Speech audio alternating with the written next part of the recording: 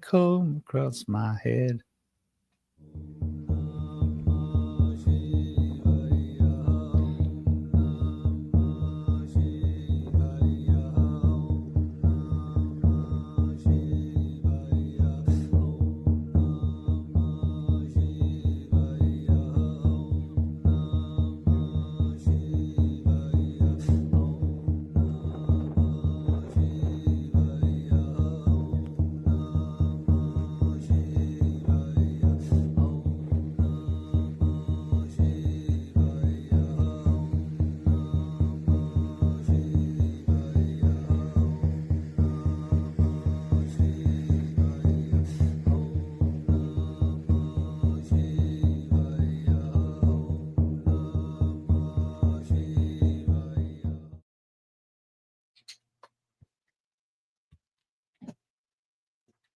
Namaste, out tuition, the star. I see you guys are already in the chats, cranking up some good old-fashioned hello. How's my lighting look? I've changed my lighting up just a little bit, ladies and gentlemen. I'm feeling so well lit today. I've got my new bulbs. They're all 3000 Kelvin, which makes me very proud. So this is 2700 Kelvin. That's 2700 Kelvin. Behind me is 3000 Kelvin. In front of me, it makes for a softer glow, makes for a prettier me, I hope. So, how are you guys doing? Hope you're all well. I see there are a few of you in the space. Namaste to those of you hiding in the shadows. Enjoy it. And we've got a lovely little lineup for you guys today. Something that I think is very close to all of our hearts. It's karma, it's fate, it's deity of initiation. Initiation being, a profound part of life and also the occult therapeutics world. And how this relates to the rebirth and fits into the cosmic time, the dream time, this phenomena of Maya that we find ourselves moving through. So we're going to be going a bit shamanic. We're going to be going a bit sort of out there. We've got a lot of road to cover. We're going to bounce around the road and see what kind of wind carries us here and there.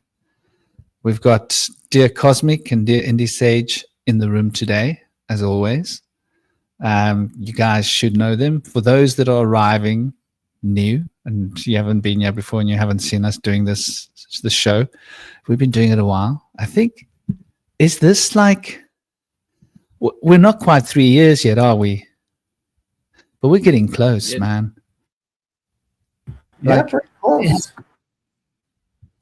There hasn't been a single Saturday that there hasn't been a round table. And I saw Richard Rock trying to do a round table the other day. We're putting it out there. Like, everybody wants to do round tables now. I'm like, yeah, they must have been watching us. So it's like quite a compliment. Like, a lot of people would be offended. They'd be like, how dare they do a round table? I'd be like, oh, bring it on, baby. It's like, let's get the round table. Let's get it all around. It feels good to be the first.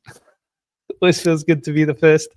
But yeah, man, without any further ado, dear brothers, give a little bit of introduction for yourself for those new people that haven't been with us before. And a little bit of an update. Much love. It's an honor to be here with both of you. Indie Sage is a shadow worker, a philosopher, a researcher of anthropology. He's a wizard in his own right. He's deeply embedded within the Tao and very much in tune with nature, very shamanically inspired, very, very down to earth, and got a lot of experience in life. So he works with shadow work, which is probably one of the most integral parts of the spiritual tradition. We've got Dear Cosmic, also really well-rounded, did a lot of research, came from chaos magic, but also dived into the more sort of classical forms of the occult sciences. And he's John Dee without a crystal ball. So he's got a relationship that he's been working hard to build for the last number of years with his fae, and they give him all sorts of wonderful insights. They share information with him, teachings, alphabets, cosmogenical systems. Namaste, dear Vincent. How are you doing? Glad you made it this week. Sending you big love, big blessings. And without any further ado, brothers, do share a little bit about you. All right. Thank you for the great introduction, Franklin. So glad to be here. Can you hear me all right out there? Am I sounding okay? Cool. Sounds good. Yeah, I've focused a lot of my studies in my adolescence on Eastern mysticism, as I was a bit dispassionate by the church when I was a young kid. And after a while in college, I ended up coming back around and having an epiphany that I shouldn't walk away from my own people and their beliefs and their understanding. So I've been able to dive back into Christianity and get into some Gnosticism and Christian mysticism a little bit since then, expand my repertoire. But be glad to dive in on a little interpretations of Eastern and Western ideas of karma today, which is something I think is something that needs to be said and brought to the forth to the stage. It'll be a great show today. I'd like to see where the wind brings us on this path, and I'm passing the mic down to Cosmic. Thank you, Indy. And like Wish Whisperer mentioned, I've been working with the Fae for a while. And, I think this is kind of an interesting topic for today, because the thing that when it comes to working with these Fae beings is that they come from a very different world and a very different sphere of influence. And a lot of the things they've been talking to me in regards to the nature of reality have made me pretty much question pretty much every major religious assumption, scientific assumption. And, they have this whole idea that the universe is not based in oneness. And because I don't necessarily believe in oneness anymore, I have to think about karma, fate, and all these things in a completely new context, because it kind of basically, it shuffles the board, so to speak. And I have to kind of figure out how to put things back together again, because in a lot of ways, it's like the things that the Fae have showed me have pretty much kind of like, I don't know, it's very kind of like existential in that it kind of destroys all of your preconceived notions about, what's real and what's true and what's not, and just opened me up to this vast chasm of primordial mystery. And sometimes it's been kind of difficult, because it's like you don't necessarily have the same safeguards and sort of moral infrastructure that oneness provides. But I'm starting to realize that I'm starting to have certain ethical issues with the way karma, at least how it's presented in certain religions and popular media, and how I think there's a lot of, in the same way Christianity uses sin as guilt to sort of influence people. Unfortunately, I've started to realize that I think karma, when taught in a certain way, can be utilized in a similar effect, where it can be used sort of as a control mechanism, right? So a lot of what I'm trying to think now is, but at the same time, it's like, you don't want a universe that has no semblance of order and it's just pure mindless chaos. That's disturbing and messed up in its own right.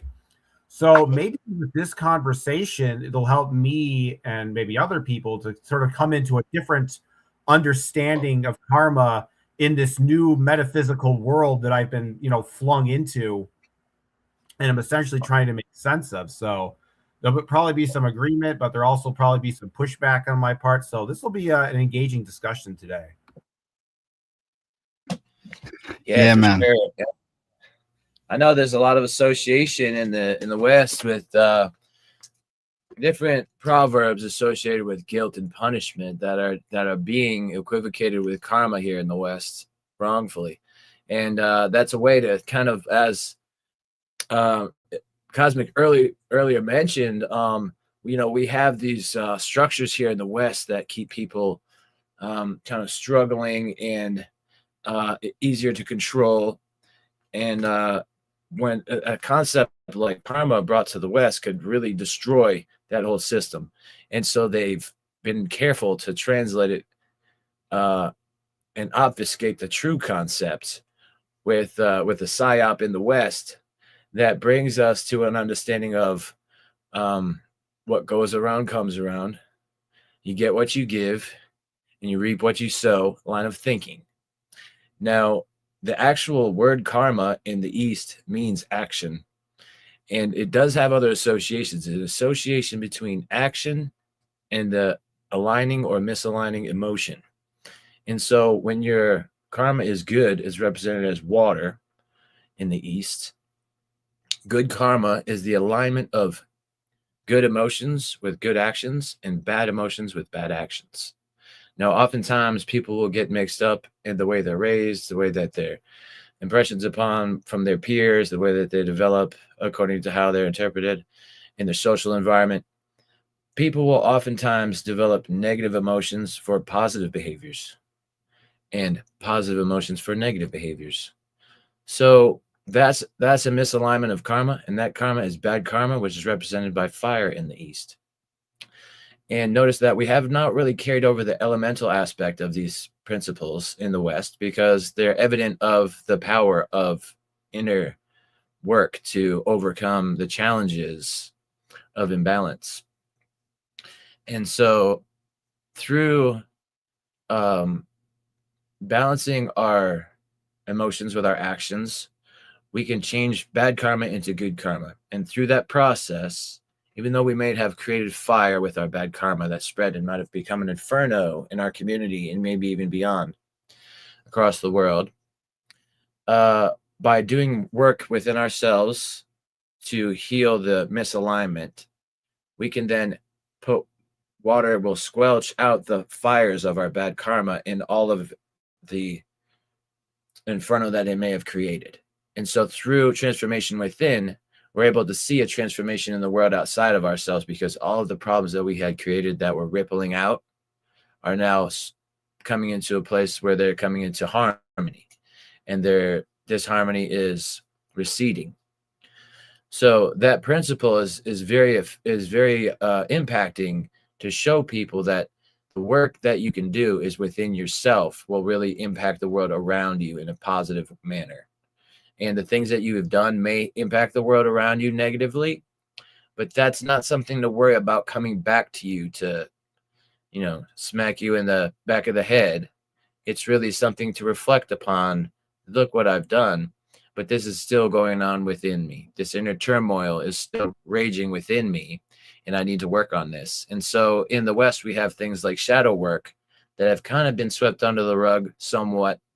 And, Jungian psychology and shadow work are somewhat fringe in psychology, but they do luckily have a place there.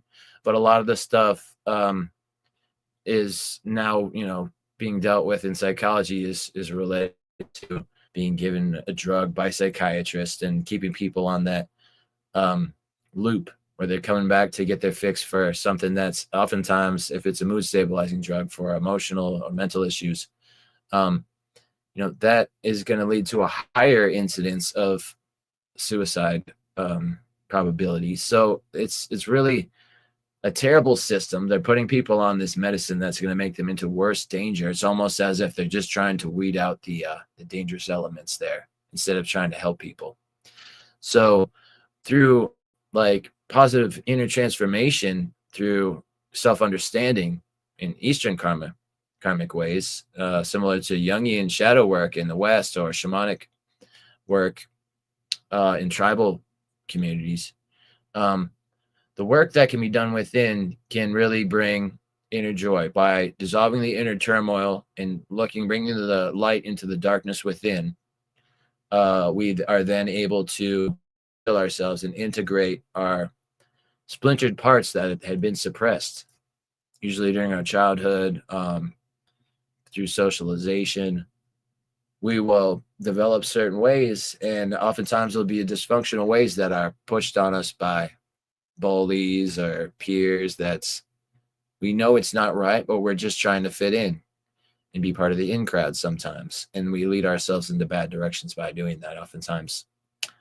I luckily was a very shy kid. I moved 27 times in my upbringing, and so I pretty much kept to myself, and I did a lot of stuff out in the woods and in nature and by the beach in my solitude. So I was never really socialized like most kids, and looking back on that now, I'm really glad that I wasn't, because I do see the strong impact that guilt thinking really has on people, to feel like they need to be punished to be able to be free of the guilt that they carry with them. It's a sad thing to see, people that are seeking punishment And that's the kind of line of thinking that in the West that they're trying to push us into. And so when people and something bad happens, people can say, oh, this for a long time, I had things that I had done in the past. And other people might even think, oh, I've never done anything bad in this life, but karma from my other life is coming back to get me now. So I feel like, to me, that's really far away from what karma really is. And to me, that's more about guilt. And it doesn't really, to me, it really have a process in the same ballpark that Eastern karma and the process of healing your karma and your action with your emotion really can have. But luckily, we do have other things that can point us in that direction. And if you can start to understand karma in its right and its real Eastern intentional meaning, you can start to get into some of that work as well without having to go into different work in the West. You can start to reinterpret karma for us and share with your peers, because that's something I've been doing. It's something I've been able to work on for myself. And it's been very powerful. And it's actually kind of something that I was able to work on that brought me into shadow work. So it's the line of thinking that helps you to a process of inner work for self-understanding, being able to let go of things and bad habits that in the past that had led you astray no longer serve you, be able to develop new habits, turn over a new leaf. This is a beautiful process. It's very daunting and challenging through some of the stages of it, and it can also isolate you from your peers and draw you away from people that were toxic, which ultimately is for your best interest. But that can be a hard part of the process as well. But through that, you gain solitude. And through solitude, by having that time to work on yourself and reflect on yourself and have that space where you can not be intruded upon or interrupted. It's a very sacred space when you can go into that kind of work. And then by transforming yourself, other people around you are able to see those transformations, and your superficial friends will fall away, and your family will be impressed with your transformation and inspired, and so will your close circles that remain. So I've been able to go through the process, and it's been a beautiful journey. Beautiful, brother. As always, you dive right in there into the deep end. Gonna get a little bit of the shadow unwieldy. And you're like a dog with a bone going straight for the shadow. Let's get it. And I don't know how clear that is to people that are this stuff. So if Cosmic wants to let us know if that did anything for him, maybe we'll get a little insight of some more. Yeah. Deep dive. I wanted to start by defining the term karma, like to get a clarity on the term, because it's in the West, we think of it as this baggage, right? I think that's how we think of it. Like it's this chain that's holding us back. And we think of it as something that we've done in the past. And I think that is a misconstruction, because our whole outlook on the world is about the etheric space. So we're heliocentric. Right? The heliocentric model is looking forward, right? It's predictive. It's where we're going. What are we going to get? Where are we going to land? What are we going to achieve? The Vedic system is more using the moon. It's not heliocentric as a model. So the Vedic system is looking at where are we in relation to the moon? And the moon is more like our emotional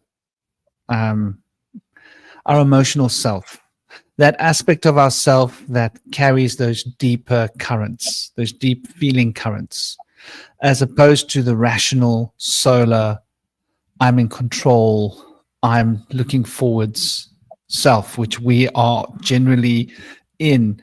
And that relates to looking down at matter from a spiritual perspective, from alignment. In other words, we're focused on matter. Where the Vedic is the sidereal system, and they're not focused on the matter. They're like looking up at the stars backwards. They're looking like, where do I come from? What is my heritage? The moon carries that heritage with it. It's a very strong current, as the mother carries the placenta. I think you mentioned the placenta, didn't you, Indy? And so we in the West tend to equate karma with carrying the past into the future, right? Because we're focused on the future. The Vedics tend to look at karma as being looking back into the past. This is what's happened to me. This is what I'm done. We in the future state of mind struggle with the concept. And I think the reason is because we're so objective. We don't allow so much subjective space in our consciousness because it's very much yes or no. It's objective. It's right or wrong. It's clear. It's mathematical. It's scientific. The way that the Western mind thinks is far more decisively objective, where there's far more room for subjectivity in the Eastern egregoric consciousness, in my opinion, having lived, in the East for significant chunk in my life. And what I noticed is there's far more acceptance of an emotional disposition, which in the West we have very little tolerance of. And so this basically means that we're going to objectify the idea of karma. Let's break it down a little bit more and look at like the mechanics, the nuts and bolts, and the wheels that are turning, keeping the structure alive, breathing and moving. And when we do that, we'll start to notice like we talk about manifestation in the West. It's so popular, right? Because once again, it's focused on the future. What can I manifest? What can I bring in the future? And it's a success-oriented, goal-oriented attitude, which sort of defines us as a egregoric consciousness.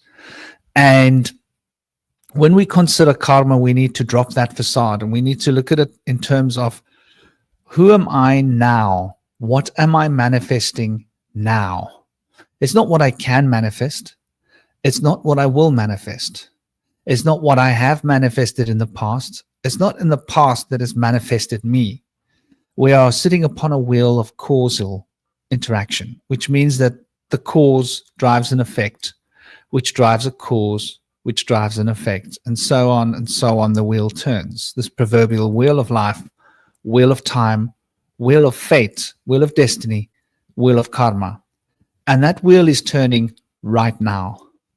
And the nature of the turning of that wheel, it's got two elements. It's got an emotional complement and it has a rational, logical complement. And these two work in a state of synergy and they sort of define who I am going to be. I'm rationally going to be who I am, and I am emotionally going to be who I become, right? And so you define who you are now with your rational intelligence, and then you act it out emotionally afterwards. And this is becoming who I am being, right? So the process of who I am and who I am being is delineated by these two potentialities, these two forces, these two active complements. One is receptive and one is projective. And so karma is really the balancing of these two forces, which is why it represents the concept of action. Because the actions that I take now will produce the causes, right? Will become the causes that produce the effects that come back to me, like a boomerang. If I throw the ball at the wall will bounce back at me. That's karma. Now, depending on how I throw that ball will depend on how that ball comes back to me. If I'm angry and I throw that ball really hard, it's going to bounce back really hard and maybe bump me in the face, because this is what anger can achieve. I'm angry, I'm not paying attention, right? I'm angry, I'm throwing the ball as hard as I can. So without being aware of the ball coming back, I might not catch it, it might bump me in the face. So anger produces a particular cause and effect. Love, peace, harmony produce a better reaction. If I'm more in a state of love and peaceful, I'm more likely to be conscious of what's happening. I'm more likely to throw the ball and be aware of the ball bouncing back and be able to catch the ball and be in a state of balance with that ball, where the ball becomes a metaphor for actions and how actions return to us. Now, the fundamental point of what kind of actions we're going to bring back towards ourselves are depending on how I'm throwing that ball. And this is what karma is. It's who I have become now, what karma is. And who I have become now is who's acting. And this action, which is acting through my being, is who I have become. Because you cannot live without acting. Action is inevitable. Whether you are not taking action, that is a form of action, right? Renouncing action is a form of action. So choices are inevitable. One will choose to act in such a fashion, to act in such a fashion, or not to act at all. But it's still a choice, and the choice involves action. And so karma is more about who we are now and how that translates to the world and how that action. I'll give you an example. You walk into a bank and you want to, go to have a meeting with the bank manager. You want to get a business loan, hypothetically, right? Now, that bank manager could take a look at you and go, well, yeah, your credentials look so-so, but you seem to be like really together. So I'm going to take that into account. Or the bank manager could look at you and go, ooh, you don't seem together. So depending on how you carry yourself with your body language, with the subtle conscious behavior that you might not even be aware that you're transmitting, that gives that bank manager a particular feeling about you. It goes, I'm not sure about this one. Let's put it on the maybe list. Let extra review. Or the bank manager might be, I got a good feeling about this one. Let's put it on the definite list. And it's like this in all avenues of life. We carry our consciousness and our emotions and our thoughts with us, and the people and animals around us will react to us in accordance with that vibrational state that we have within us. And so the harmonic resonance of vibration will travel through us and will become a wave of influence that is extending from us around us to put us in harmony with people and animals and beings, and they will react to us in a particular fashion. This is karma. This is the action that I bring to the space right now by being.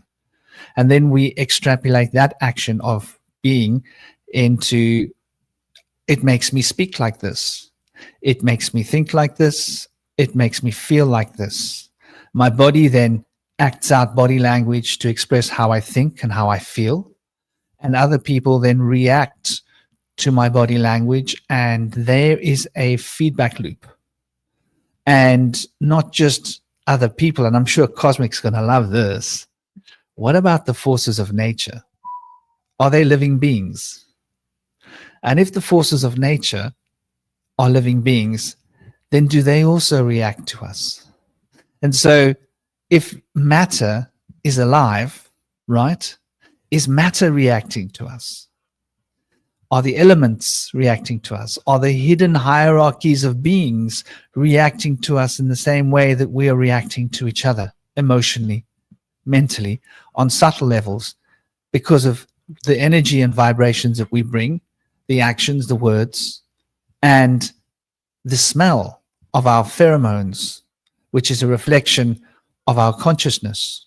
Do we carry stress hormones, anger hormones? Do we smell trustworthy to a dog? Do dogs trust us? For example, I always check my dogs. My dogs can tell very quickly whether someone's trustworthy or not, And so this is the reality that we don't realize. We're broadcasting action on so many levels that we don't normally recognize the extent of it. So karma isn't so much about what we did in the past. It's about the kind of person that we have become as a result of our past choices, actions, and what we are carrying into the present as a persona, as our ego is expressing these currents of being that produces the changes around us. And so people want to believe that your karma has got a set of judges sitting there like marking you like, you got 2 points. We're going to minus 5 points for that. Which, if you think about it, it's ridiculous. Like this group of judges that follow you around with clipboards, judging your every action. But what it is how we are changing, and what we become is what people will react to.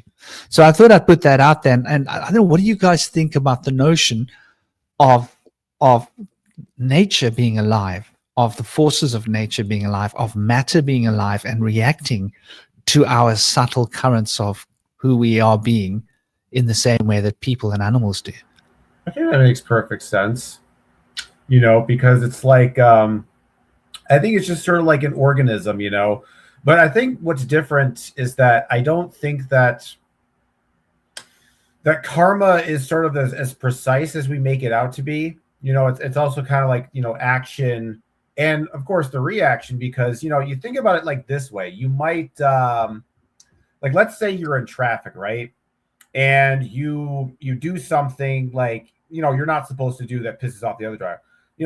The other driver, they might be like, okay, I can deal with this. It's this guy, he doesn't know what he's doing, but, I'm going to, but I'm just going to take it, whatever. It's not that big deal. Well, somebody else might just completely lose their temper and, jump out the car and might start a fight with you. So it's like, depending upon it, it's not just what you do.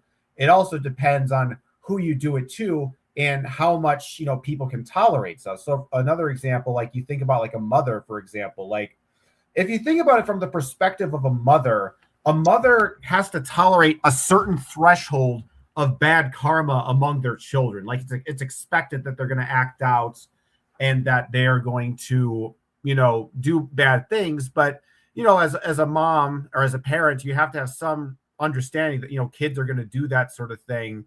And, whatever. And, there might be other moms out there who might not be so patient. They might be abusive. They might, hit their kids or something like that. So I think of karma as less of a law and more like a tendency or a habit, right? So like, it's like it's there.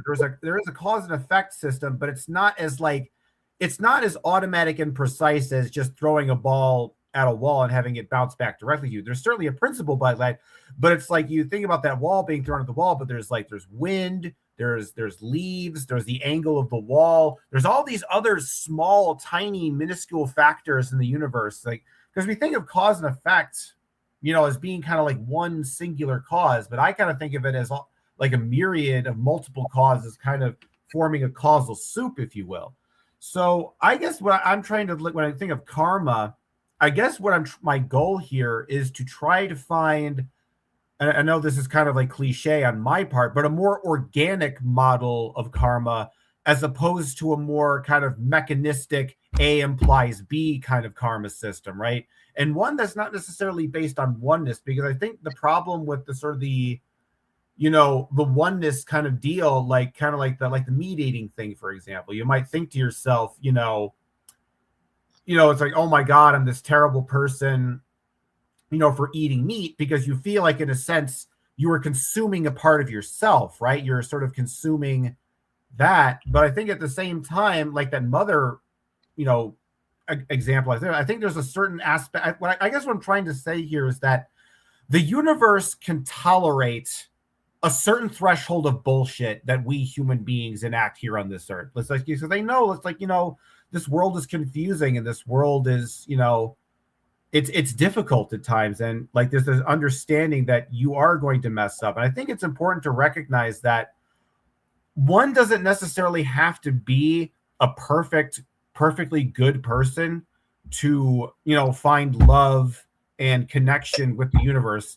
They just have to at least make an honest and, earnest attempt at doing that. Like, I think my understanding is that the universe will give you slack as long as it knows you're at least trying to make an effort. Because the reality is, we're not going to be these like, just like I think about some of these monks, like they talk about these people, they live this perfect sinless lifestyle and they never, eat meat and they never engage in any unlawful sex practices, and they avoid all the taboos because they're these perfect monks that, live in isolation off of a mountain and don't have to deal with any real life consequences. And, good for them. That's a good thing. But I think, when most normal people living in the real world, that we deal with all kinds of chaotic forces that constantly, throw us off our balance and, mess us up.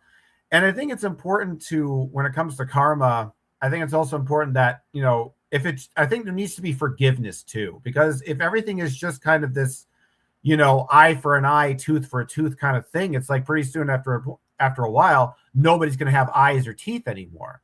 So I think when I look at everything in this kind of this messier, non-oneness kind of way, the upside to that is that because there is this understanding that the universe is not perfect and there is chaos and there is randomness and there are flawed aspects, is that the universe or God or whatever will have some sympathy and empathy for us, because it's real, because I think the problem with mainstream religion is the idea that you should have known better. God laid out all the rules. You should have known better. He told you exactly what to do and you didn't do it. And so you're being punished for it. But the reality of the situation is, many people will say they think they know what's going on, but we really don't have a 100%, perfect understanding of what the moral right or wrong thing is to do. We have a pretty general sense of obviously murdering other people is wrong, and, directly taking from people in a malicious way is wrong. But there's a lot of stuff in there that's a little bit more fuzzy and a little bit more gray area. And there's this idea that, only one of these is right and everyone else is wrong. And if you're wrong, you're going to, go to hell or whatever.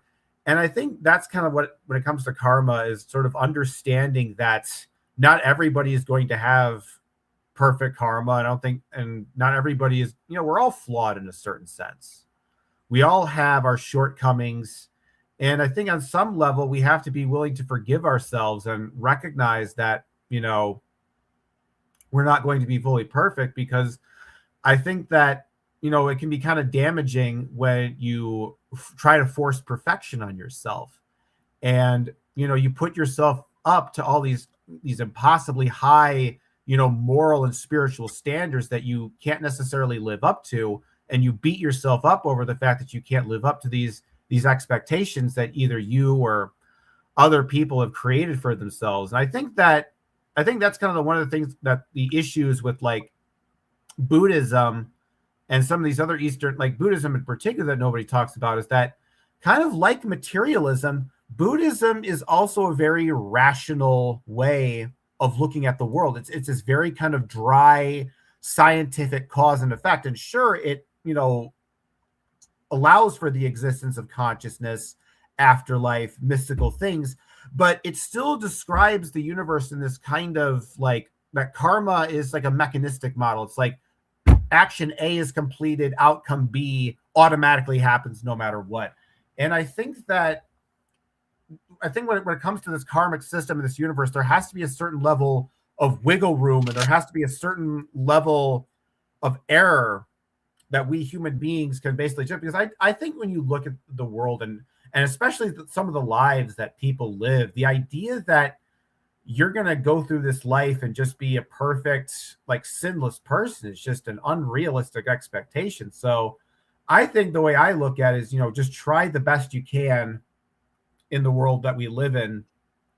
And I think that when it comes to the concept of karma in this context of action and, based on just how you are now, I think that's a much more reasonable take on karma, as opposed to this sort of you're being punished for something you do in your past, because there's a paradox with the idea that you're being punished for something in your past. So take, for example, let's say in a hypothetical situation, there's some young girl that gets brutally murdered by a madman, right? And you think, oh, what a tragedy that this girl got murdered and how terrible that this murderer did the thing that they did.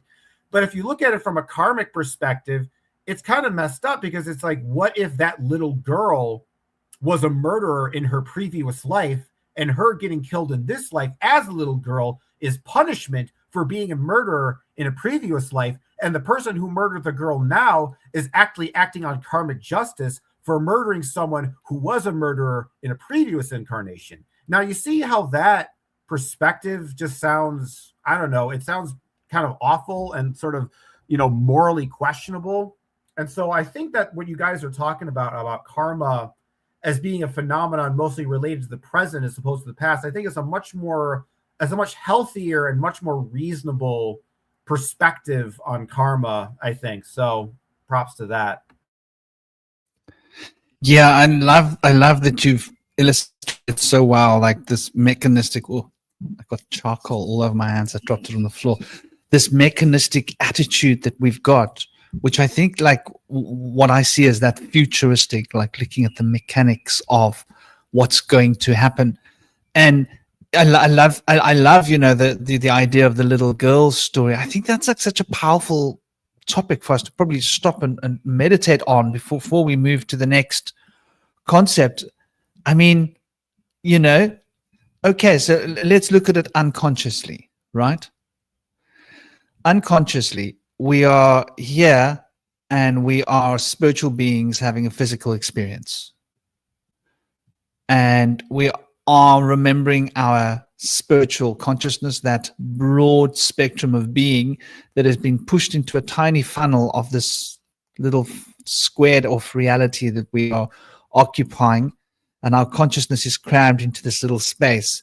Though the consciousness has natural expansiveness towards remembrance, self-remembrance, and possibly certain actions cram us further into a little space.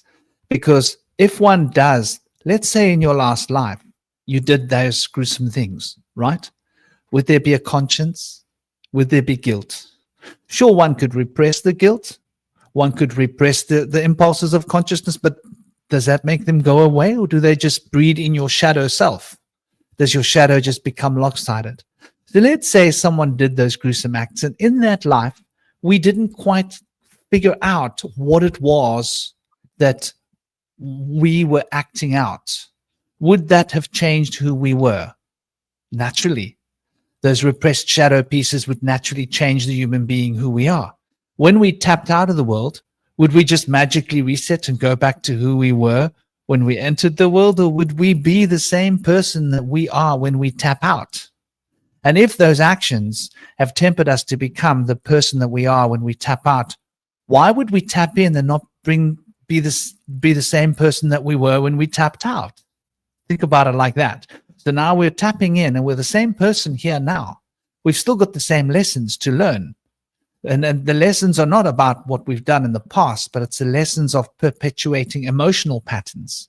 So now we're walking through life and we are unconsciously acting out these emotions. We don't know where they came from. They are now here. It's part of who we are. But they started in another life. But now, due to these emotions, we sent off vibrational frequencies. And these vibrational frequencies are pheromones in the air. So when we walk through the crowd, we attract XYZ towards us. Certain people are magnetically moved towards us. Certain are repelled from us, depending on our vibrational field. We attract those towards us that we are in resonance with. Harmonic resonance is undeniably a fundamental part of this natural reality. Gravity, mass, magnetism, they all operate on similar principles. So we are now going to naturally attract those human beings towards us that are in resonance with the frequencies that we are holding within our hearts. If we are holding fear and repressed grief and repressed emotions in our hearts, are we not going to attract other people that are going to feel drawn towards bringing that out of us in order to balance? For the universe abhors a vacuum. It wants to bring the mountains to the sea, and wants to bring the ground up to the mountains. It wants to level everything, bring everything back to the state of natural balance. And that's sort of like what the universe is striving to do, right? Everything's striving towards coming to the middle point. So we would naturally perpetuate what we did in our last life here in this life. But it would have nothing to do with the last life. There would just be a inconsequential footnote as to why we've become what we've become. And it's a classic little example, once, many years ago, I was in a phone booth and I was having an argument with someone on the phone, and I was in a very negative state because basically this person had basically I was talking to someone in an office, and they were basically playing a game with me. You can be talking, it was frustrating me. And I ended up having this very weird situation with someone in the phone booth because of it. Now, normally I wouldn't have had that, but because I was angry, I attracted that person towards me, and I had that kind of a exchange where later I went away and I thought, why did I generate this exchange? And I noticed the reason I generated it was because of the emotional state that I was in when I met that person. Otherwise, I would have normally had an amiable conversation, but I wasn't in an amiable state. So they didn't approach me with amiability, and I didn't respond with amiability. So I think life is like that. We're continually defining our reality by who we are. And there's no escaping that. I think this is like, you mentioned the mechanistic.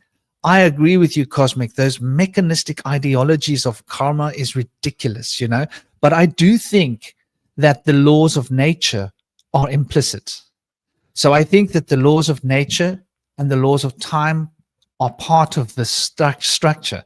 So I don't think it's just an accident that we meet John in the road, or Paul, or Peter, or Anne. I think it's all carefully choreographed.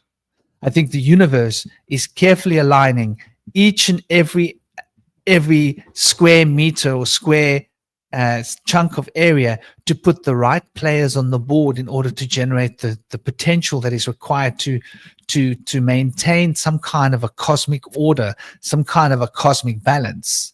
I don't think it's a coincidence that if you walk down the road and there's somebody walking down the road that's in a hurry and they're going to bump into you, I don't think that's an accident. I don't think it's just, I think you attracted that towards yourself based upon your vibrational state, and the laws of nature, the universe itself, and other beings were all sort of moving.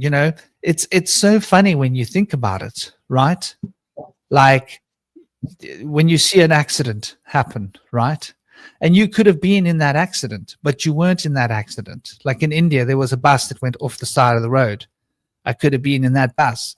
I wasn't in that bus because we met a couple and we decided to hang out and chill, right? And to have a tea together. So we took a later bus. So we weren't on the bus that went over the mountain. My point is that wasn't by accident, right? That was because of our frequency of consciousness. We were not meant to be on that bus. And the universe wasn't going to let us get on that bus because fate isn't up to us. We don't control fate. We think that we're in charge of our choices, but I think our choices are far more streamed in to part of a set of cosmic soup elements that are reacting to each other. And so if you want to be somewhere and you're not meant to be there, you won't get there. There'll be 1,000 things that will stand in your way. If you're meant to be somewhere and you don't want to be there, you will get there. Fate will put you there. And I think this is like something which is better understood in India, which is why they probably don't have such an issue with the idea of karma, because they sort of accept that free will is, in a sense, a bit of an illusion.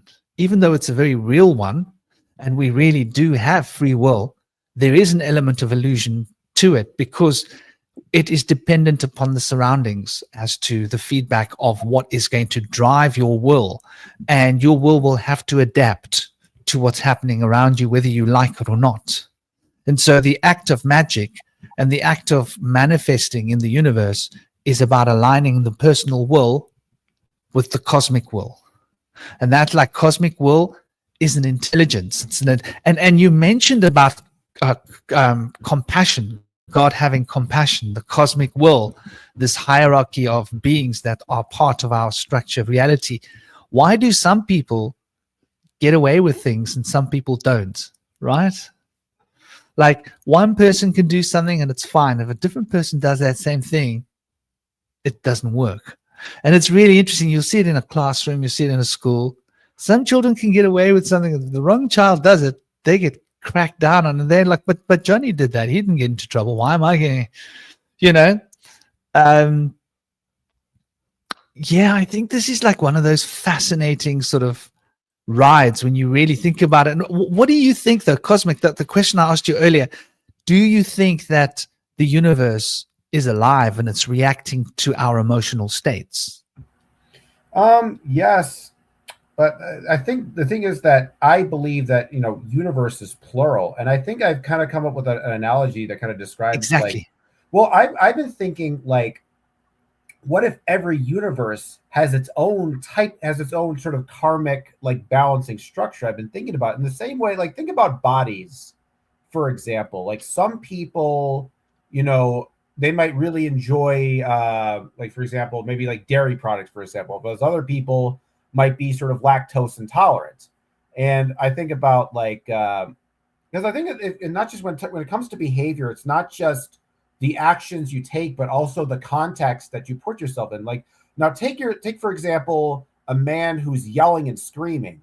There's going to be a very different karmic consequence if that man is yelling and screaming in a library versus yelling and screaming at a rock and roll concert, right?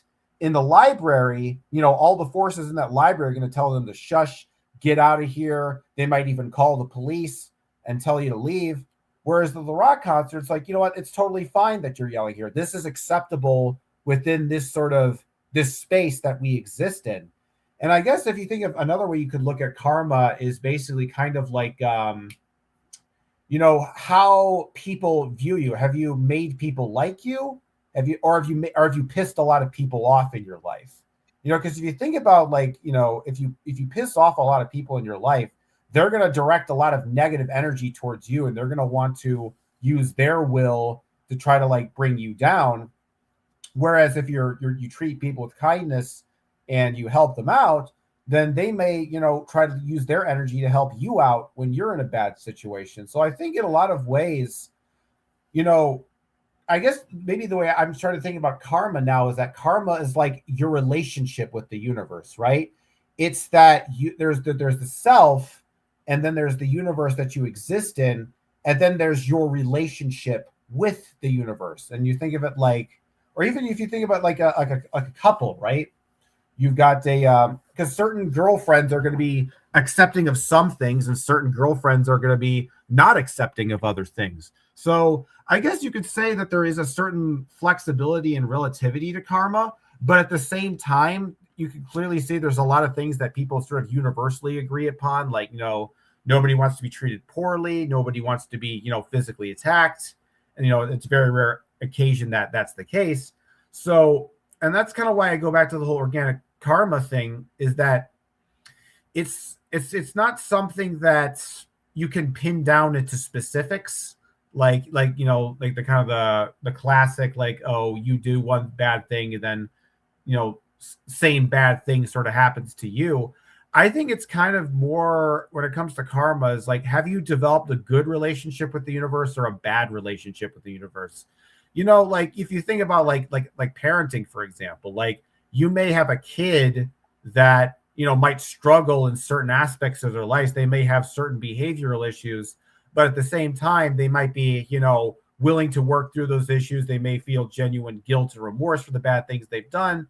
And it's like, the parent can forgive that child, as opposed to, some kid who they do some terrible things. They're just like, screw you, mom and dad. I don't even care. And they just kind of walk out the front door, and then they don't really have a good relationship with them.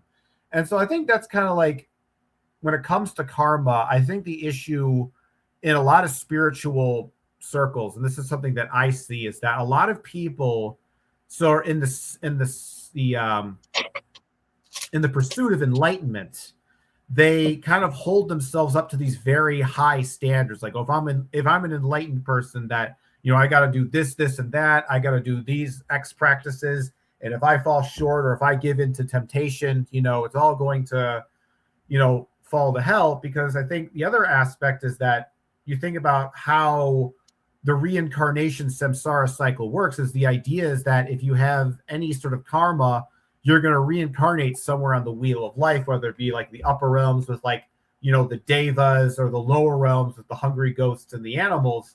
And the idea is that the only way that you can escape all of that suffering and having to go through these endless cycles of reincarnation is that you have to be completely free of karma, completely flawless. And I think to myself, and I'm like, you consider like, you know, all the trauma and all the difficult things that we have to deal with this in life, you know, loss of family members, illness, tragedy, you know, possible, you know, abuse and stuff.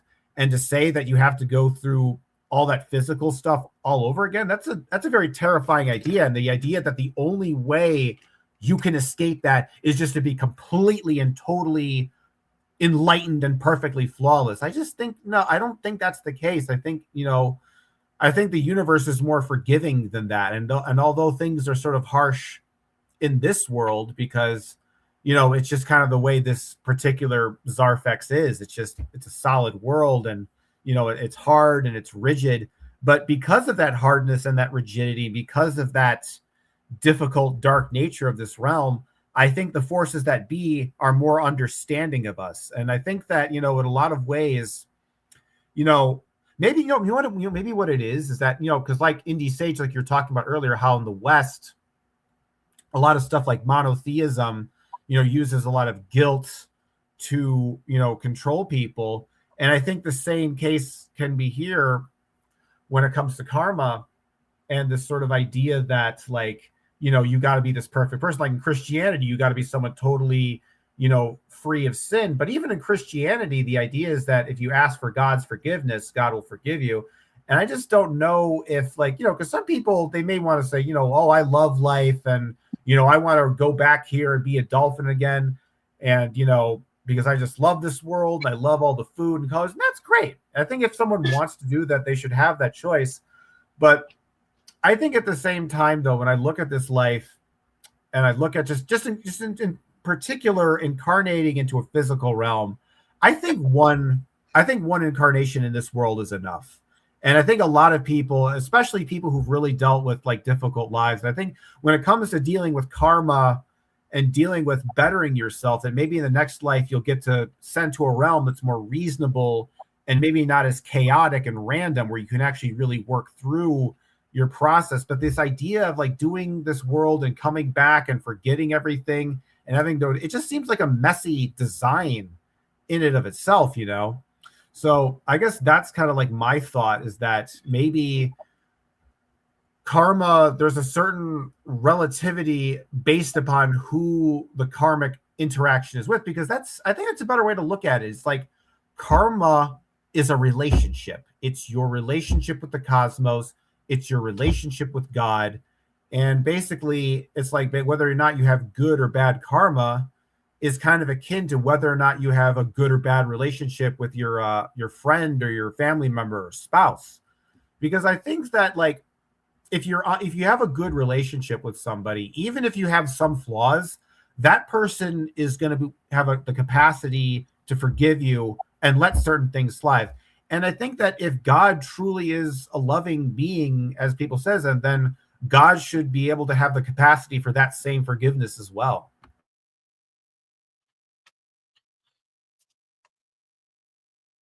Yeah, I feel like karma is in a lot of ways,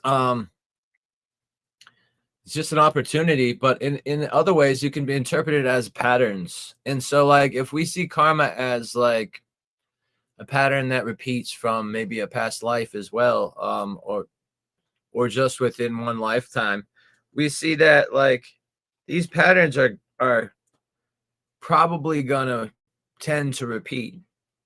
But it's always an opportunity where we can change that pattern. That's what the karma represents. It's kind of a little bit different than the dharma, which I think is kind of more over you, and you can't really influence the dharma by particular choices as fast. I think it's something we carry with us, but I'm not as clear on dharma. But I know that, interestingly, with karma, it's about the relationships we have, like you said, Cosmic. It really is. And I think it could be about like the relationships of, you know, certain types of relationships that we have that play back to the patterns that we might have had in past lives. Like, for example, like I'm a life number 7. So like I tend to be lucky and I could like get away with murder or something because my life number makes me lucky. Why is that? Maybe because I feel like I don't look to others to like for understanding. I feel like I have a self-understanding of myself where I feel like I have like an ability to look like I know what I'm doing, basically. Whereas other people might seem confused and show like fear. I don't really have that fear of approval of others as much. And so I feel like that allows me to be lucky. And so in that sense, I'm going to bring myself into a lot of problems because the things I shouldn't be doing, I'm going to be finding somewhat effortless compared to others. Whereas that difficulty of doing things wrong is something that draws people out of it. So I always wondered, like, what was my experience like in my past lives? And I've had quantum hypnosis sessions, like Dolores Cannon style, to try to figure that stuff out. And I've gotten some insights, but I don't know. I feel like, I personally felt like I never really connected with women that much. And I've always kind of attributed that to the idea that I kind of had my grandfather's mind. He was a rocket scientist and optometry satellite engineer.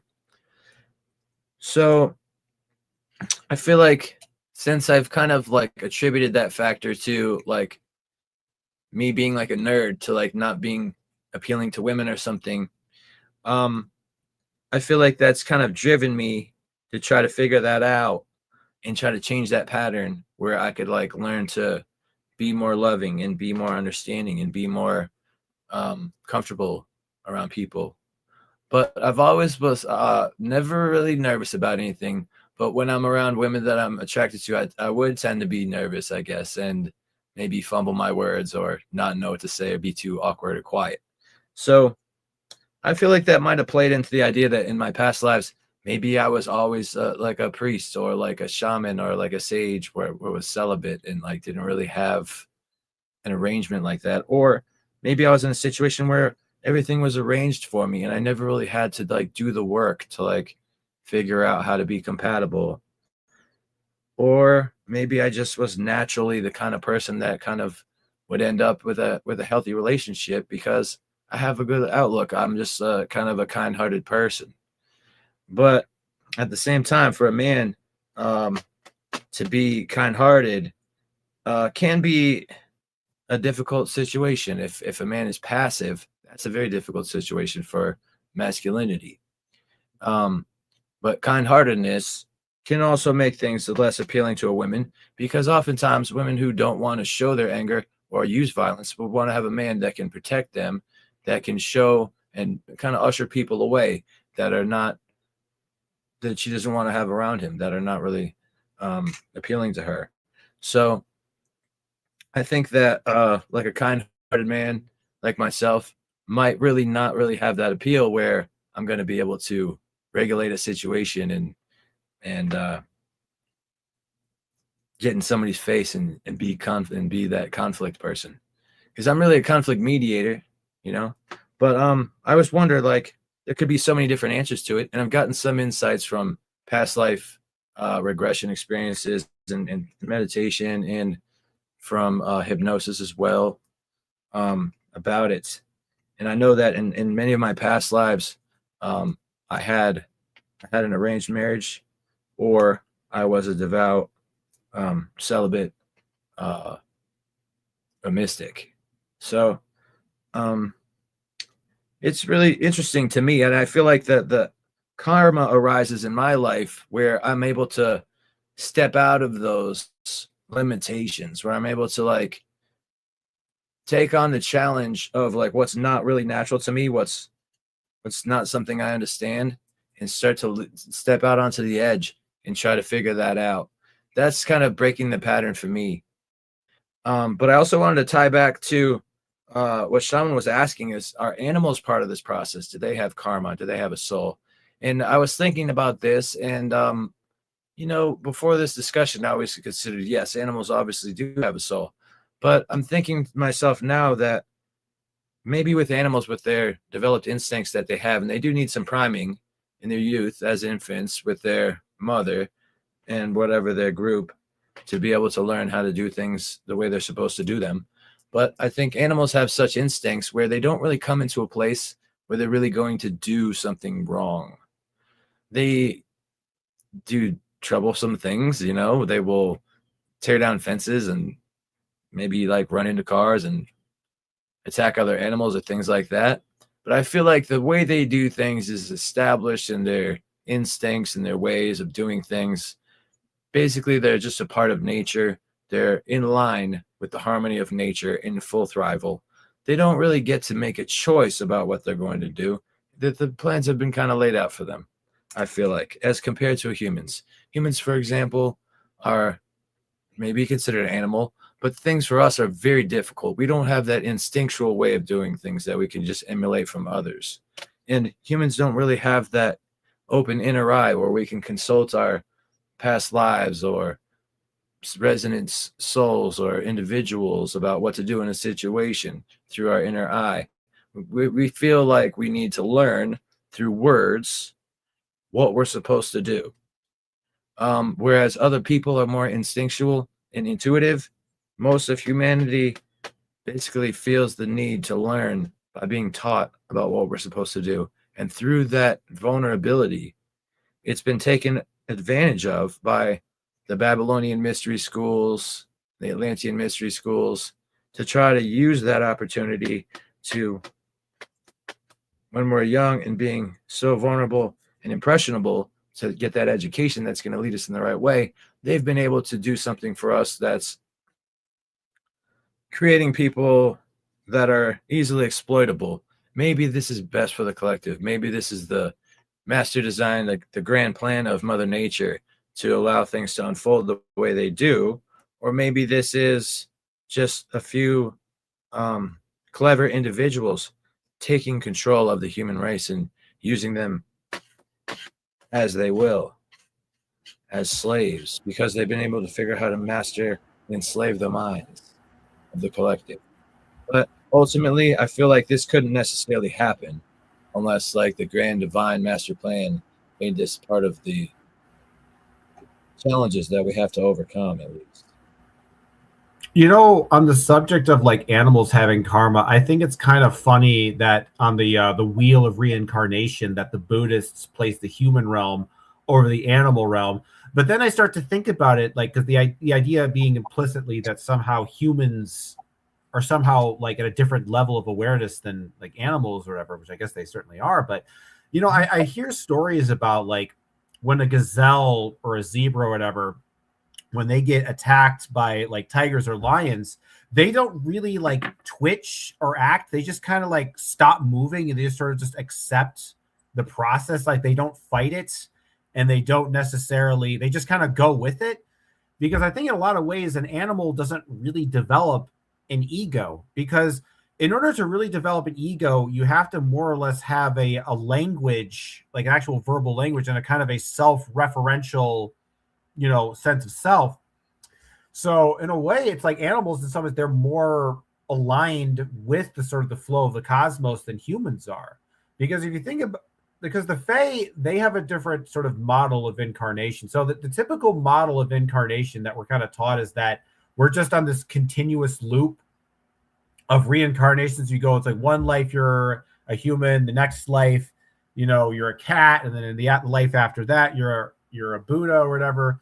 But from the Fae's point of view, it's like there's like a kind of a non-linear model where like you like imagine like you put yourself at the center of a circle, and then you think about all of the plants, animals, colors, fictional characters, spiritual, all the things that you personally identify with as a sort of an extended matrix of your being, right?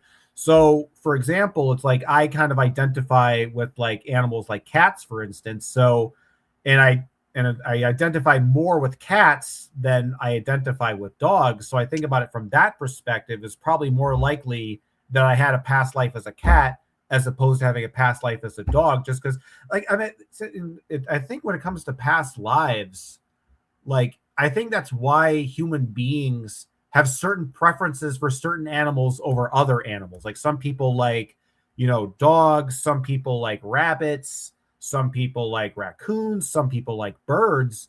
And then you think to yourself, like, why is it that everybody has like a favorite like animal? And I think that a lot of ways we tend to relate to the the animals that we in some ways can personally identify with. So, sort of, for example, you're more of a gentle, kind-hearted person, you're probably more likely to identify with something like a rabbit. Whereas if you are a like a really cutthroat, like, you know, businessman, you know, military guy, just like totally violent, has no cares, then you probably more identify with something like a shark or a crocodile or something like that, a more malicious animal. So, and it's interesting that it's like the entire animal kingdom is, in a sense, the entire human spectrum of psychology. It's like every animal is one different aspect of our psychology, one different aspect of the collective unconsciousness.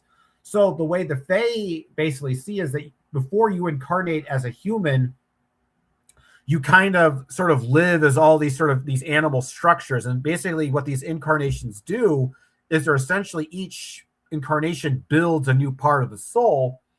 And then basically all these, like these animals, let's say, like, you know, your cats, your rabbits, you know, pine trees, topaz crystals, and all of these things, kind of these incarnations kind of act as a kind of matrix. And then they all kind of intersect at the center of the circle, and that's your human consciousness. So basically the idea is that these sort of existing, and from their perspective, it's like you're already existing in these incarnations right now. And so when you see an animal that you identify with, you're in a sense seeing an extension of your being. You're seeing an extension of yourself, right? And I lost my train of thought. But when it comes to animal, I forgot where I was going to go with this, but I guess the idea was that when the self is essentially created, and that's why we have empathy too, is because we kind of live in this matrix of being outside of ourselves, right? We have this, like, I have this human form, this rich form, but I can also see myself in certain animals. I can see myself in certain movie characters and video game characters.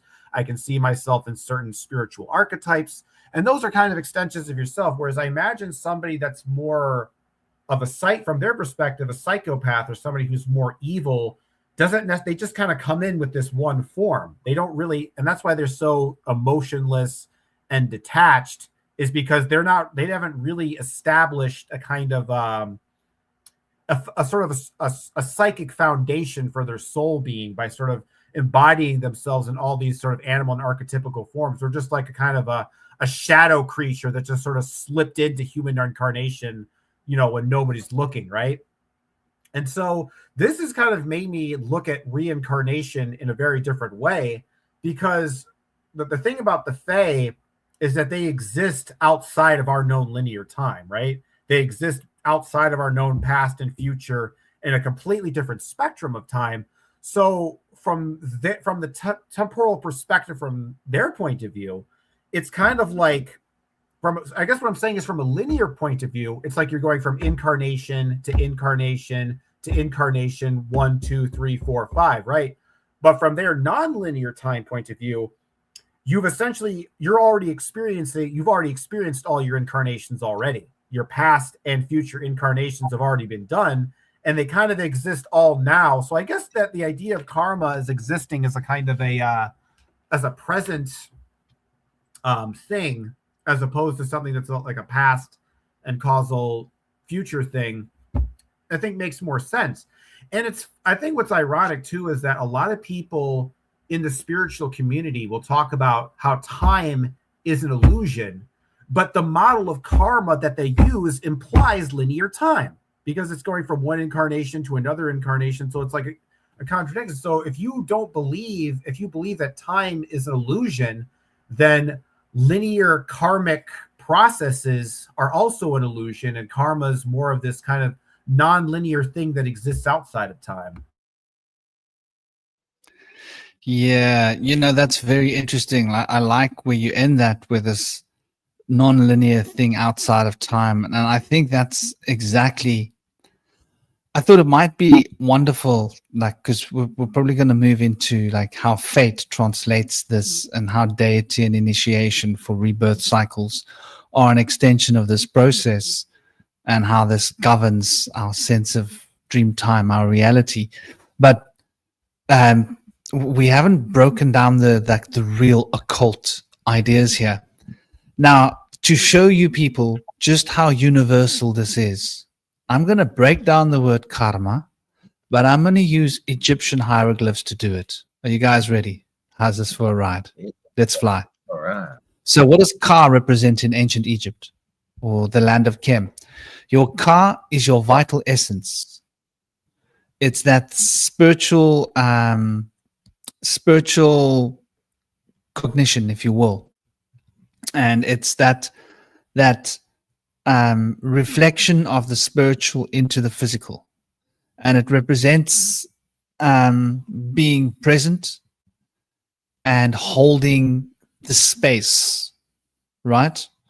The Ba represents the active expressions of our personality traits and our emotional choices that move actions. So it's important to understand what Ka represents. So Ka is that original state, right? But from the Ka is the emanation that is working in with the Ka, which is the Ba. The Ba is the active emotional expression. The Ka is that mental frame that holds the emotional expression. So the energy that produces the movement is the Ba, and the structure that holds the pattern is the Ka. And here's the key: the structure that holds the pattern, Ka. And it's got to do with soul matrix. And so your Ka is representing this spiritual double, this element of consciousness that is manifesting the body. Right. Now, what is Ma? Ma is often an epithet that is used for Ma'at. Ma'at. Now, Ma'at or Ma'at, which is At is representing the beginning and the ending of cycles, right? The beginning of the cycle and the end of the cycle is coming together in At. We say this where it's at. English has evolved from this Phoenician concept of this word. Ma represents the feminine bowl, the womb, right? But that womb represents the waters, the matrix that will bring everything back to rest. Sort of like you take a pool of water and you slush the water around, right? Ma will always come back to that point of rest. The mother holds this essence. So the essence of Ma'at, has got to do with the mother's ability to maintain the fluid balance. And this holds the imprint of the masculine that is imprinting into it. So we got the Ka and the Ma. The Ka represents that spiritual essence, which is the template that holds the shape, right? And the cycles are perpetuating from that Ka because of the R. Now the R in Egyptian represents the mouth, but it is often used in the Egyptian language to represent as a preposition to represent moving towards something. So when you put the Ka, which is the fundamental spiritual body, this is who I have become. This is who I am.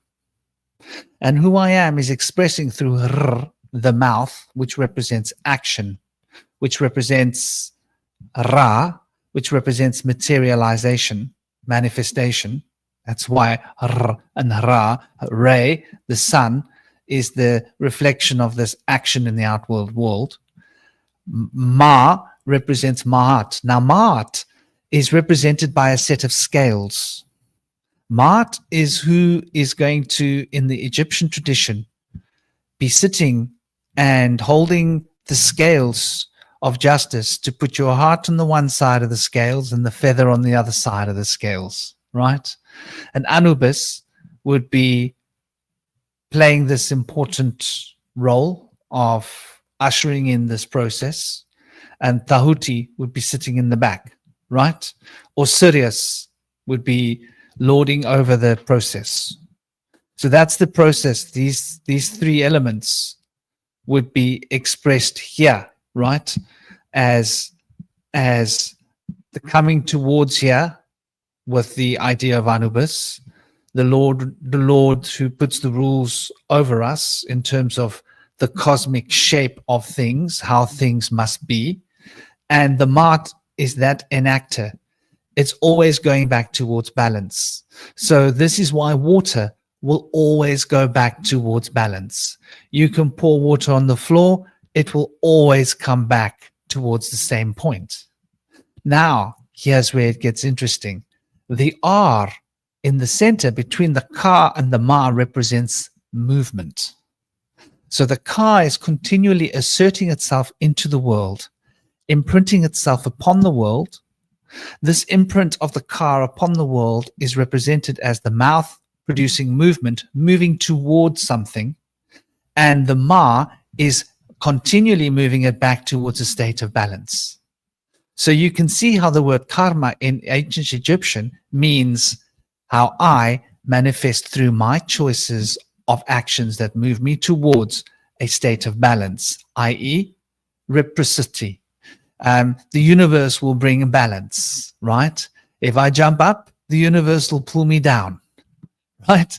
If I'm aggressive and I'm violent, the universe will put me back in my place, right? If I am like dishonest, at some point the universe will bring that dishonesty back towards me. I will get back whatever I put out in order to maintain the cosmic balance so that I do not disturb the womb. For the mother's Ma, and by the way, Ma, just to bring this back to the Sanskrit again, is that sacred syllable of the Svatisthana chakra. And the Svatisthana chakra, in its seed, it represents discretion. The discretion of knowing choices. Why discretion? Because the sixth principle of Hermes is cause and effect. And cause and effect of the sixth principle of Hermes and the sixth chakra down from Sahasrara chakra being discretion is the ability to understand the choices and the consequences of choices. So, and that R, if we put it into a Paleo-Hebrew model, represents the Resh, and that represents the sun, the front of the head. So the front of the head has become an externalized perspective of the mouth of R in the ancient Egypt. So you can see this connection that they have there. And so it's really beautiful how you can break down the word karma and you can find a really good description of what it means by looking at it in ancient Egyptian, land of Kem, hieroglyphic language, which sort of gives us an insight, I think, to understanding the Sanskrit origins of the word karma, because we assume that it's a Vedic word, but we forget that it comes from a very ancient language. So the fact that we can decode that word karma from both ancient Egyptian and that it's relevant in Vedic means that that word is so ancient that it transcends both of these languages. It comes from the root language, and it represents these profound forces that are in a state of harmony and balance. And the key to it being the ka has got to do with what I am.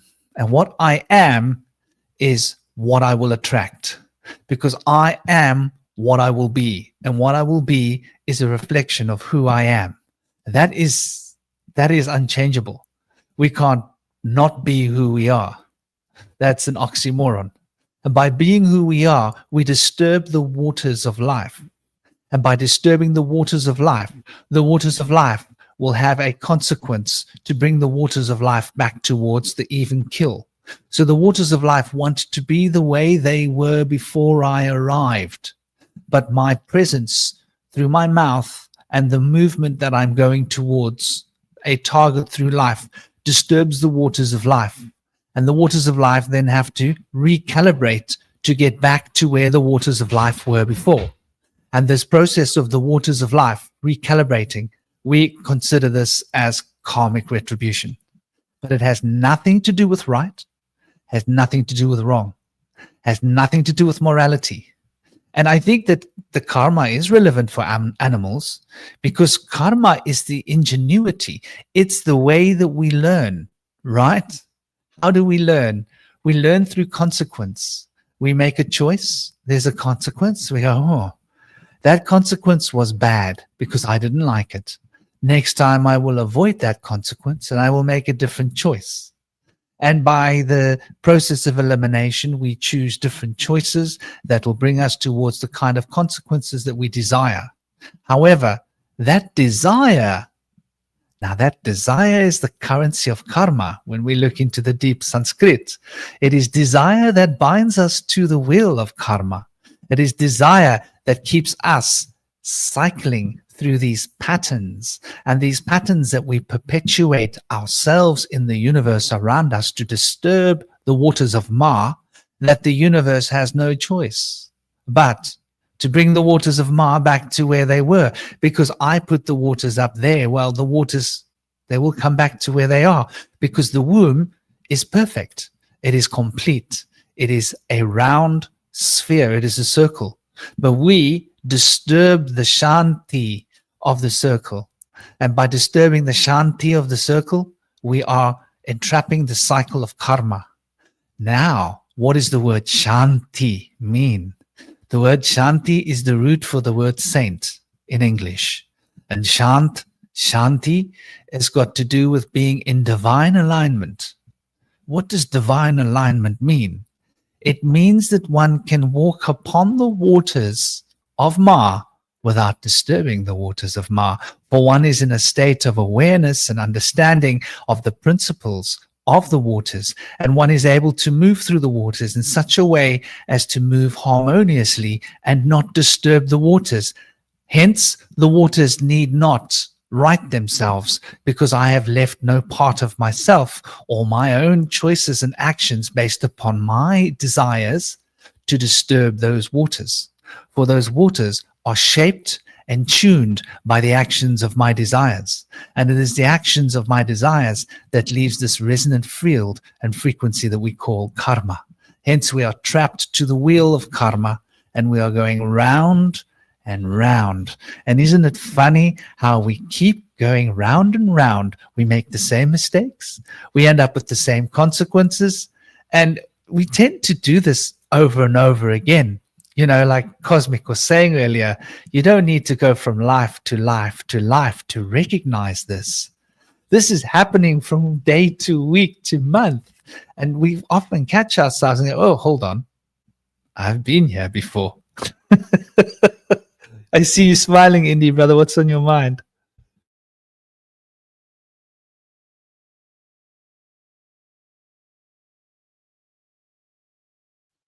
I was just thinking how relevant that is to my situation with my life struggle. How I think back, like what could have happened in past lives way back when, or in my childhood before I remember.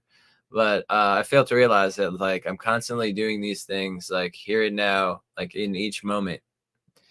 Yesterday, last week, last month, that are like basically making things harder for me, you know, like keep me in the pattern. So I feel like that's very wise words, and you don't need to look too far to see that pattern. But it is definitely, it helps confirm when you do see that pattern consistently, that it's definitely a thing, you know.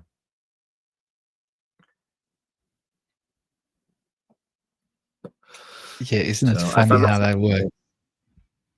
kind Please of brought into continue. that because I feel like I have what you call that currency of karma, that desire. I always desired to have a companion, you know, and like a partner. But I feel like I always went about it in the wrong way.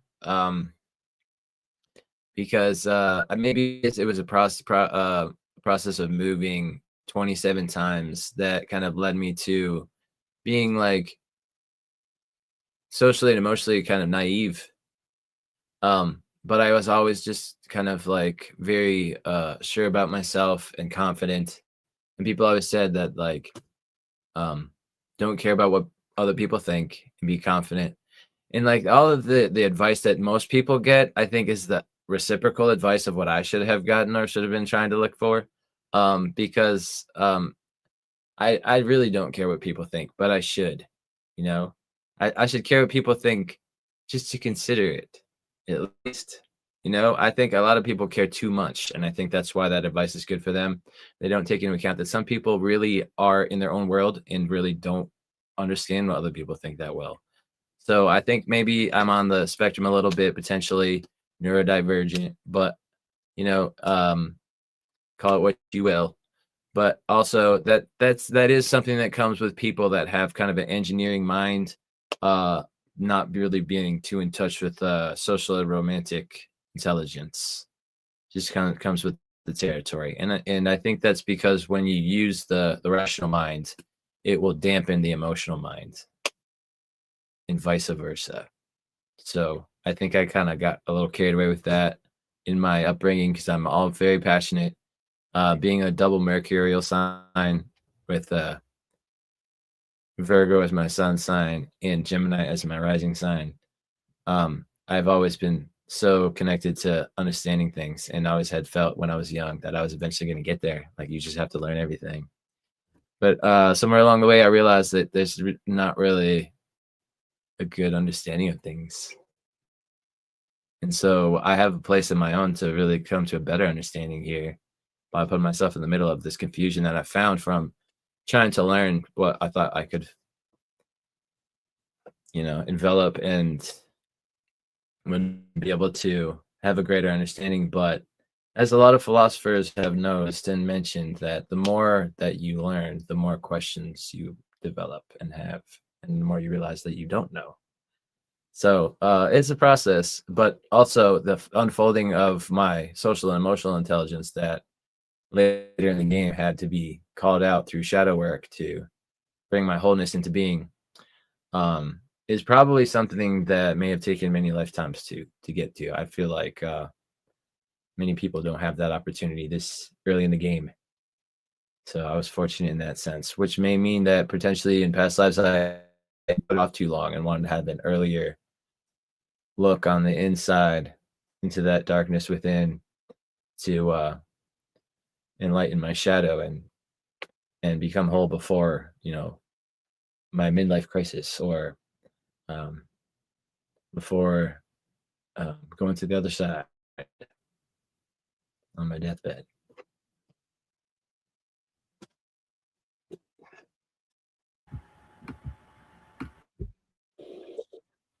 Fire away, Cosmic Brother. I saw your mic. I was just going to maybe comment that I kind of have somewhat of the opposite problem, that sometimes I care too much about what other people, think.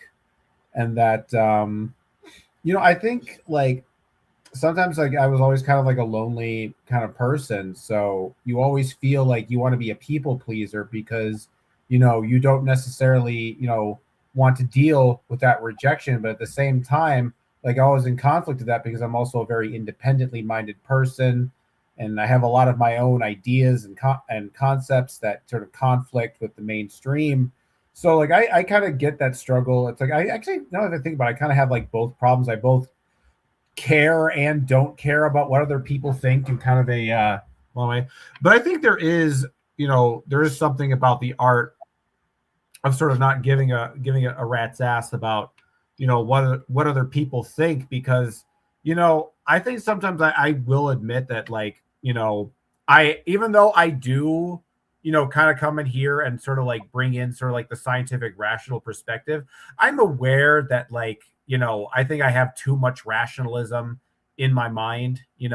That's one of the reasons why, like, I work with Faye. It's like, I need something like animalistic and raw and extreme to kind of break out of that sort of that rationalistic thought pattern. And I think maybe part of the reason that you get caught up in sort of being overly rational is because maybe, like, you don't necessarily feel secure in your outlook in life. And the thing with the rational and objective perspective is that although it may be, more pessimistic and dour and spiritually, there is a sense there's at least a consistency to it. And I think that can be the trap that one falls into when they get into overlay rational thinking, because the thing about rational thinking is that, you know, what I realized with a lot of like belief systems and a lot of deception is that pretty much all potent deception, the deception that's really effective at gaining a mass following, is using half truths. A lot of people just think it's just about lying, but there's a kind of half truth. And the half truth of atheism and materialism and that sort of objective think point is that, yes, those objects, you know, really are out there. They really do seem to have some kind of consistent reality to them, but it just sort of ignores and denies the consciousness and the spiritual reality that sort of permeates around it. And like another thing, like I think about like some of these ideas where people want to talk about eliminating the individual self because they believe that the sort of the karmic attachment to the self is the cause of all suffering. But then if you think about it, it's like, if I have a hand and it's covered with a really horrible rash and itch, and I just want this itch to stop, and I will do anything I can to get rid of this itch, I could take an axe and chop off my hand. I won't feel any itch anymore. You chop off the hand, you don't feel any itch. The itch is gone. But in the process of doing that, I've lost a part of myself that's, you know, really vital and important and helps me navigate the world. And I think that sometimes people look at the self in that sort of way, because I think that, you know, you guys talk about how, like, you know, karma isn't what it is, it's portrayed in the West, and, you know, the same thing when it comes to the self and the godhood.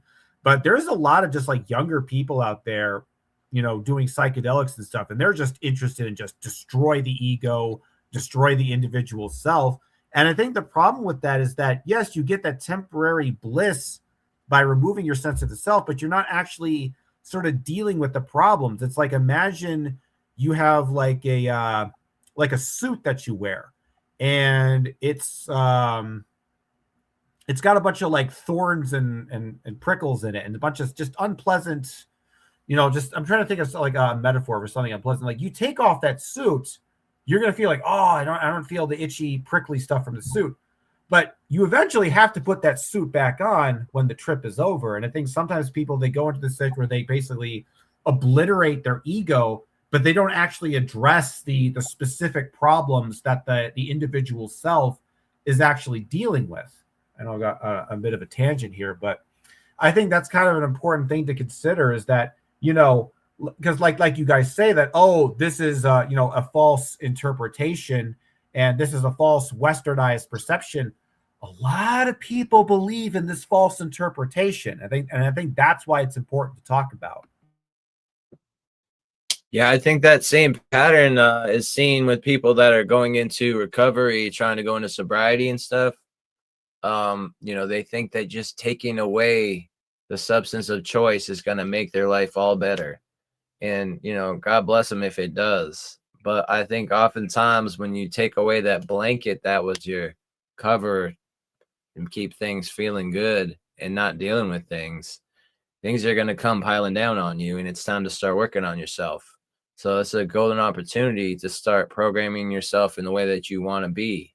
I think a lot of people miss the opportunity because they never really expected that part of the journey.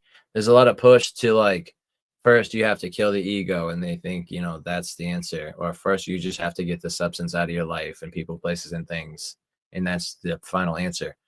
But really, that's the beginning of a journey, and, you know, it's an arduous journey, but it's, you know, it's worth the trip. You're rebuilding yourself from the ground up at that point. And you know, you have to take into consideration that you're going to struggle through this. You're going to tend to want to go back to your old ways, and you're going to need to catch yourself if you're really trying to undo that, ways that don't serve you, and try to you know, gather yourself and pause and try to consider a new course of action instead of that emotional reaction that you used to do, lash out on people or shy away and close up, whatever you used to do. You can now choose to take a different path.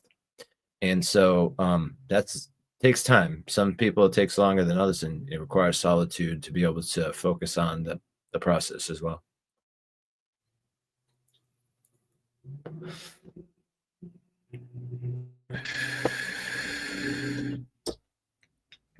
I think there's a lot in that, and going back to also what Cosmic said. I think you're right, Cosmic. There are these. I think there's a lot of brainwashing happening on Earth. The concept of enlightenment as an escape from reality is one of the selling points that we'll see. The concept of you got to get high, right? You got to get a high vibration going, and you mustn't let just like that in itself seems like an escapist mentality. The concept that that justice is basically a definitive right and wrong. I think that's also a little bit of a delusion that we're living with in the world, because life is not that simple. It's gray. And like right and wrong are ideas that we associate with reality. There are merely consequences, right? Like you make a choice and there's a consequence to the choice. And whether that consequence is what we want or not makes it right or wrong in our perception. But we are so judgmental. And I think that's the big problem. We're so quick to judge people. We're so quick to judge ourselves. We're so quick to judge situations. There's a lack of patience. I think that's also programmed into us with this on-demand society, on-demand ability to buy and sell, get what you want. If, fast food, fast life, fast delivery, we don't have to wait. And on-demand TV, constant entertainment, keep your mind moving really quickly so that it never really stops. And even when you stop with your entertainment or your busyness or whatever it is you're doing, your mind's still racing at 1,000,000 miles an hour. I think we're all a bit neurodiverse, yeah, probably in different ways. Indy, like what you were saying earlier. I think that neurodiversity has been incorrectly touted. I think neurodiversity is a natural state for humanity when you're not brainwashed, right? We're supposed to be all a little bit unique and diverse and different. And when we get brainwashed, we become just like a member of the flock, like a flock of birds. When the birds fly, I fly. When the birds land, I land. Don't think, act. This is a big part of our sort of delusion that we're living through. So like karma is just another one of those added to the list, right? Just added to the list of things that we got wrong. And so it stands to reason that, the younger generation, from our perspective, which is once again a judgmental one, I look at the younger generation and I shake my head and I go, what's going on with Gen Z? I saw this rap song the other day, which is popularizing these numbers 6, 7. Have you guys seen this? Yeah, you guys have. I'm aware of the meme. Yeah, it's kind of going viral everywhere. 6, 7. I have no. I guess it's like demonic or something like that. It's much simpler. 1, 6, 7 in Philadelphia and in a lot of states in the USA is a police code. Oh yeah. Let's get the cadavers. What is that? So it's about dead bodies. And that rap track, that guy with the funny teeth, what's his name? That looks dizzy. He looks dizzy and he's mumbling. This guy's mumbling in a rap track. I'm like, is this for real? Is this what Gen Z, like, you guys, you tolerate this? This guy's like mumbling and using like sounds with his mouth to talk. He's going like, and I'm like, what's going on here? Like, this guy, is this how this guy talks in the real world? I was feeling sorry for the guy. And a lack of verbal expression.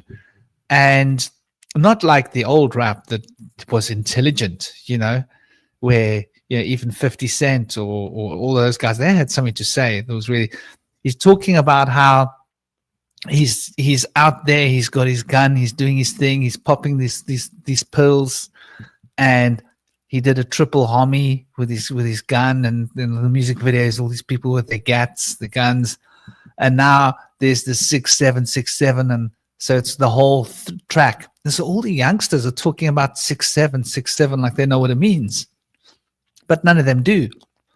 They haven't really looked at that music video and broken it down and gone, oh, okay.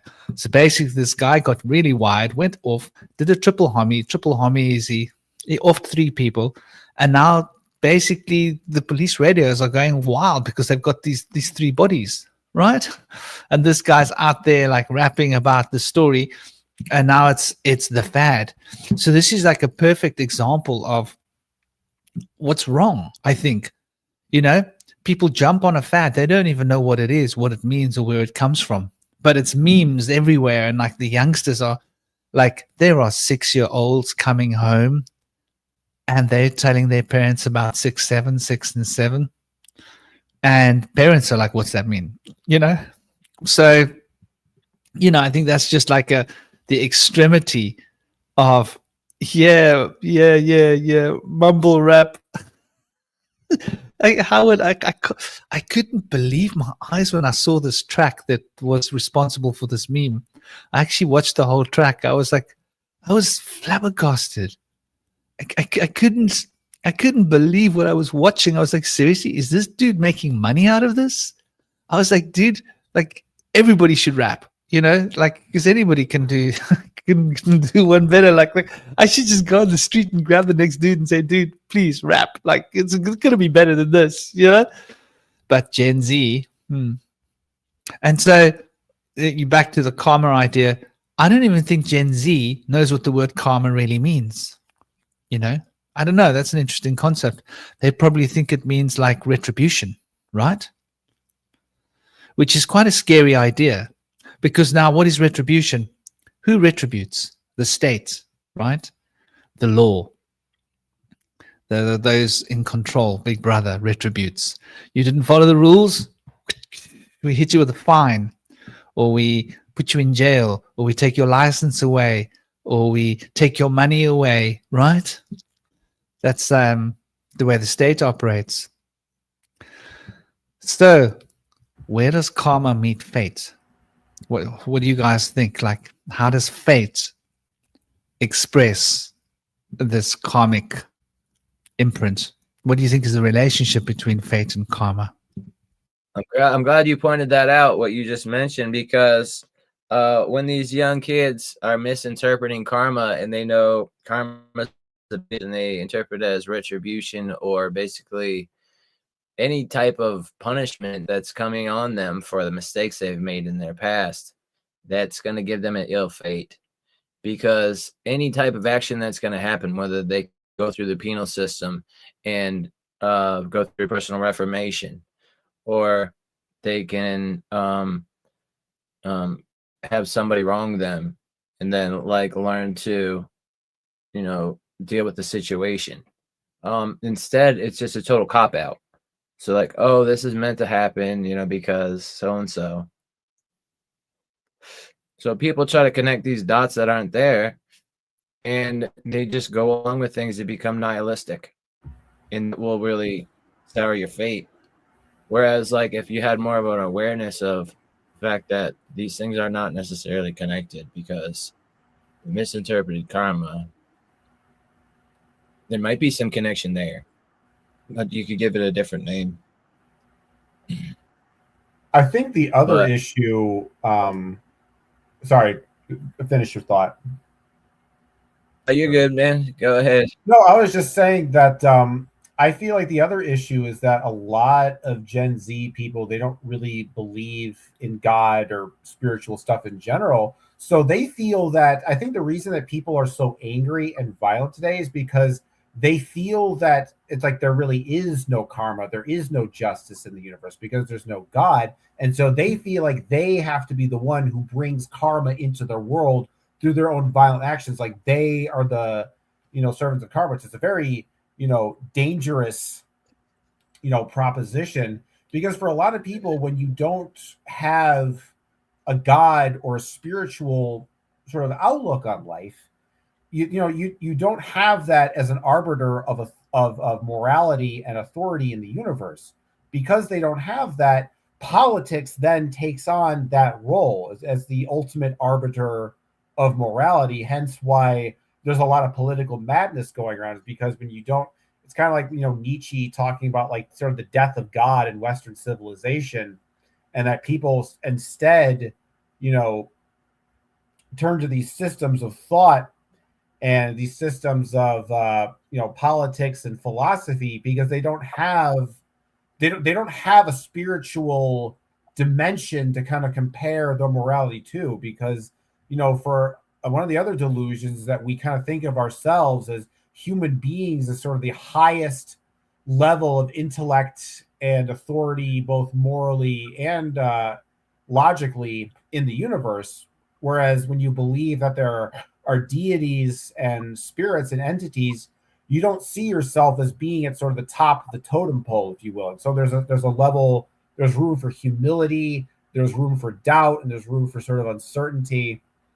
And so as that goes into like karma and fate, to sort of tie this all up, is the idea that karma, for a lot of people, they feel like because there's no karma in the world, that they have to bring karma into existence through their own actions. I think that's kind of like what Marxism is really all about, and the whole idea of praxis, of basically creating that revolutionary spirit.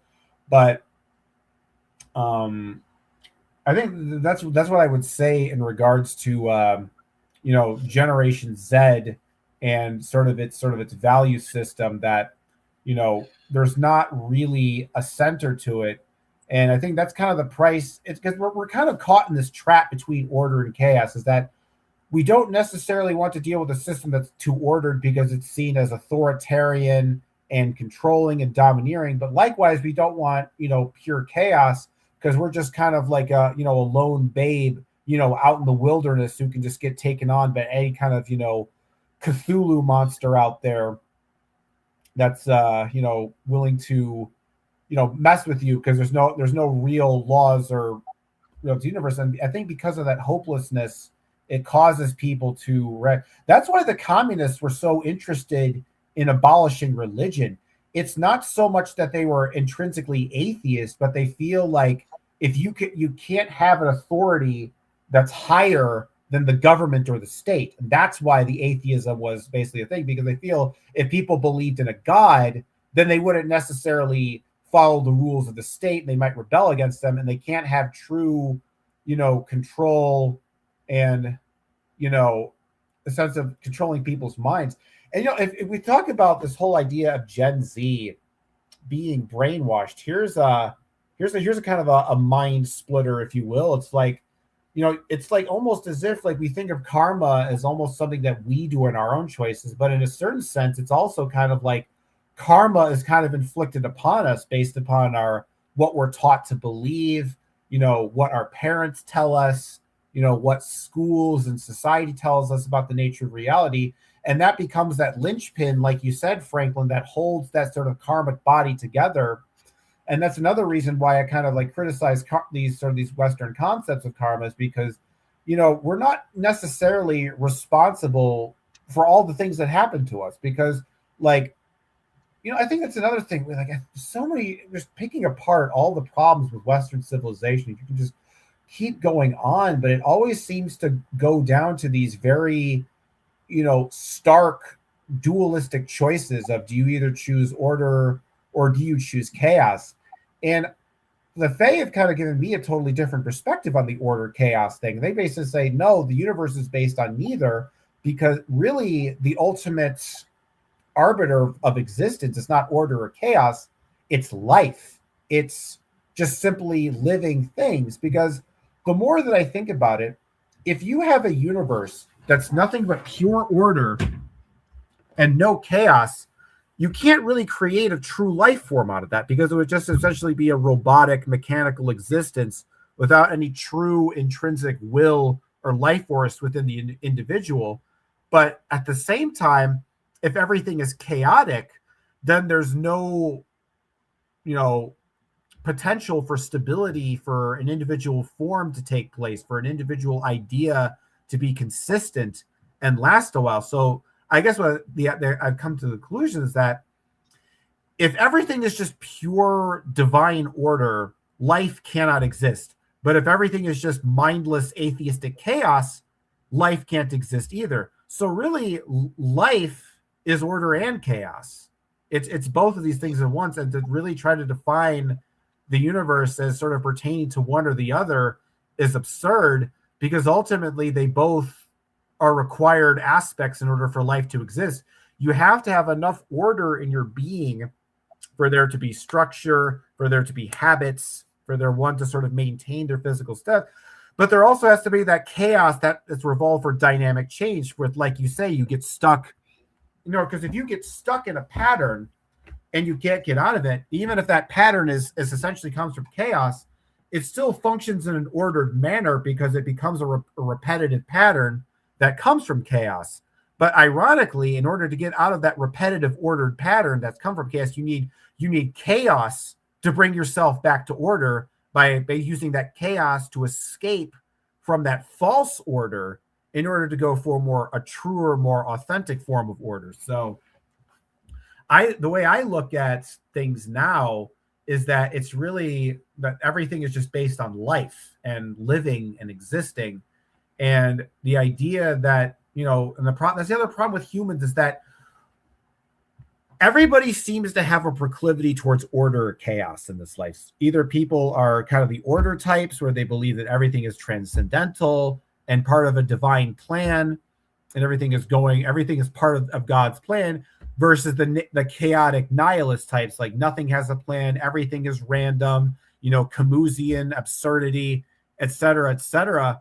But I've never really come across many people in this life that are truly a blend of both of those spheres of life, truly a blend of order and chaos, because everybody just kind of leans towards one or the other. But I find that if you can kind of find a way to blend these ideas seamlessly, is that you can start to get a more accurate understanding of how the universe works and how everything functions. But the only issue with that is that it's not quite as, because I think one of the things about a lot of these spiritual practices is that they do kind of provide a sense of stability in regards to the universe. And this is sort of, you're starting to see that there's an unstable aspect to existence. And it's difficult to accept that, because it's, you can get very used to the idea that everything is going according to a plan. And I guess this ties into the fate aspect too, that you're talking about, that everything is going according to some kind of plan. I don't know when it comes to fate. Or you could basically say that everything is just kind of this, meaningless miasma, diaspora of, just absurd events that don't have any real connection to each other. But I think what we really need to do, or maybe what I need to do, I shouldn't speak for other people, is to really just sort of live in that mystery. Because, the way I look at it, order and chaos are ultimately extremes, and life always proliferates when those extremes are balanced. Like I think in the same way that you can't have everything be too ordered or too chaotic, it's like you can't have everything being, pure fire and blazing sun and heat. You can't have life sprout from, the sun. But likewise, you're not going to have life sprout out from some, ice moon that's like near Pluto, right? It's too cold. And so life always creates when the sort of the hot and cold are able to sort of come together in a meaningful way. And I start to realize that, looking at the universe as ordered and chaotic, it's that exact same dynamic.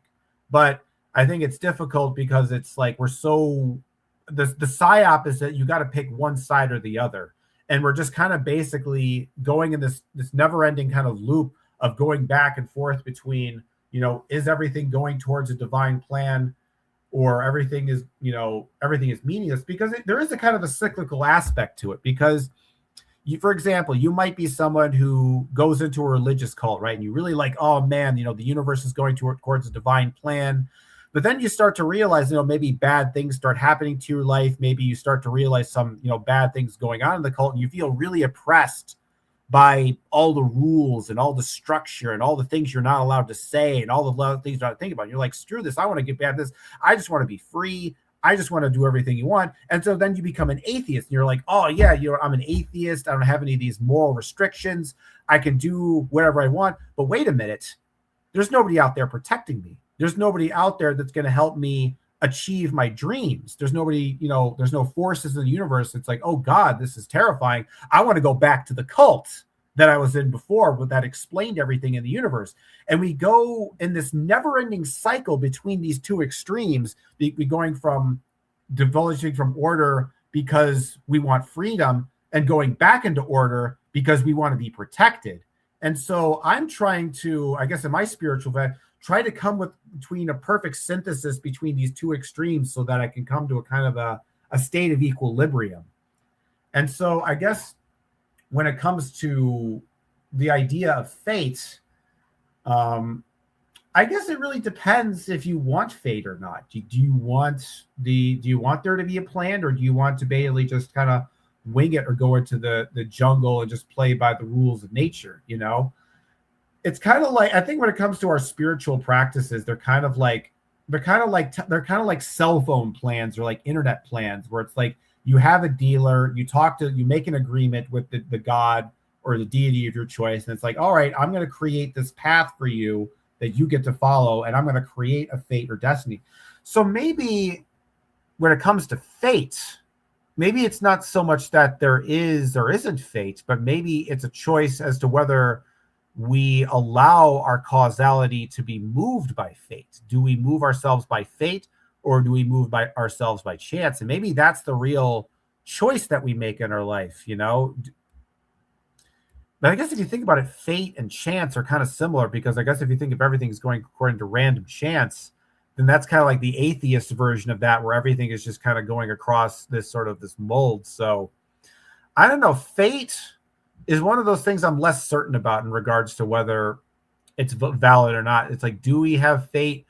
Do we have destiny that's, prescribed by the stars, or do we chart our own fate? Do we chart our own destiny? And there really are kind of pros and cons to both of those perspectives.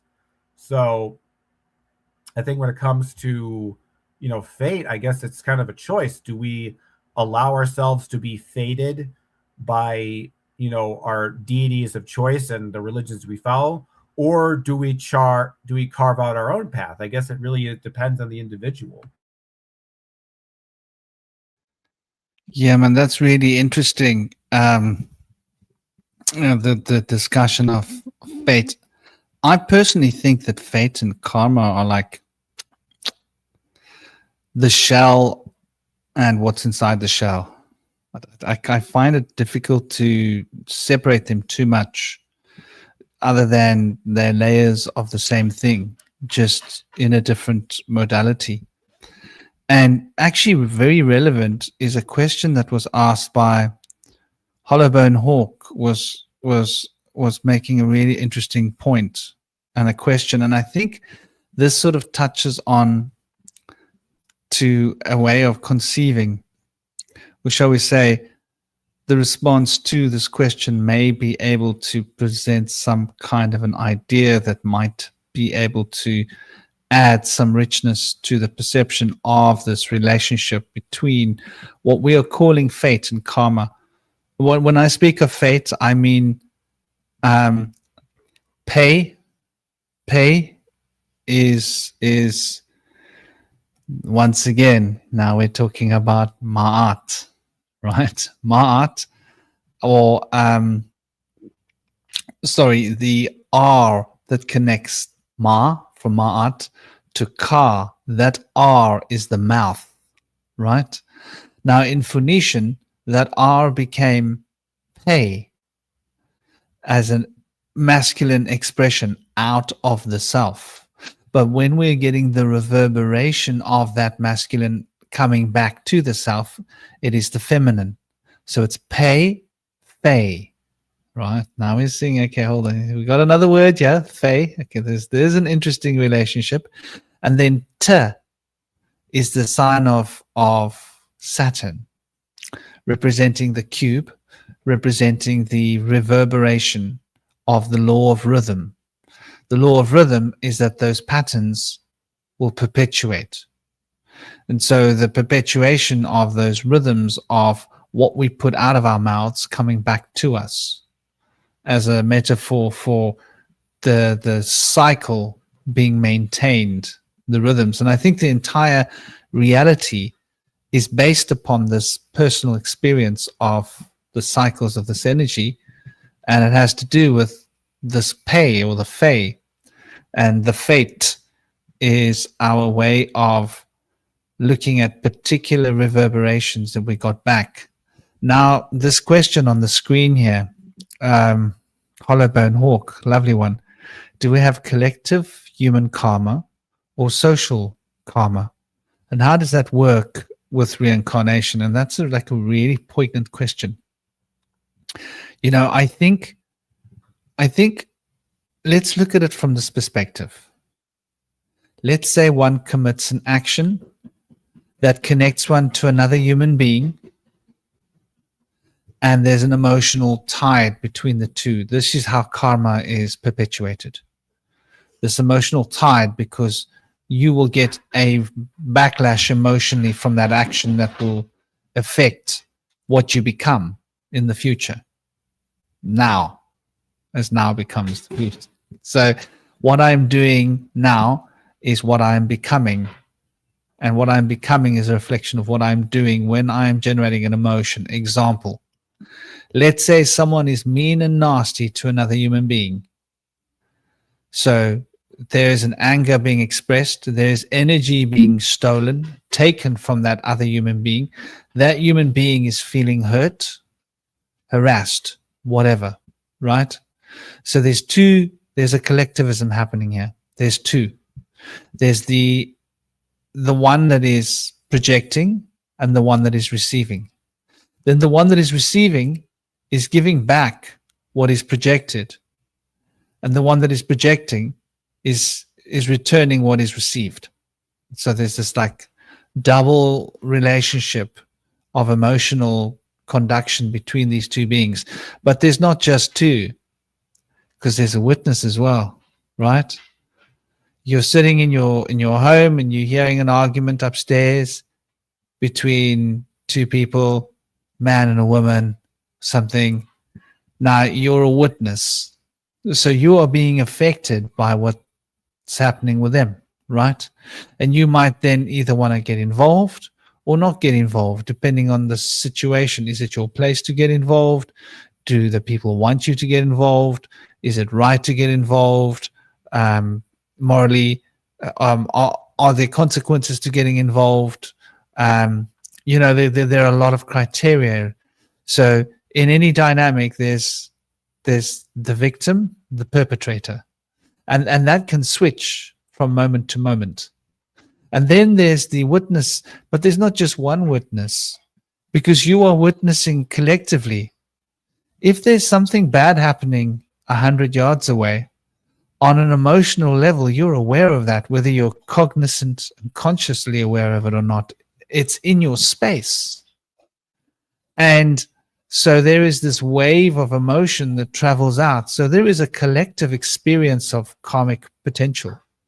And the observer affects the process in the same way that the person receiving the action and the person giving the action are both affecting the process. So every action we're all sort of involved in. And so hypothetical situation, right? There was some bad energy in a house next door to you. You didn't consciously become aware of it, but you woke up in a bad mood, right?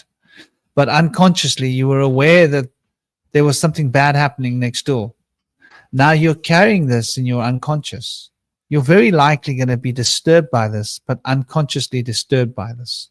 That is going to cause you in some way, somehow, to act that out during your day in some way, or repress it. And both of those are going to have a consequence. So you are automatically involved with the karma of those people that were your neighbors, right? So the karmic, you're carrying around with you what you've seen right? If you see someone bullying someone else, that affects you emotionally. Now you carry these emotions away with you. So the person that's being bullied is being affected, the bully is being affected, the people observing are being affected. Now you carry this emotion away with you and you interact with other people and you pass a little bit of that to the other people, because this is the nature of interaction. And so each one of us is experiencing little pieces of karma, and we are bringing it back to the group. So yes, I think collectively karma is a continuity. And so our world that we're living in is got its own egregoric presence, its own persona, its own consciousness. And that consciousness is perpetuating itself. Now, that world might not be a world that, oh, well, that world passed away and the new world came and the world passed away. Maybe in a broader scale of time, when we consider like ideas like Rudolf Steiner, that we have different scalar fields of time and different generational worlds that come into being and different phases of humanity's development. And surely the previous ones will carry over to affect the next one, because this is the nature of evolution. So on a broader cosmic scale, yes, evolution is moving forwards. And on a more personalized sphere around us, we are also carrying this over, because a particular neighborhood has its collective karma, right? I'm in South Africa. If I go to District 6 and I'm not packing a 9mm, like, I'm sure you guys all know this. There's some places where it's dangerous as heck. That's a collective karma in that space. And everybody's aware of it. And everybody's acting out that collective karma. And bad things are happening in that area. Lots of crime and lots of, bad substances being abused and sold, and unhappiness and problems and, abuse of each other. And so you will find that this collectivism is actually witnessable, and you'll notice that that area will keep that cycle, and that cycle will continue for a long time.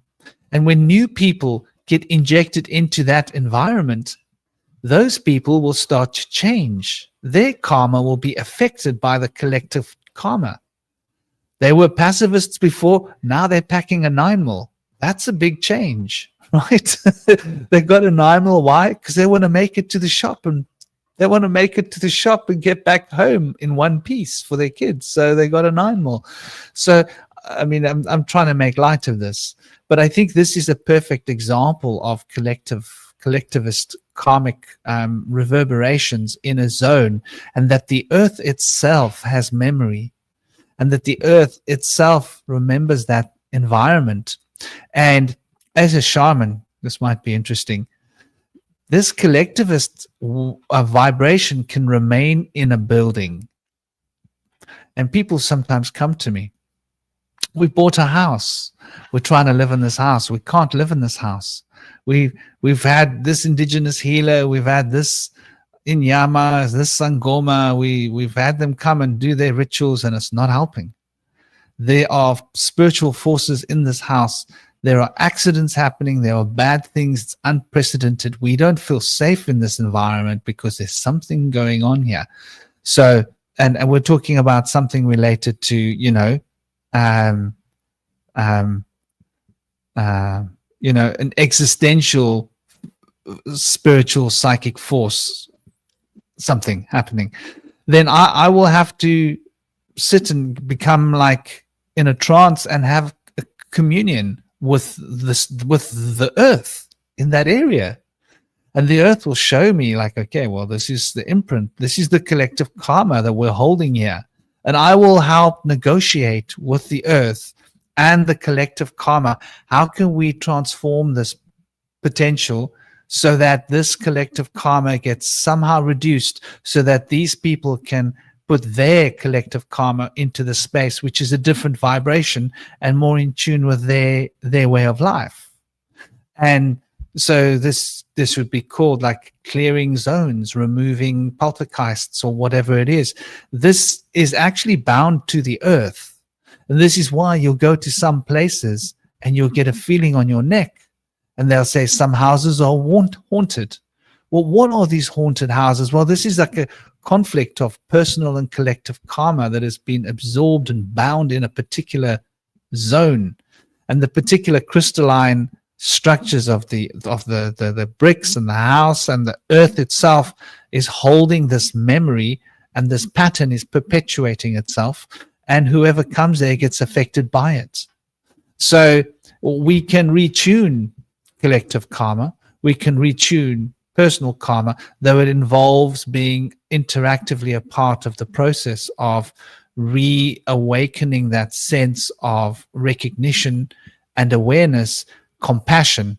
And I think it was Neil, you guys were saying, you know, and a few of you have been saying, you know, forgiveness, acceptance, gratefulness, right? To be really full of greatness is to bring in new potential. And normally there are grudges involved with karmic things, by the way. And these things perpetuate patterns of energy that wants to just make these things happen. And so, you know, by helping to resolve these particular patterns, we can allow these patterns to resolve back to the natural state, which is flowing life force. And these patterns will maintain make the life force get stuck in certain shapes and certain patterns, which will itself produce its own consequences karmically. Now, okay, back to the topic, right? Fate. So how does fate fit into this as an expression of karma? Well, we're bringing so much into this world. We are front loading the world's engine. I like to think of the world as a series of beings that dance. And these beings are all dancing, right? And there's a certain kind of a flow and musicality to the dance of life. And it involves harmony and balance. And then we get given an instrument, and we can add to that. We can add discord to that. We can add harmony to that. We can add beautiful rhythm. We can produce concordant, reverberating, cacophonic effects.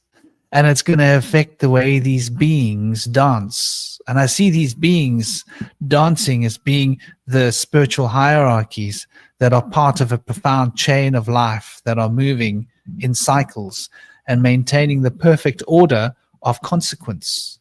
That what follows is a reflection of perfect consequence to what came before, to maintain the fluid expression of cause and effect, so that we have this semblance of a continuity, that time can move in a linear fashion. Because as you were saying, Cosmic, the idea of linear time is very much a human concept, and it sort of takes us away from appreciating the more profound reality that we are in a profound cosmic soup of almost infinite scale of potential of time. And we're focusing on very small segments, and we're like creating a line out of particular segments. And those segments don't just fit together haphazardly, they fit together with energy, with polarity. So this one at this particular vector must have a vector that fits that vector in proportion, because the Ma of karma is a cosmic ocean that wants to maintain balance. The Mat is always containing the balance. So when we move away from the balance of life, then the universe starts to pull us back. Who was it that said karma is a kind of, never truer words spoken, Howard. Karma is a form of spiritual gravity, perhaps. And I think this is really what we're getting to here.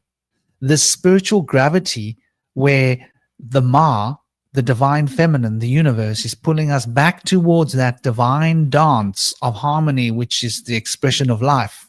And we are moving away from it because of our own will and our own desire, and our desires, which carry the proclivities and the hungers that get us entrapped within particular wheels or whirls of cyclical activities that are what we consider to be unhealthy or karmic. And this, I think, is a profound you mentioned dharma earlier, Cosmic. And dharma represents the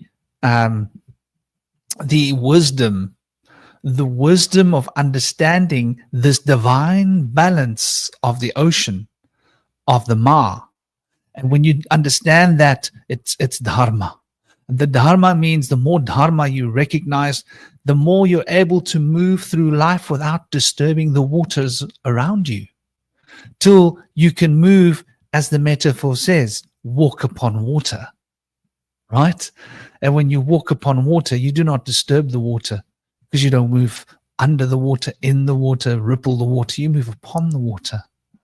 And so there's a beautiful metaphor behind walking on water. And what that metaphor is really telling us about the Emmanuel story is quite profound. It has to do with dharma, the knowledge and potential to understand this cosmic soup of cause and effect, of causality, so that we're able to move through these processes with fluidity, without disturbing other people, without harming, without creating a emotional reaction that ties us to a particular cycle. And then we're able to choose with conscientious awakeness what kind of potentials we wish to manifest. And then the Dharma is the knowledge to understand what causal effects, consequences those will bring, and how that will affect the cosmic ocean. Then what we will then have to carry inside of us as a response to the particular choices that we've brought into being. And just to end off, fate then becomes the expression of this. This collective karma is fate, right? This collective karma that we've all been part of becomes fate. Let me give you an example. Let's say some bad people move into your environment, your neighborhood, and they start doing bad things. As a community, you have choices. You can remove them, you can find a way to rehabilitate them, or you can do nothing. What happens if you do nothing? They start doing bad things, their neighbors get angry, they start doing bad things towards them.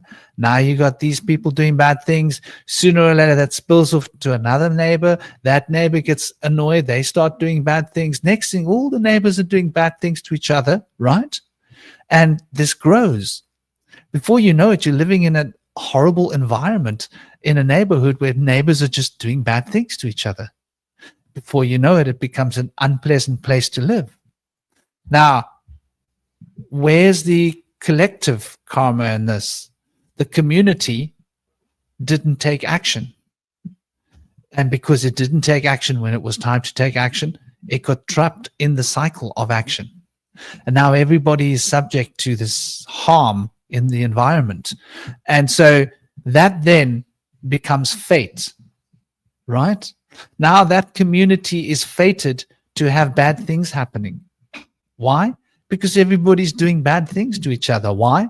Because they've generated karmic wheels that they're stuck in patterns of perpetuating harm towards each other.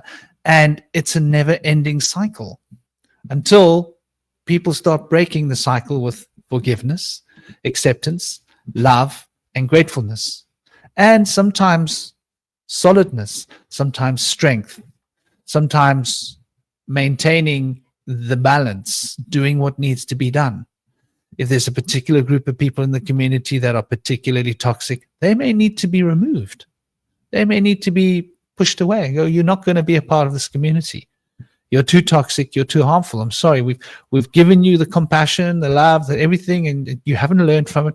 Please go away. we will enforce this. And so this is why communities used to have such thing as exile in the old times, because if a certain element in the community wants to perpetuate negative karmic cycles and produce this wheel of collective karma, the communities, no, we're not having that form of behavior here, and we all stand together. This is not what we desire. So this is an expression and a reflection of dharmic potential being brought into a collective karma by a community. And it's not about right and wrong. It's about health, being in tune with life, allowing the musicality that we bring into the world to be reflective of the harmonies, to be reflective of the potentials of balance, and to hold the sum of beauty so that it can inspire us to become all that we can be as human beings. And I think that is also a response to what you were saying earlier, Cosmic, about being perfect. I think we can be perfect in as much as we can be all that we can be. Makes me think of that track. To be yourself is all that you can be. Who was it? I can't think of the name of the band now. But anyway, there's this beautiful song that basically expresses this concept. And I think that is perfection. I think perfection is when you're just being yourself, like really being yourself, whoever that is. Because then the community, you will find the community where you belong when you're truly being yourself. Because if you're in a bad community and you're being good, the bad community will push you away because you're not in tune with their vibrational field. They won't want you there. They make you, we don't want to feel like self-conscious and have to experience our own, guilt at how bad we are because this one's too good. Just push them away. They don't fit here, and social circles will do that. If you're too good for the people around you and you just maintain your goodness, something will happen to move you away, and they'll move you away, and you'll find a new community that's more in tune with who you are. Makes me think about that little story written by Richard Bach called Jonathan Livingston Seagull. And I think I've cried about 7 times in my life reading that book, because it's all about, moving away and finding yourself. And as you find yourself, you find the world around you transforms until in the end, your very nature and your very existence transforms. You with us, Cosmic? Yeah, I'm here.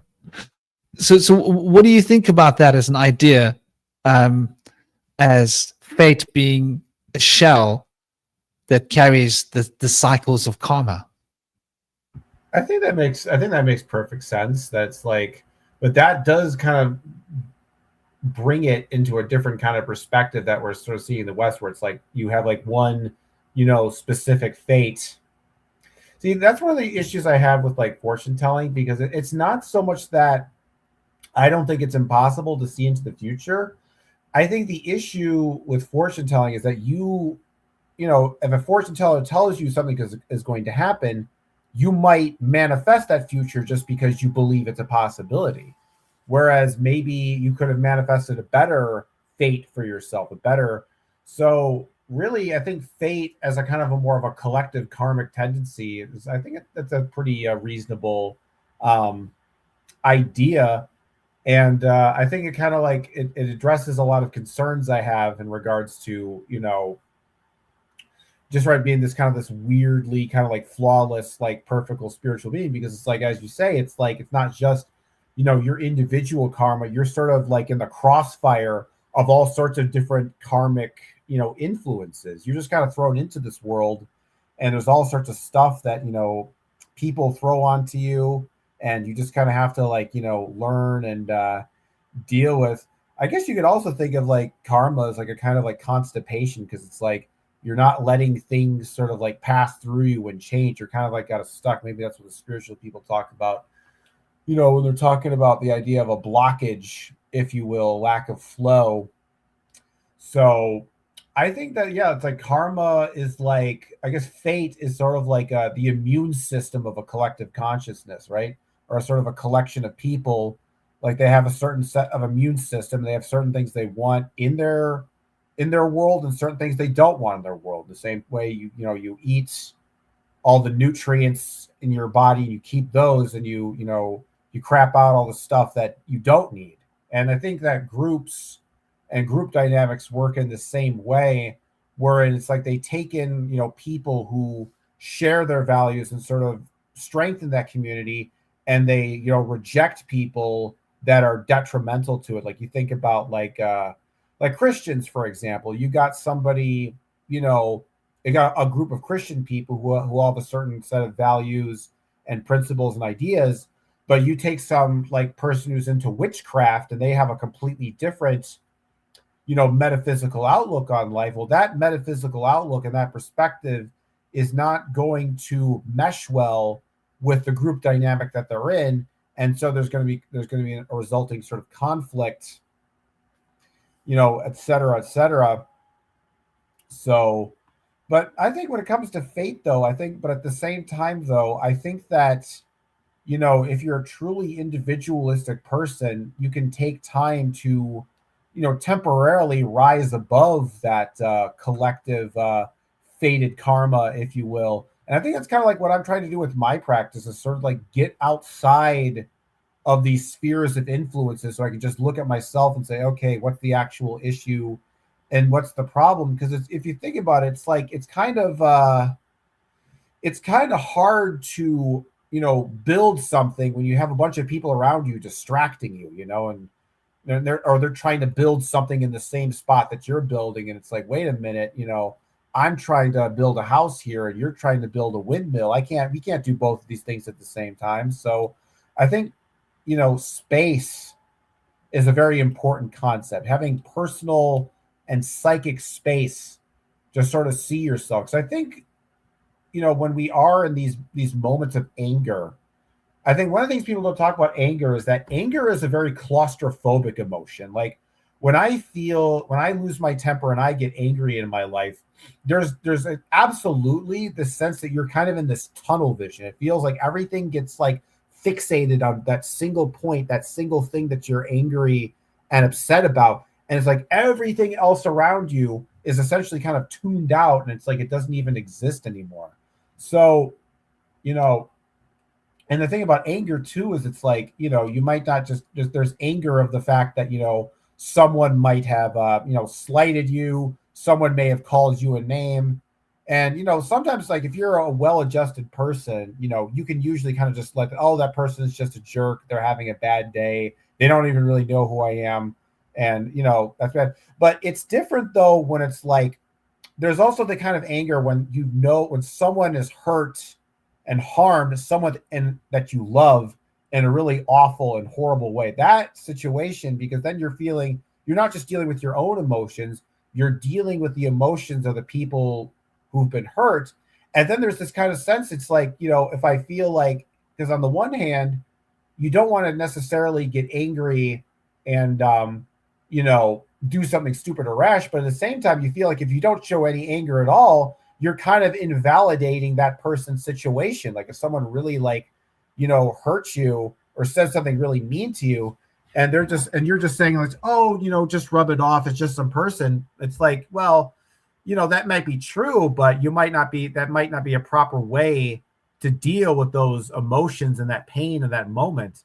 And I think it's important that even if we think that a certain pain or a certain problem that's feeling, it seems low or minuscule, we shouldn't necessarily, overlook that and try to show some compassion. Because sometimes I think the problem with, empathy and compassion is that a lot of people think that if the person's situation that they're dealing with is not as difficult or as arduous as the situation that I'm dealing with, then I feel stupid showing any compassion towards that person. It's like, oh, you think you're having a bad time. Wait did you live in my shoes and you see how terrible thing is. And sometimes we get so insulated in our own sort of karmic sphere that we don't recognize that there is a world outside of us. And we get so, caught up with our own drama and our own nonsense. And when we get caught up in our own drama, it's like the external world seems to disappear, and you're just kind of left in this sort of this like isolated kind of like hellhole solitary confinement type situation. So, I think when it comes to emotions and dealing with karma and just dealing with yourself in general, I think that having a sense of space is important. Having a sense of psychic space, having a sense of emotional space, because I feel like a lot of times in life, people want to kind of, envelop us or sort of devour us into their own worlds and their own nonsense. And it can be claustrophobic, dealing with other people and dealing with their lives, because you kind of like, you get stuck in their causality, you get stuck in their, karmic loop, So I think having the ability to temporarily step outside of that and find space, I think, is really important.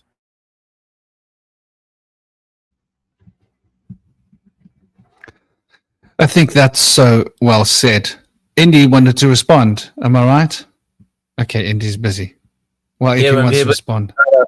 People get caught up in their own drama and stuff, and I'm getting a little tied up over here myself, but this little puppy wanted to say hello right here. Her name is Bella, and she's a cute baby. Cute baby. Cute baby. Say hello. She is so... How old is she? 11 months. 11 months old. Oh, look at that. Look at the little eyes. She reminds me of my little bunnies. They blink like that when they're feeling like loved. Oh, she is. Hello. Yeah. Isn't it wonderful the way animals blink when they feel loved? Yeah. Have you noticed they do these little blinks? It's like a She kind does. of a like they bat their eyelids at you, literally. Beautiful. Yes, I- Yeah. I think that's so well put, stepping out of the mold, right? Yep. And there's a double play on words there, right? The mold and the mold, right?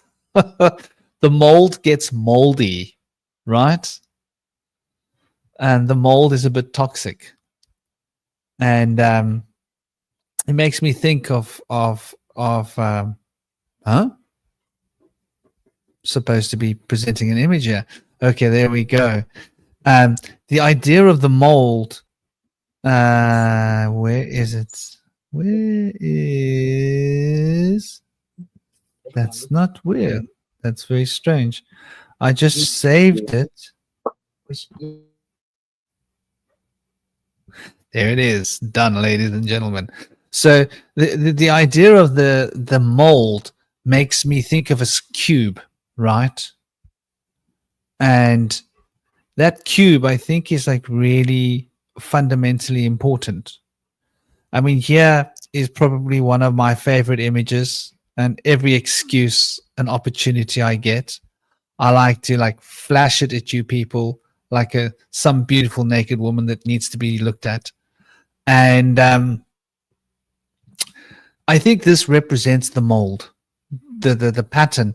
And can you see the green and the yellow sort of arrows that are moving apart from itself, which is like that which I give and that which I receive, right?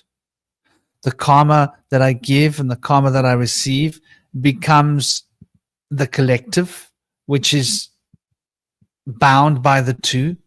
So I think this is a symbol that represents the giving of energy and the receiving of energy, giving of choice, receiving of consequence.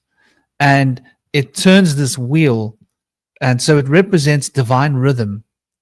And divine rhythm, Lord of Saturn, the cube, is that cube that we're stuck in. That pattern is a cube. And cubes are also related to chance. Why do we gamble with cubes? Why do we roll a cube for chance? Because what pattern are you stuck in? Because the idea in the ancient times is that the pattern that you're stuck in is what you will perpetuate. Yeah, take this cube, roll it on the ground. It will tell you what pattern you're perpetuating. And so the game of chance was considered to be not necessarily just haphazard, but that there was some kind of a force of gravity moving that ball in a particular direction towards consequence. And so that cube, then you can see that beautiful sigil in the middle there with the three colors. That blue, which is the fulcrum that these two forces are representing, spinning around, is also the toric field. And the toric field is the reality we're in. And the reality we're in is based upon what we're giving and what we're receiving. That externalizing and what we're giving becomes the future, right? And what we're receiving is the past of what we gave in the future, right? And then what we're receiving is what we've received is what we've got from the past.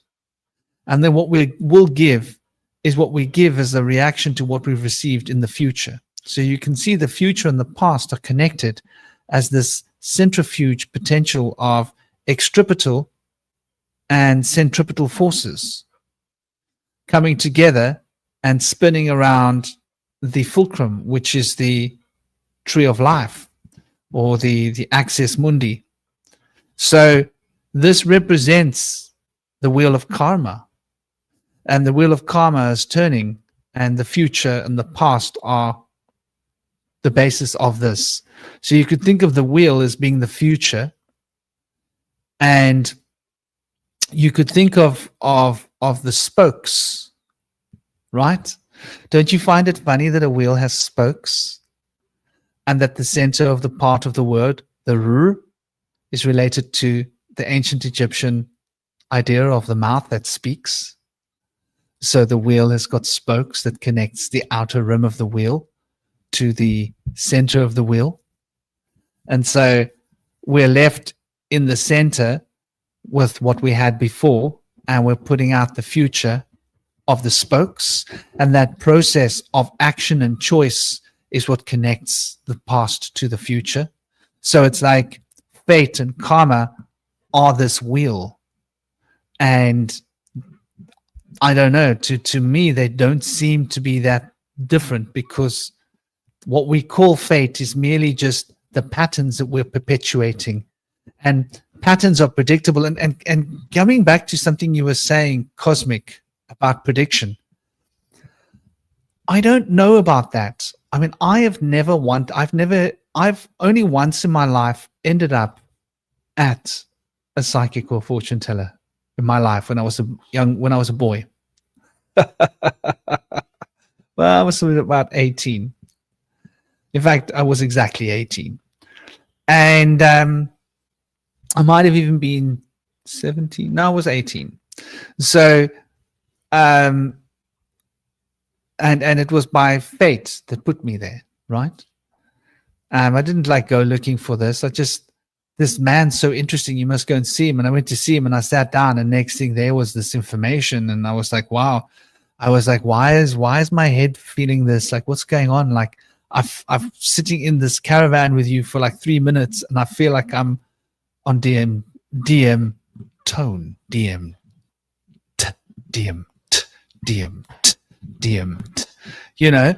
getting that sort of rhythmic, I'm out of my body. What is going on, dude? Just sitting next to you, and I feel like I'm tripping balls. Did you slip something in my tea? I didn't even drink tea. What's going on? And so I do agree with you in a part, Cosmic, that we tend to fixate on the future a lot. It's a Western issue. But I also think that there is some sense in interpreting the patterns. And some people have a natural ability to see the pattern. Or they have learned techniques to be able to see the signs of the pattern, whether those are the omen, whether they are using cards, whether they are using pendulum or other forms of cheiromancy or geomancy, or whether they are scrying, whether they are all the different forms. I think there are different ways of getting a direct experience of the pattern.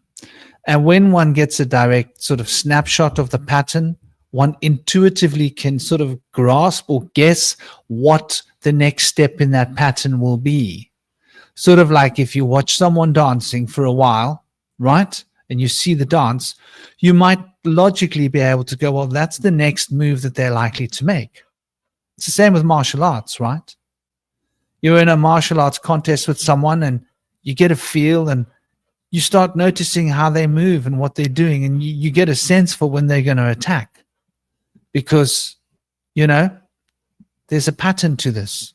And the moment you see that pattern, you start to intuitively grasp it. So I do think that there is very real potential to be able to, but I agree with you, Cosmic, that it has become an industry of exploitation, right? And I think that's probably, am I right, Cosmic? Is that sort of what bugs you about it? It bugs me a little. It's not even that. Well, I mean, obviously, yes, I do think that there is that exploitation of it. What I'm basically saying is not so much that that we can't predict the future. What I'm saying is that whatever you predict is going to come true regardless of whether it's a true accurate prediction or not. And that's the danger that we should be concerned with. Because whether it's cosmically aligned or not, whether it's actually a truth prediction or not, if you believe in that prediction, it's going to come true regardless, whether it's, you know, good or bad. So that's something that needs to be considered.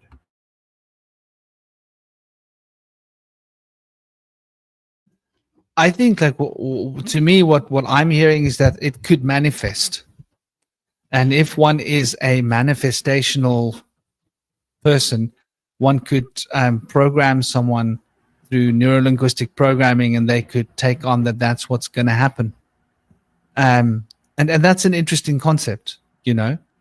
But I also, I'll tell you this, right?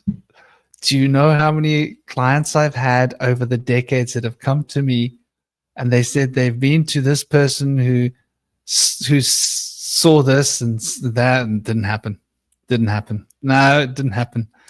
If I had $1 for every person that had told me that they've spoken to someone and like they were told XYZ would happen, didn't happen. But I think that what you're saying is a possibility, and it does happen. There are some highly and very powerfully magnetic people in the world. I think sometimes I do that to people, right? I think I do. And I'm never quite sure whether I did. Like sometimes people come and they've got terrible dilemmas. And I see the omens, and I like the guides tap me on the shoulder and they say this. And I share it with them. And you know, and then it happens. And then I'm like, well, damn, if I help them manifest that, then I did something in their lives. I helped them to move from a negative to a positive state. And now they're experiencing joy, happiness, and gratefulness. And they are starting to realize that, like, they have more ability to control and choose their life path. And they are a little less ignorant than what they were before.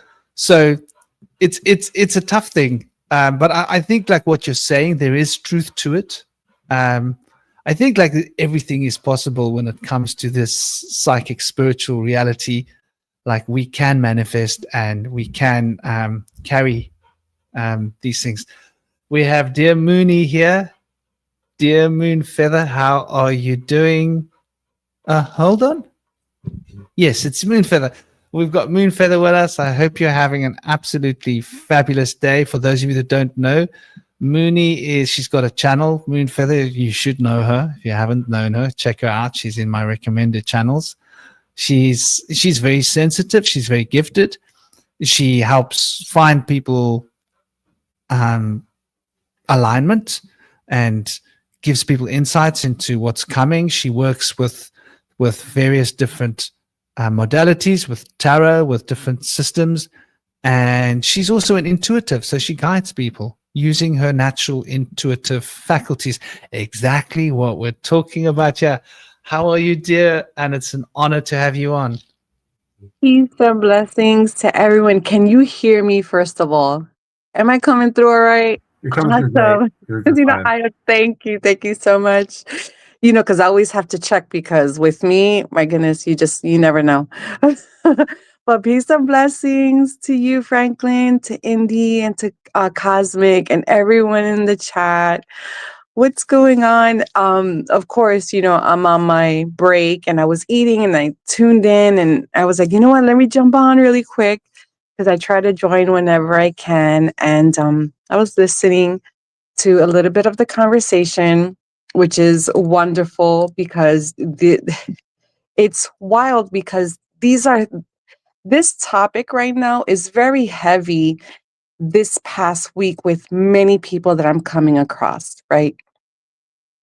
Karma and clearing out, aligning, all of these things that people are being called to. Like there's a huge calling going out, especially during this time, you know, um, and um, and I'm getting it, and it's the energy has been a bit hectic. It's been a bit heavy, but that's what happens, right before we heal, right? Clear out karma, as you guys are talking about, and shift to, a whole new level in our lives. Shift, we complete these milestones, huge milestones in our life, right? And now, granted, there's many people, like myself, like Franklin, everyone here on the panel. We happen to be just, I would say, very in tune. We all have gifts, right? We all have gifts, and and but we also know that there are people that they struggle, that they need direction. They looking for guidance. And this is definitely a time where I was talking about this with our brother General Shinobi on one of his recordings. I went live with him. Well, it was a recording, but we did a show together and we were talking about that. This is a time where the leaders are being called to step up, to lead, right? It's why we're kind of set apart, leaders as Franklin, as myself, as Indy, Cosmic, and, other people in our vibe tribe all have special gifts. We go through particular things in our life, in our journey to level up, right? To level up. And sometimes we go through a lot of crap, but it's given to us because we're able to handle it and, and overcome and become, a guiding light to others. And yeah, people do come to me for guidance, and I share my gift and I freely share my gift. Granted, as you guys were talking about, there are people that are out there scamming, like, a scammer. If you're in tune and you understand and you see what's going on, there's a lot of people that are using spirituality, for monetary gains and, just to scam people. But there's a price to pay for that as well, right?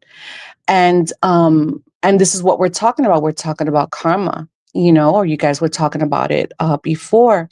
And I think Franklin definitely hit the nail on the head when he had mentioned before, when he was showing the graph, that it is sort of, and I'm paraphrasing, it's a reciprocal energy, right? It gives and then receives. It's magnetic as well as it's energetic. And it also, it makes me question also about what's good and what's bad. Is that a human concept? Because you see people who are what you would say, like, really don't have too many morals and and are inherently evil, but then they're thriving. You know what I'm saying? And then you see people who are good, that are good-hearted and, positive, and then they're striving, so where's the karma in that? So these are just questions that I just asked myself. But the fact that it's energetic, absolutely. I think that whatever you put out, you absolutely will receive. And I think on different levels, right? There's so many levels to everything. And these are just things that I just question, and I see also reflected in other people that I come across with. And but I think absolutely whatever is going on in your mind, in your heart, in your soul, right? In your subconscious, that's exactly what you're going to manifest in your outer world. I think that's absolutely proven, right? And and just to touch on what you guys were talking about right before I came on about, people going to get like a reading or seeing a psychic reader, a tarot reading, whatever it is. Yes, I come across a lot of people say, well, I don't believe in that, because if they tell you something, then that's what you're gonna, that's what you're gonna manifest, and this and that, whatever. So they think it's like kind of a bit of a, kind of like a trap in a sense. But then at the same time, it's still a gift, right? Foresight is a gift. And I've been told certain things, from other readers, right? Personally, that have to do with me. And I already know within myself, like, okay, I could see that happening. Do I like the results? Absolutely. So I'm going to manifest it, right? Because I have free will. Oh, damn, if she tells me something that I don't like, I say, you know what? I don't like that, right? But then I also have the free will to change it. And that's where the how would I say, that's where the trick is, right? So can someone who truly has a gift of foresight tell you things that you don't see? Yes, absolutely. Now, do you like what you hear? When they tell you something about yourself? Then you need to examine that, right? Or you don't like what they told, then you still need to examine it all the way around, right? If you like it, then that's what you aim for. Like, okay, yeah, I like that. I'm in line with that. No, I don't like this other thing. That's like, it doesn't rub me right. What's going on? Let me change it. Everything that, let me do whatever I need to do to redirect myself. So that outcome doesn't happen. And there's a lot of times that people come to me that have gotten reading, say, you know what? You told me this and this and that. I don't even know how long ago.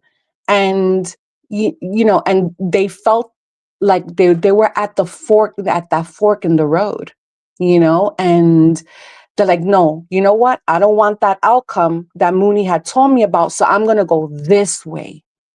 Right. So it's insight, right? People who really have the gift of foresight gives people insight. So, like I said, if you're guided to get a psychic reading, then you're guided to do so.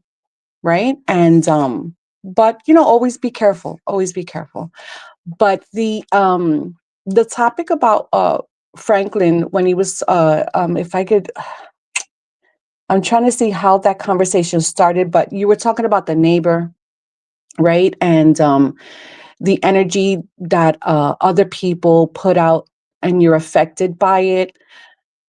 We already know that that's absolute facts, right? People come into your energy, and depending what's going on with them, you can read it. If you're in tune and you're in line with yourself and, and with your own walk, and you would definitely pick that up, right? And it's also a way to, how would I say, learn about yourself as well, right? So if you're very sensitive to energy, or you pick up other energies and it starts changing your mood, naturally that's going to happen, right? Because we're human here in the 3D, and we learn a lot of lessons. We learn something new every day, right? If we're not learning, then there's something wrong. So, but it does teach us a lot about ourselves, right? Not to allow other people to shift our energies, what we can do to stay grounded and practice, right? Also train our intuition to open up in different, how would I say, open up different doors in our mind, evolve spiritually and psychically. Like, okay, I picked up this energy. I saw that this was happening. What happened before? What was going on in my energy before it happened? Oh, okay. So then you're able to foresee or even pick things up. It's you level up, right? So it's a lesson. For example, my son Josiah yesterday, which was his birthday, so shout out to Josiah. It was his 18th birthday yesterday, and he said, "Ma, something really crazy happened at the job. There was this one assistant manager who was really harassing a female manager. It was the assistant manager was a guy, and he was harassing a female manager, but he was like joking around. But when he started getting like physical and like touchy feely, she had spoke up, and it just forget it. It was just chaos at the job. It had nothing to do with Josiah, but he said, "Mom, I couldn't help but to feel the energy and the fear and the anxiety. I had nothing to do with the situation, but he felt it because it was in that energy." So right there was a beautiful lesson, to teach my son to assess the situation, right? Be stoic at the same time, be wise, be aware, train his instincts, and know how to respond, how not to respond. So all of these things was just a beautiful lesson. And that's basically what, the point I was trying to make. But yeah, I think that's where I kind of was taking all of that. But yeah, guys, I don't know, just continue talking. I'm gonna hang out for a little while with you guys, but I hope all of that makes sense. And yeah, absolutely. Beautifully said, Yeah. and beautifully said.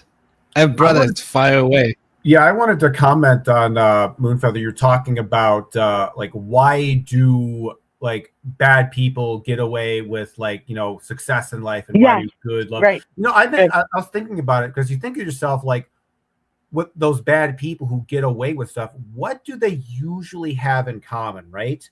Is that they try to pretend that they are not bad people. They're celebrities, they're politicians, and they make people think, oh, this person has good karma, when in reality they actually have bad karma. And I think one of the things that I take, comfort and solace and notice with these types of people is that no matter how much stuff they get in life, and no matter how much success they have, they will never appreciate it.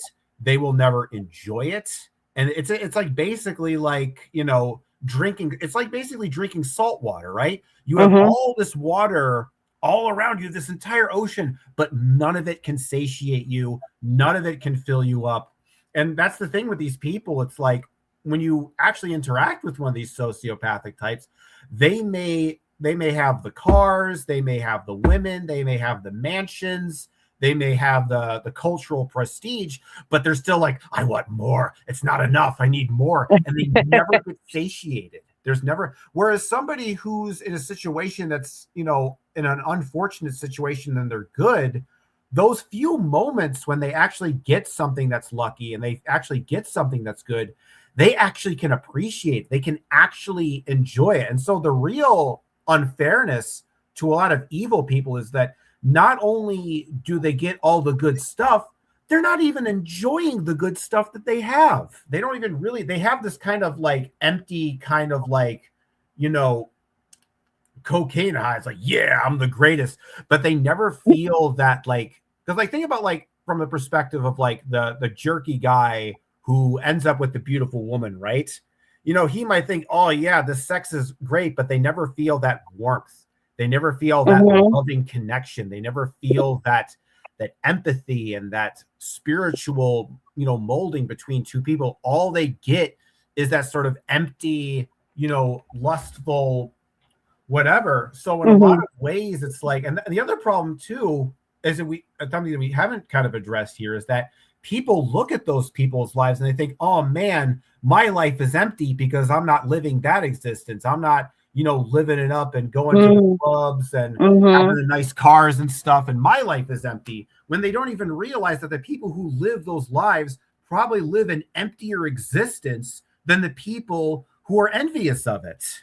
And so in a lot of ways, it's kind of like, you know, karma sort of like, it's sort of like Franklin says, it happens right now. So in a lot of ways, you may look at those people and you may think, oh, those people are in heaven. But what they're trying, but the deception that they're pulling on you is that these people are actually suffering in hell. Essentially, they have this life.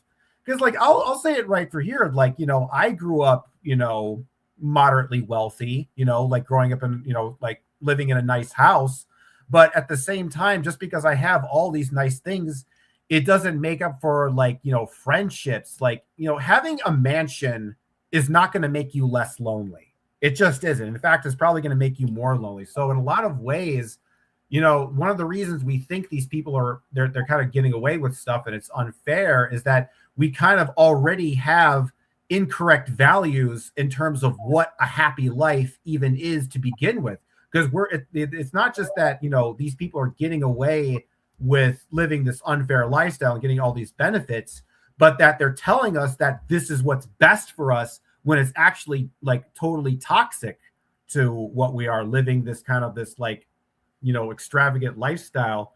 And but I think going back to like, you know, what I said earlier about the people who they may not have all the stuff, they may have very little in life, but that little that they do have is like, it's like the parable with like, you know, the man who's trapped between two tigers and then he tastes a strawberry and it's the sweetest strawberry he ever tasted. So in a lot of ways, I think we got to get beyond this grass is greener on the other side. It really never is greener on the other side. You got to find the greenness that exists on your own side. Yeah, I think that's like quite profound and quite sort of also obvious in a way if we think about it, you know. Right. The more we have, like magnetism works like that, right? The more you have, the more you want, because now you think big. like when you got a lot of things, you think big because like you get big things, you expect big things, you think big. When like a piece of bread is all you're thinking about, then you can't think bigger than that piece of bread because you that's what you want, that's what you need. Right. So you know, I think this is the trap of desire, which is what sort of keeps us stuck in karma. And this is why the wheel turns, because whatever you have, you will desire more of. Whatever you've had that you've enjoyed, or what you've seen and you've desired, is what you will want more of. Probably at some point in life, someone had something nice and now they want more of it. And they just want more and more. And then the more you get, the more you want. So this is why I think poor people are often less,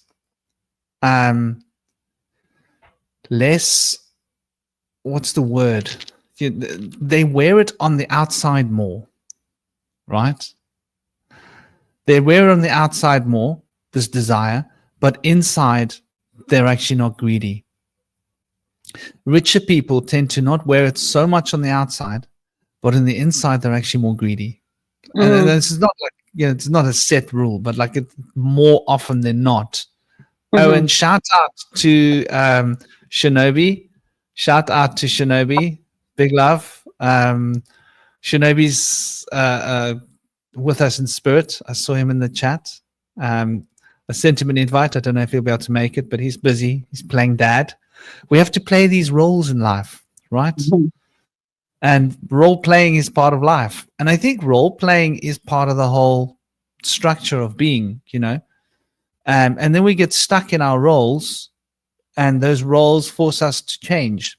Like me being a dad means I have to change the way I play my role, right? Mm. Got to be a little bit mean sometimes. Yeah. When my boy is like being mean to the animals, I got to like take that tablet and put it in a drawer. It's like draw a calendar, my boy. That's when you're next going to touch that gaming pad, you know?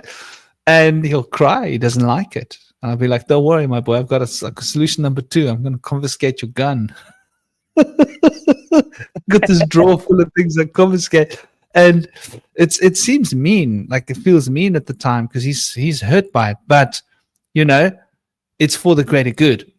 So my point is like these roles that we play in life, like when you get a job, you now have to play this role.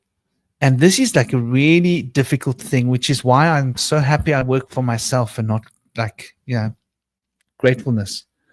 That I have this opportunity, because I really feel for people that have to go to work and they have to tolerate a bully, right? Maybe it's not them being bullied. Maybe it's like someone else being bullied, where if you didn't like, you could stand up and say, dude, I'm going to thump you. If you don't stop bullying, I'm going to thump you, dude. You know, but you can't do that at work, can you? Because you lose your job. But if you know, so the role that you're playing in the workplace forces you to become tolerant of things that you probably shouldn't be tolerant of. And this is deployment. That's changing it. us. I'm sorry. Go ahead, Franklin. No, I was just saying changing us, but please continue. Yeah. On. It's funny that you bring this up, because I was having this conversation with someone, you know, working the 9 to 5 as opposed to, you know, being your own boss. I've done both, right? And being my own boss is definitely works very well with me, right? But it's not for everyone. Being an entrepreneur is not for everyone. So, there's people that just need that routine, right? But then at the same time, I think you learn. It's all a learning lesson. You know, you learn how to deal with people. If you take it and you look at it like that, instead of how, oh my gosh, like I need to deal with it. No, you know, you need to know how to psychologically deal with people, how to deal with yourself, learn a lot about yourself. Because facts are, a lot of the times it's not the job, it's the people at the job. But I think that's part of our journey as well, is, you know, learning how to deal with other people, you know. And but going back to what you were talking about, and Cosmic as well, you know, about, oh, you know, how is it that, you know, someone that could be so bad and evil, whatever the case is, you know, and they're thriving and stuff. Yes, I feel exactly what I resonate with what Franklin said, is the greed, you know, because I don't think desire is bad, right? I think it's the intention of your heart, right? What matters the most. And yeah, Cosmic, if you're caught up with other people and trying to see, you know, if the grass is greener on the other side, oh, you're just living for other people. You know, you're not living for yourself. I don't think the cars are bad. I don't think, like, you know, having a big house is bad. None of that, right? And I learned that because growing up in my neighborhood, in my you know, in my culture, in my neighborhood in Brooklyn, the culture was like, oh, you know, yeah,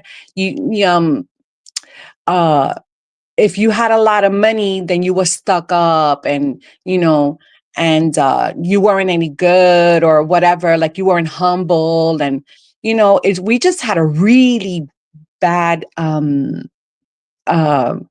connection. And connection when it comes to money.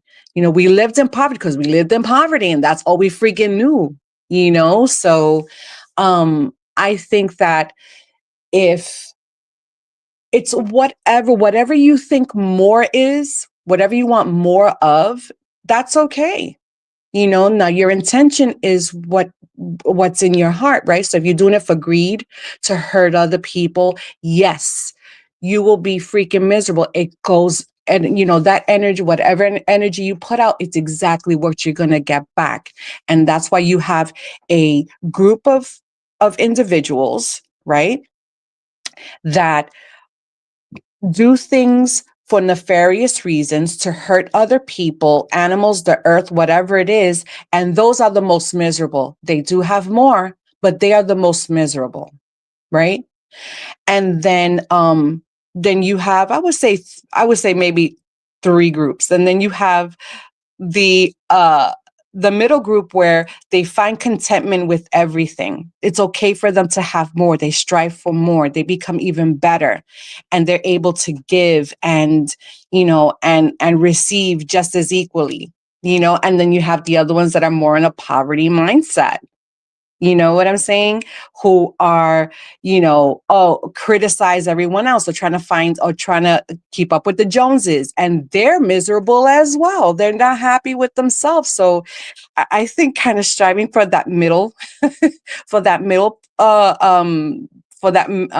middle part is kind of like that balance, So I don't think, if you want to live out in the jungle, out in the desert, and live close to very minimalist, that's fine. As long as it makes you happy, it's not hurting anyone, and you will be fully, fully blessed. You want to live in a mansion, it might work for you. I mean, how many kids you have? Do you have a big family? You need to live in a big house anyway, and it'll work out for you. You will be blessed with exactly what you align yourself with. And I think it's what your intention is, where, because I don't think karma, you guys let me know, does karma keep track? I don't think karma keeps score. But I think it's definitely what you radiate, whatever it is, certainty, fear, lack, confidence, resentment, gratitude, all of that is just going to return. Well, I mean, Moonfeather, you said yourself you're a mom, so you kind of have your own kind of karmic rules probably in your own household, with like how you talk to your kids, how you deal with them. Mm-hmm. And I'm sure at a certain point, like, you have a certain level of tolerance, like how much because obviously your kids are probably going to do, something wrong every once in a while, but you forgive them once in a while. And I think maybe karma is like that. Like, karma is like it, because like, if you look at the world, and like, whether you are a transcendentalist, spiritualist type, or you're a nihilist, you can't deny that there is a lot of suffering in this world. Oh yeah, absolutely. And I think, like I was talking about this earlier, I think if the universe truly is loving and compassionate, then it should be able to forgive us for a certain level of shortcomings, right? In the same way as a parent, you're understanding, maybe your kid is acting out because maybe they had a bad day at school, maybe they're really sick in some way. And if God's all knowing, God and this karmic system should also have that, that framework of looking at us as its children, realizing, and I think one of the reasons, like, I think about angels, right? That whole archetype. And one of the reasons that angels seem to have a very kind of, are often depicted like in the Bible as being kind of like, very judgmental and frightening and intense. And, they're kind of looking down on us, because it's like when a spirit is up in this kind of higher, dimensional plane, it may not be able to necessarily relate to being in a lower existence. So it may judge people in a more harsh kind of way, because in the same way that if you're somebody who's lived a very privileged life and you don't know necessarily what it's like to struggle, you know, in the same way, I think there's some sort of spiritual forces that may not necessarily understand it. So that's why I think that there is kind of this need for a communication between the ordered and chaotic forces of the universe. And honestly, what I'm describing right now is one of the big reasons why I work with the Fae, because in the sense that what's interesting about the Fae is they're not really kind of portrayed in popular media as necessarily being, you know, omnibenevolent like angels or omni-malevolent like demons. They're kind of in this sort of this middle kind of twilight zone between, you know, some of them are good and some of them are bad, some of them are trustworthy, some of them are liars. But in that kind of imperfection of these beings, it's like there's more of a relatability. There's a sense of like, you know what, I know what it's like to be flawed. I know what it's like to not necessarily know everything and be in this kind of fallen state. I can relate to you and I can empathize with you. Whereas I think sometimes, you know, one of the problems I kind of have with a lot of spiritual community people in the spiritual sort of world is that sometimes people get so high and mighty in the sense of like, look at all the good deeds I've done. Look at this like perfect like diet I have, and look at all these like taboos I've read. And sometimes people get so caught up in that purification that they become completely alien and foreign to people who are just, you know, regular everyday folk, and they become unrelatable. So I think that in a lot of ways that, you know, the same way we have these perfect parents, or these, you know, when an abusive parent like kind of portrays themselves as being this like perfect ideal, you know, parent, and, you know, the kids are always falling short. I think we can look at our gods and our deities in that same light. And that's why I kind of like this approach of looking at gods as being, you know, not necessarily perfect beings, because in that imperfection, they have the capacity to have empathy for our suffering and our struggles. Whereas a being that's totally perfect and totally flawless, they won't necessarily understand why we might fall off the horse. They may not understand why, you know, one day we get tempted to drink alcohol. They may not have empathy for those kinds of situations. So I think when it comes to karma, I think there's probably, why it's not exact, is there's probably a certain threshold for like the amount the universe is able to put up with us and able to forgive us. The same way, you know, you as a mom have a certain aspect like, okay, I can forgive my children if they do, you know, something like this. But if they do something like, you know, maybe one of your siblings, you know, brutally murders another sibling, you're like, okay, that's too far. I can't relate to that. I can't empathize with that. You know, get out of my house. But you see, there's a certain threshold where you're able to like, okay, I understand that, you know, you're in a situation where you might not have had all the proper knowledge. You might not have been fully equipped to deal with it. And I have some forgiveness and some patience for you. And I think that if we look at karma as enacting in that similar kind of fashion, I think it can be a lot less oppressive and a lot less guilt-inducing.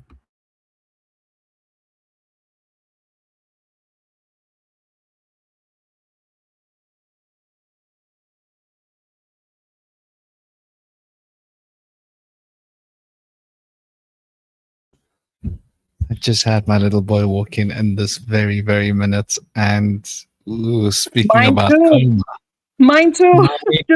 nine, he's gonna catch some karma though. It's 9:30 p.m. I'm gonna have to have words with his mom as well.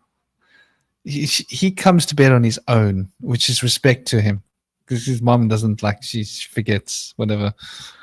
Which is at 9:30 is not, but it's not acceptable for a 9-year-old. It should be at 8:30, 9 p.m. It's a Saturday, okay? 9:30, pushing the wheel out there. So Daddy's gonna have to have a word with him about karma. But yeah, I think that's like very poignant what you're saying, and what you both were saying. You know, really. I think like we are sort of in this sort of reality where our thinking is so programmed. It's very difficult for us to step out of our programming, and I think we all suffer to varying degrees. You know, those that are more dedicated to understanding the world we're in. You're talking about these psychopaths, right? These sycophant psychopaths, like there's a really good example on the bottom of the screen right now, donating loads of money to charities to make them look good, make them feel good. No. They do it to make money. I know it's dark, man. So what happens is you buy shares in a pharmaceutical corporation. We're not mentioning any names yet. Just look at the bottom of the screen. Buy lots of shares, right? Invest. Then do a tax write-off, right? Basically go and find the people you want. Invest money in them to create a charity, right? Then make sure that the right people are running that charity. They're your friends, people you know. Then invest loads of money in that charity on the say-so that you guys are going to go to that company, any company like, say, Pfizer. Look at the bottom of the screen. And you're going to buy this particular drug from Pfizer because I happen to know that I'm a big investor in that company, and they've told me they've got loads of that particular type of drug that's going to go out of date, like on Tuesday, and they're going to have to throw it away. And I'm like, whoa, we can make this work, baby. So you're going to write that off anyway. So why don't I make a special deal with the shareholders that I will buy that from you, but I will use a charity to buy it so that I can write off my tax and tell the world, look at me. I know I'm a great guy. Oh, I did this for charity. Meanwhile, that corporation that I've invested my money in is going to make more profit out of drugs that would have gone down the tube into the bin. And now this poor country in Africa is getting helicopter shiploads full of this drug dumped on their doorstep. They don't even need it. They don't want it. But it's a charity movement. And we've done this great thing for the world, and everybody's got to clap hands. And now I am, as this guy on the bottom of the screen, can recommend this charity to everybody. It's a great one. So the guy in the charity is so happy because he's getting so much money. He's, because of my investment into him and my lifting him up, everybody's suddenly sending money to this charity. That charity is successful. That person sees interacting with me as a necessary evil to get the real projects that they want done, because they're not stupid. They know those people in Uganda didn't need that particular drug, and they can read. They did see, oh, this drug expires on Tuesday. Well, at least it'll get there on Monday. Do you know what I mean? And this is like just an example, particular examples that I have come across numerous occasions by so-called charity. And I think these narcissists do this. They hide behind their charity because they want to fool the world. So I think like this is what it is. You know, we're living in a world of corruption, right? Where right from the top down, it's corrupt. That bloke who walks around wearing a hat and a cute little badge and a 6-gun and a baton, right? A lot of those guys, there might be a lot of good, well-meaning people that are like, I want to make the world a safer place. Good for you. But they're also a bunch of narcissists. What was the lyrics of some of those that joined forces are the same that burn crosses. Dun, dun, dun. Some of those that join forces are the same that burn crosses. That's Rage Against the Machine. It was true when I was a teenager, and it was about information that had come out that there were a lot of people within the force, the ones that wear the hats, that were part of like nefarious organizations, racist, and of course then they were out there doing bad things to people because the skin color wasn't quite as trending as what they wanted it to be. So, you know, we're living in a world from the bottom to the top in organized structure of that pyramid, right? If you want to have a good office in the pyramid, you got to be corrupt. Yes, exactly. It's a prerequisite. So like it's like a mushroom. So we were talking about collective karma and fate. So this mushroom's out now because these guys are making big decisions and they're affecting collective karma. Yep. They decide who gets medical care, who doesn't. They decide what kind of trashy medical care people get when they get medical care. They decide what poison's allowed to be put on your food because that corporation is going to pay for me to be in office for another 5 years or 4 years or whatever. So we're going to support that corporation. And all they want is a little change in the law.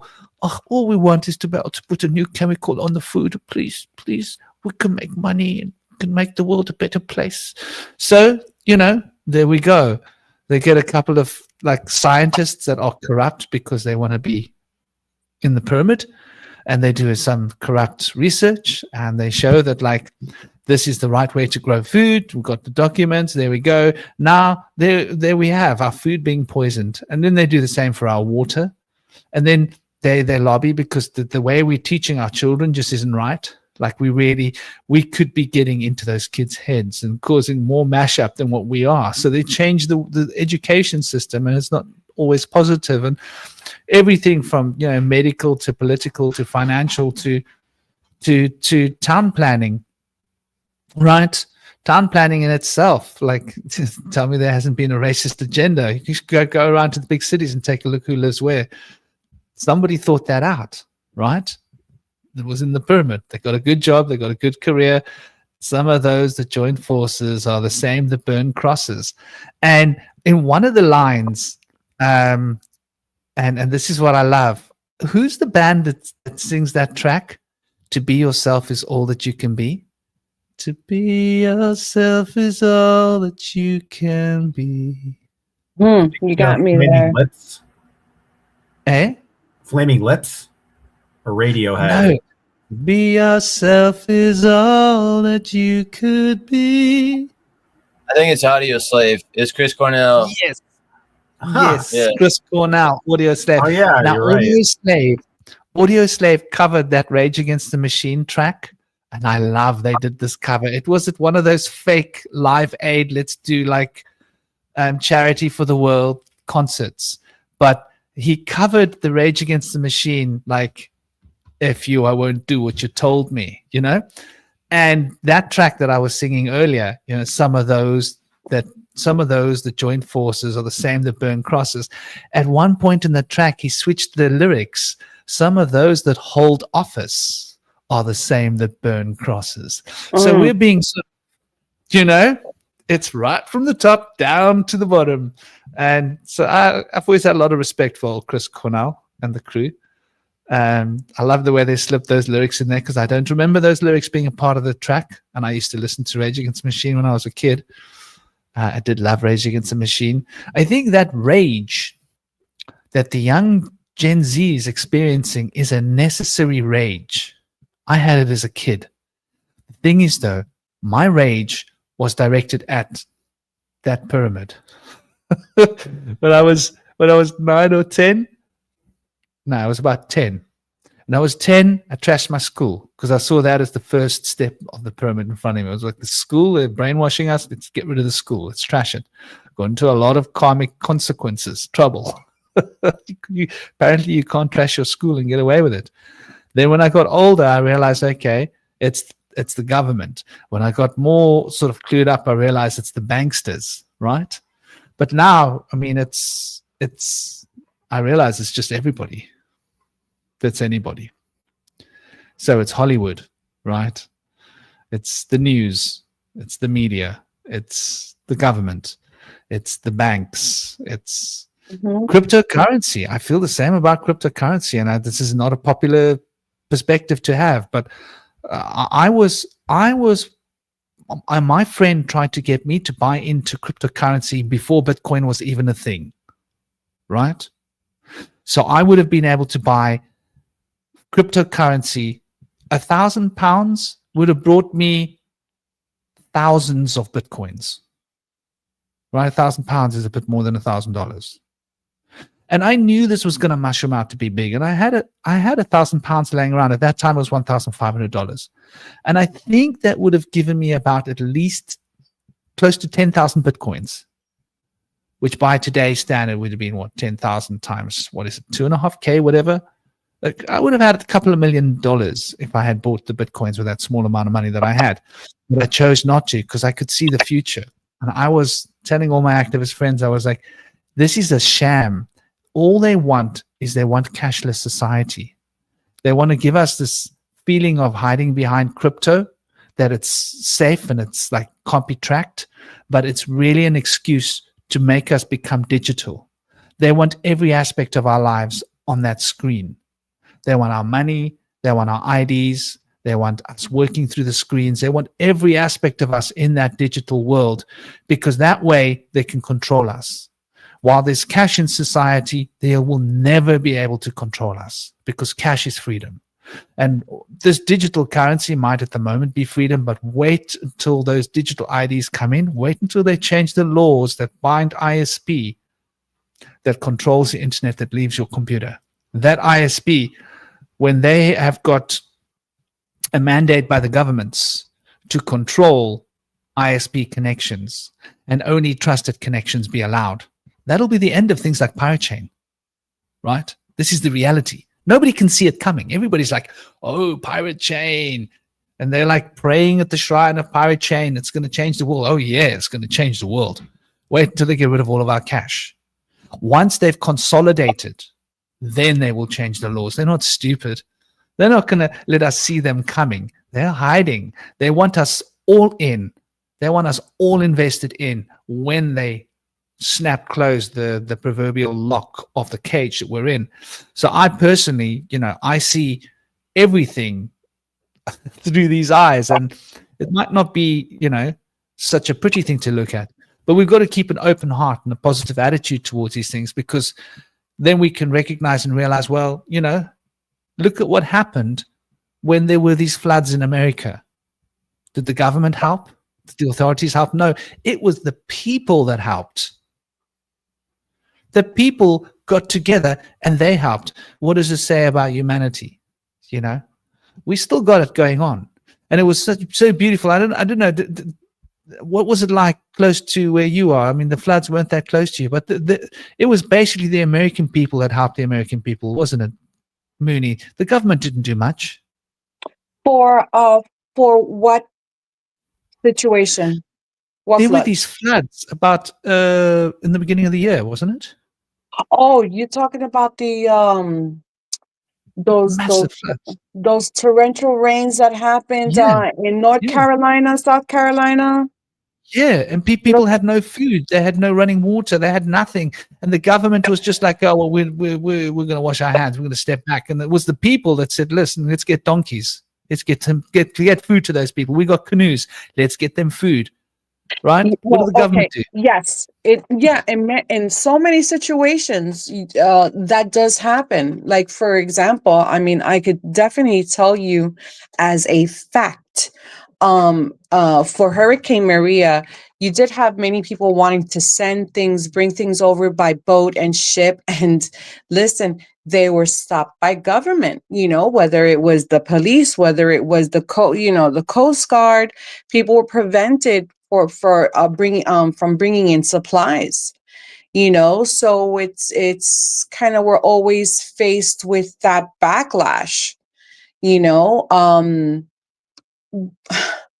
but then I'm gonna say that there's a mix. So in situations like that, you will have the helpers, as or Mr. Rogers was saying, like in times of tragedy, or I'm messing up his quote, but in times of tragedy, look towards the helpers. So you have the helpers, but then you have the ones who are trying to take advantage of the entire situation, who are completely evil and out for themselves, and don't care what they have to do to get what they have to get. So yes, there's both sides of that. And getting back to what you were talking about, as far as, well, everything that we've been talking about, right? We were talking about vaccines and these poisonous foods and things like that. And it's funny because a majority of products that, you know, have so many toxic ingredients in the, it's here in the United States and in some parts of the other world, but for the most part, like for example, my girlfriend went to go visit her family in Italy for the first time, and she's like, you need to taste the food, it's so different. And we're both from Brooklyn, you know, so we know how this reality is compared to the reality that's going on in Italy. Everything is natural, everything is from the earth, and everything tastes better. There aren't people who are suffering from obesity, and we've heard about it, but she's seen it with her own eyes, and she came back and reported, and I was like, well, yeah. So then, you know, people are being paid off here to big corporations are being paid off to, you know, poison our foods, to poison us, you know, and you got to really think like, oh crap, you know, it's messed up, but it's not like that all over the world. It's only in selected parts. So now this world, it's a big machine, you know, that runs this 3D. Right. And I'm going to say that they're more malevolent, if I'm saying it correctly. And what can we do? We can't fight against a big machine. We could only control our own, right? Our own reality. And is the world going to shift? Is it going to change? Are they going to get rid of cash and we're going to go into absolutely, because this is what they want, right? But there are always loopholes. Right. And this is, I think, where it's important that you get your heart right, you get your mind right, you do the inner work. So then you're able to come together with, you know, a small group of people who are on the same wavelength, who are on the same frequency, to be able to bypass, you know, this digital world and things like that. I believe you could use this opportunity to, I would have jumped on that opportunity, frankly, to have bought crypto before it even, you know, before it even exploded like it did. But yeah, I say you got to know how to live one foot in and one foot out without, how would I say, absolutely, you know, corrupting your own morals and your own values. There's ways to do it. We've left loopholes for ourselves in this 3D. And I feel, you know, there's how would I say, cracking the code. Like we, you know, where we know how to crack the matrix and attain the live outside of this system. We're able to do it. You know, you just have to be smart about it, you know. So is investing in, well, right, as Franklin was talking, is investing in crypto a bad thing? It's up to you. If it messes with your morals and it makes you go, then don't do it, you know. But I feel that there is still space to invest in it and be able to financially gain from it. So then you're able, because you need money to do certain things, you know, to be able to, you know, what do you want to do? You want to live off the grid? Is that what you want to do? Then yeah, then you could absolutely set yourself up for that. There's still a window for that, you know. And as far as like all of this digital ID and things like that, there's absolutely loopholes, you know, to get around all of that. And you know, these are things that I trust in. I trust in spirit, and I trust in guidance. You know, from people that vibe with, that we're on the same frequency. And yeah, so it's the way this world is going is not very good, doesn't look good, you know, but we don't have to fall into that. You know, I think we absolutely have the power to be able to create our own reality and live outside of it. Now, that also depends on how that looks for you. This is what I'm saying. Everyone has the ability to create whatever world they want to create for themselves. You know, even if it's like their own. When I say their world, their inner world, their inner circle, and is just knowing how to play the game. That's all. It's just knowing how to play the game. Oh, and about the comment that Cosmin, I said, like, you know, he had mentioned, oh, you're a mom, and I'm sure that, you know, absolutely living with an 8. I'm a life path 8. Listen, my kids get hit with karma real quick. Like if they don't do something they know that they're not supposed to do, it's gotten to the point where I don't even have to say anything. And they're like, oh, mom. And they're very truthful with me. They'll let me know. It's like, oh, ma, you know what happened?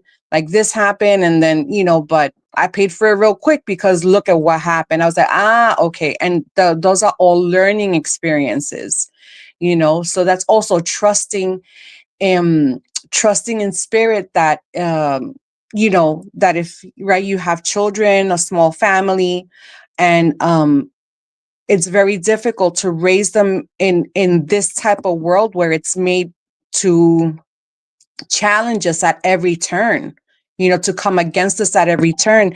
And I feel that you have to trust in spirit, trust in bye, sweetheart, I love you. Okay, so you have a good day. He's going to work.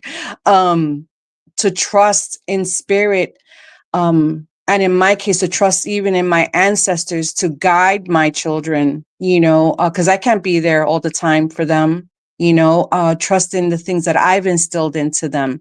So they're able to maneuver in this crazy ass world and make good decisions. So somewhere, somehow, whatever trauma that was passed on to me, you know, through my generation, through my own lineage, we're able to break that karmic cycle, or that negative karmic cycle, you know, from this point on. And that's what I take away. That's my takeaway with karma and how it serves and how I feel that it works in my own reality. Yeah, absolutely. Indie, brother, did you want to share? I'm just trying to sit down. I have a menagerie of creatures here. There's a couple cats in my way. Just giving them their time. You're lucky, man. I had barking dogs a little while ago. I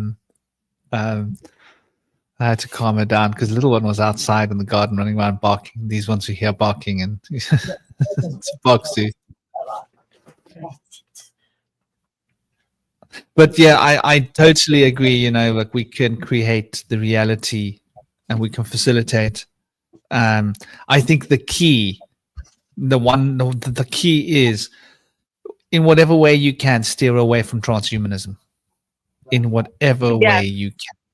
Yeah, I absolutely agree. Yeah, absolutely agree. Mm-hmm. The smell of transhumanism is the end of humanity as we know humanity. And I like humanity. Humanity is good. We don't need to change that much, you know. Is it going throw again? And I also think like this is quite relevant because we're talking about the initiation. We're being initiated into a huge cosmic change on Earth, right?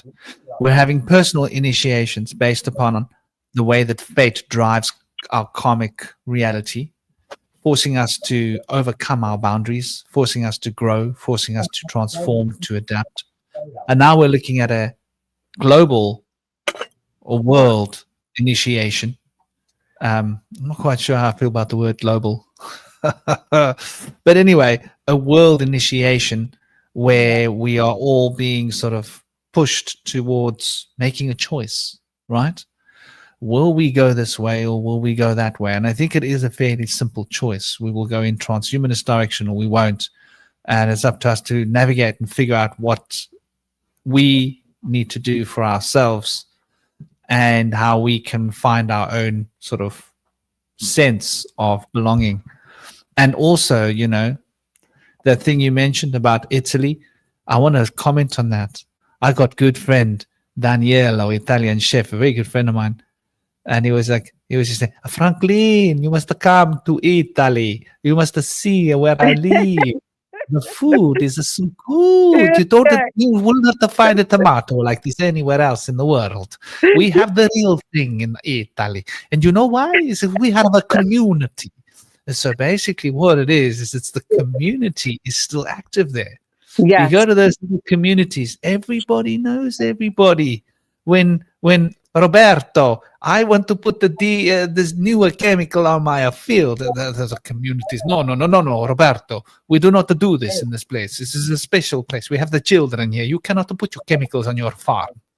So Roberto is like, oh, okay. He says, I will make money. Or forget the money, Roberto. Think about the land, you know? That's so spot on. Yeah, that's so spot on. So that's why they live the way they do, because they love good food. And they're not going to sell out because they've traveled to Milan, right, to the cities. And they went there and they were like, the food in Milan is terrible. You cannot even eat the food. I would not feed it to the pigs. I must have come back to Sicily. Like they know, they'll tell you, like, stay away from the cities. It's like the rest of Europe. Europe's not bad because but I tell you, those rules in Europe are fast corroding with regards to farming. They have been for the last decade. And the UK used to have a very good, solid basis for not so much GMO. The last 10, 15 years, it's been going downhill. But the local communities managed to keep it together, you know. But how long? Like, these communities are on the enemy list, right? They're being targeted. Their kids are being targeted, right? PlayStation, Xbox, you know, new lifestyle, digital, going like Gen Z concert. What was that ridiculous rapper we were talking about? Like 6 and 7, right? No, is it 6 and 7? 7 and 8. Yeah, it's yeah. Oh my gosh, yeah, it's 6, 7, right? What's going on there, man? So like they're targeting the kids because the kids will be the next community. That's community. Right. That's right. If they can mess the kids up, then they've won that fight. You know, the community in that area. So it's a war, and our children are the only chess players on the board, chess pieces that we have to play with. Right, this fight. We gotta like how well we bring up our kids is really the key. And you know, that's the challenge. I was having a conversation with Dan in his hollow not hollow I keep talking about a hollow world, but it's concave world chat, and how much harder it's getting the older my boy gets. You know, he's in a class, the children are talking about this game and that game, and he's like, ooh. He's on the Google, you know, Googling the game. Dad, I want this game. I'm like, dude, you're not having that game. But Dad, this game, no. And then he tells everybody about these games that he's been researching. And like, he's got Minecraft. He's like, he's gotten that far. And I'm like, dude, like, you know. So it's a challenge. Your brother Indy.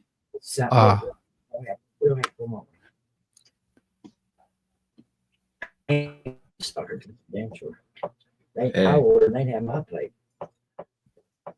I thought there was something you wanted to say, brother. No, not right now. Well, I mean, and I'd chime in, Cosmic, if there's anything on your mind. But I think we're at this point where this rebirth is coming, and that rebirth is going to be a dual-fold rebirth, a splitting, twins, if you will. The one twin is going to be like a barefoot hippie wanting to grow food in the wilderness. And the other twin is going to be like, you know, lots of twitching, with headphones and like holes drilled in the head with like all sorts of like chips in here and there. And they're like, you know, lots of beeping sounds everywhere. and gadgets coming out of the body and gadgets going into the body, and the other one will be like barefoot, like, you know, hippie kids, hippies going into the wilderness, maybe not so much in their hands except soil and seeds. Get a seed bank, people. Before it's too late, build your seed bank. Now, yeah, I'm not just talking about cannabis seed banks. I've got a cannabis seed bank. You never know, one day it may not be available, but I've also got some food seeds. I got a little bag of food seed bank. So start building a seed bank of good seeds, because one day that's what you're going to have. Until they've make it that you can't buy the good seeds anymore, and you can only buy the GMO seeds, right? And the GMO seeds won't grow unless you put the GMO rubbish onto the GMO seeds. So you want to have the good seeds, so that one day when you hightail it away from the cities, because I think we will all have to at some point, then you'll have your seeds. And maybe you can look after those seeds and they can become like an heirloom for your kids. So it's worth making a sealed container, right? Sealed from the environment, with seeds, enough seeds in there to keep you going, to get you started, to start a farm. And make like a memory capsule, something that your kids can inherit, so that one day there's something left. Once the system that we're in is it's going to fall, it's going to crumble like cement walls in the ocean. It's going to be knocked down. It's going to be teetotaled. But unfortunately, there's going to be a bit of like friction until it gets to that point. It's not just going to happen overnight. It's not going to be like we're going to wake up one morning and sing Kumbaya and that's the end of the story. There's going to be a little bit of like elbow grease and sweat involved, and maybe some gritting of teeth, and maybe some gnashing of teeth. But in the end, the system will fall. And then what we will need will be seeds and knowledge for how to rehabilitate soil. So these are the things, like, we should all have an idea of how soil works and how to repurpose soil, because one day this is the knowledge our kids are going to need. Forget all the other nonsense they get taught in school. They're going to need to learn like how seeds grow and how to plant seeds and how to fix broken soil and maybe how to purify water. Oh, absolutely. Learn how to purify water. I think that's the most essential thing, right? One of the most essential things to know how to do. Yeah, they've got a really good system called aquaponics, which uses fish. Right? Yes. Fish and nature and wild nature to recycle everything. And it basically reorganizes. So if you can start an aquaponics structure somewhere and start adding some good stuff to it, it will recondition the area around it. And that is how that works. I don't know how the fish will feel about that, but they got to live somewhere, right? And polluted water is all we got, then that's all we got. But I suppose there are a lot of different ways of awakening, and there are little places where they've managed to keep community spirit. Here in South Africa, we've had a huge problem with this. Huge problem. Our farmers have tried to keep the community spirit, and what's happened was they've become targeted by political organizations that have had ex-paramilitary people going to do farm shootings and under the label of racism. And then the same time, we've had political people standing on a podium, literally elected political heads, shouting slogans like kill the Boer, shoot the Boer, whatever, and getting people chanting it so that the stories match, right? But it's the pyramid from the top down, corrupt. They don't want the South African farmers to be in communities. They want to split those communities up. They want to break up the land because South Africa's got such rich farming potential. They want to basically get Monsanto's to own all of that land and turn them into super GMO farms. And it's not just here. You know, South Africa is a model that they're trying to push into the whole of Africa, because South Africa is like we are the Monsanto pusher in Africa. Monsanto set up shop here to pollute the rest of Africa, and they're trying to get everywhere. And so conscientiousness of what we buy, what we eat, who we don't support, what companies, when we vote with our dollars, we'll vote against companies that we don't like. That's the only sort of recourse we have. But this transformation is coming. This initiation has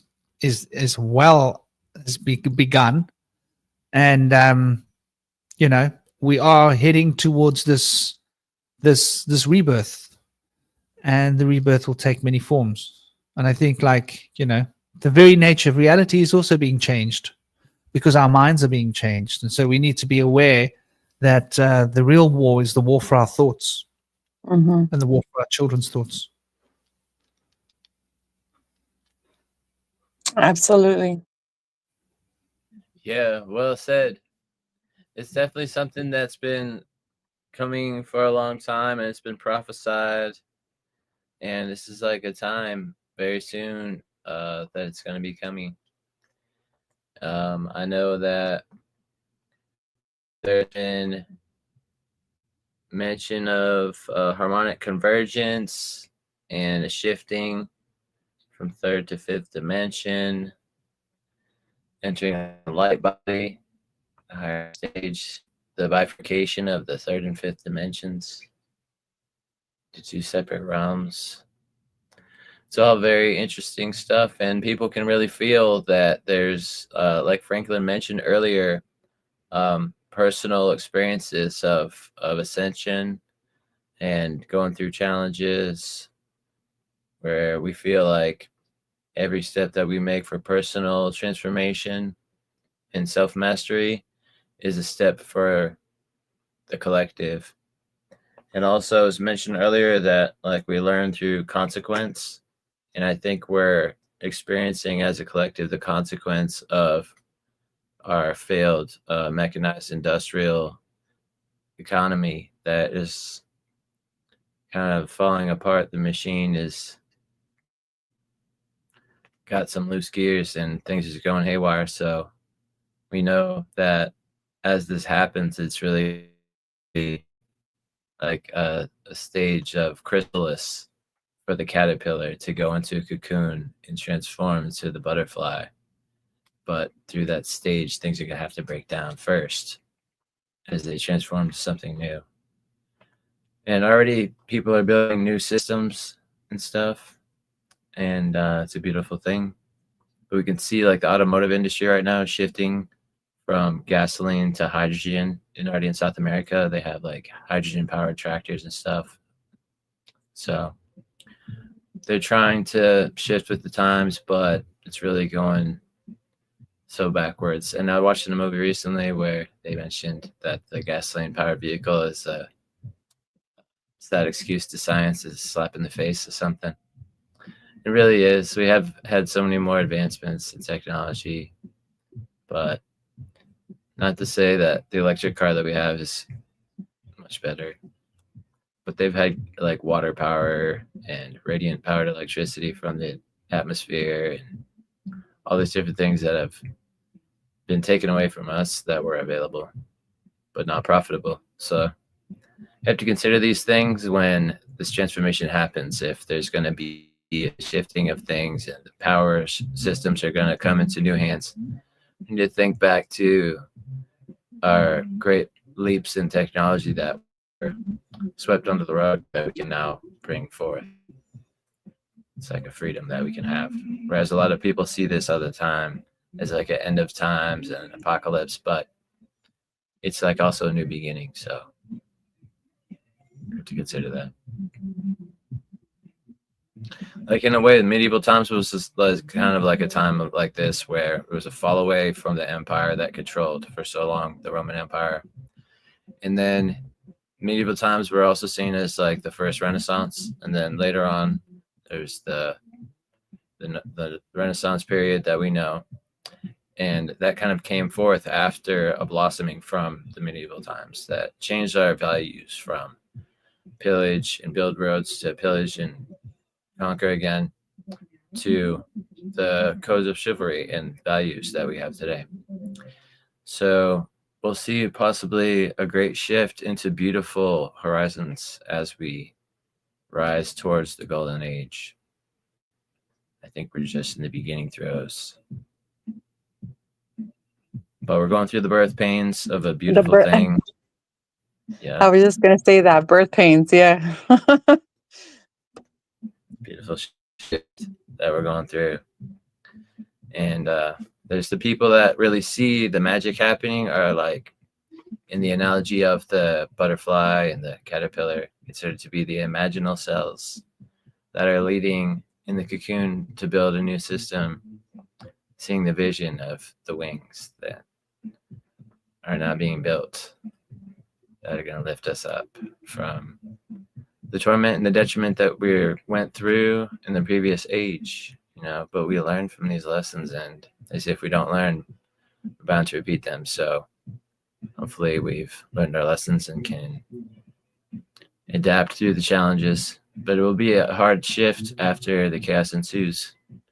A lot of psychics have predicted that the cities will be depopulated by starting around 2030, and by 2050 there'll be no more people in the cities.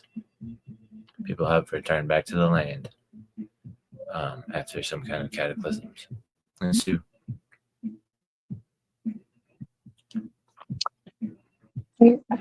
It's, oh my goodness. I was just thinking about that not too long ago. So you were talking about, right, the medieval times and all, like we've come a long way. Like if you think about all these generations that these decades that we've gone through, how we've definitely, because like, right, quote unquote, to think of I don't know, like let's say like the 20s, like when my grandmother was born, you know, there was a lot of poverty, you know, people just getting by, but people were more in touch with nature and lived more off of the earth, but life was rough, right? Yeah. So then we think about it now, we're like, oh well, you know, they could probably never see this future, you know, like, oh, things getting better, but they did.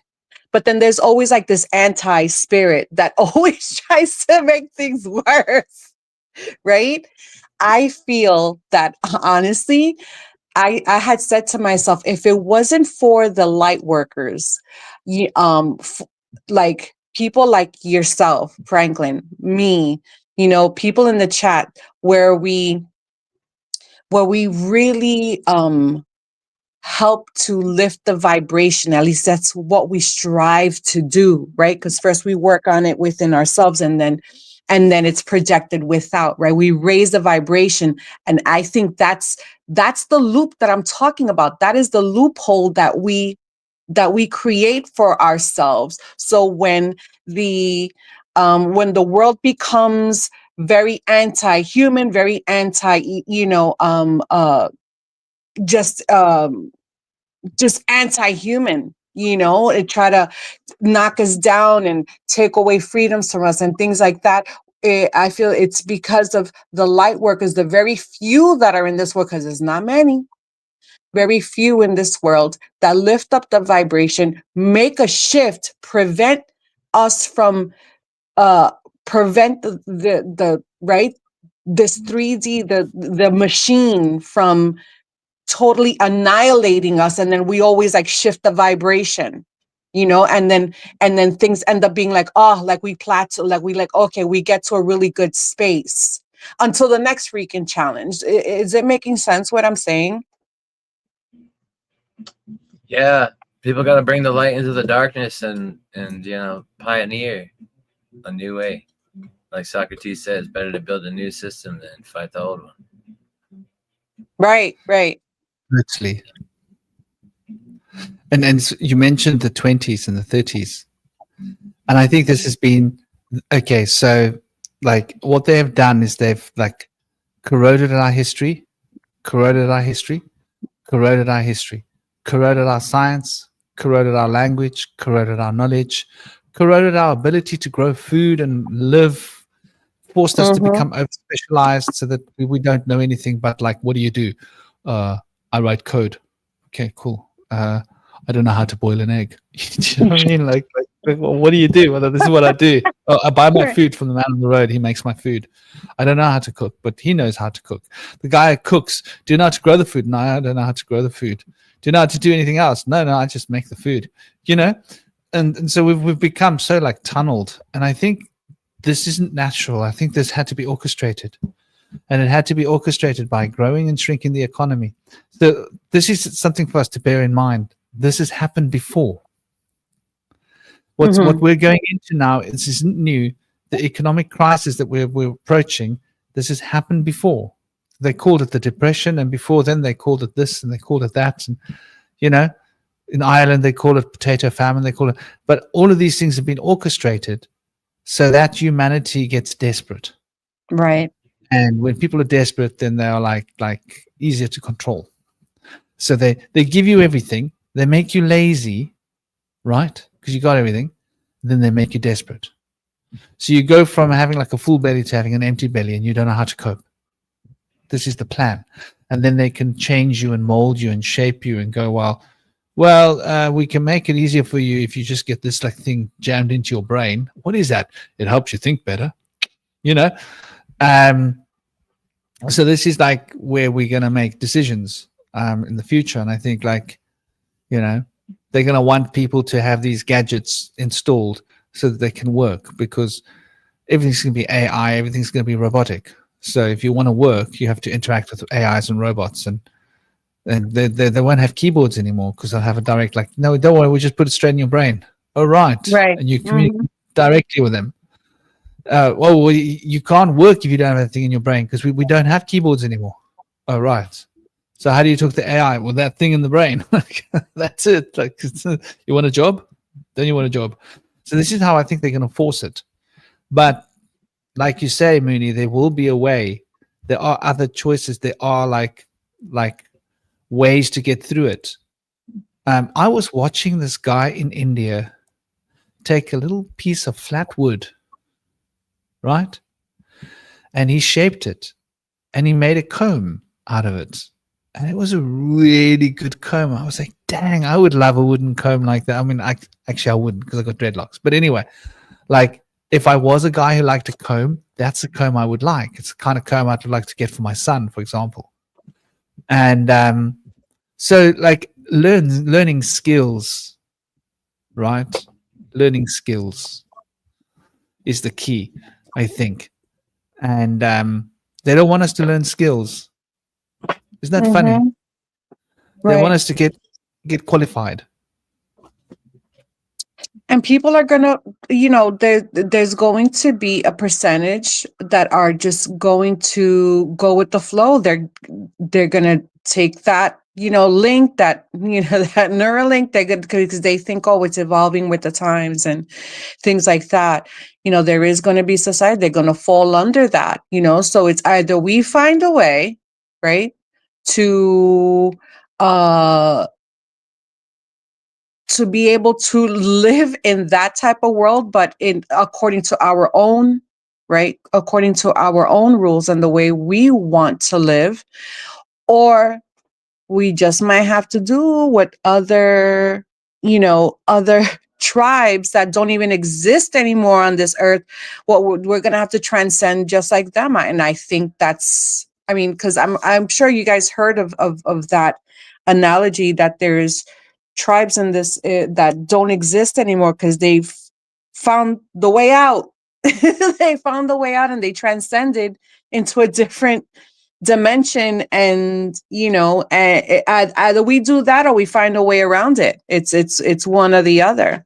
I'm just saying.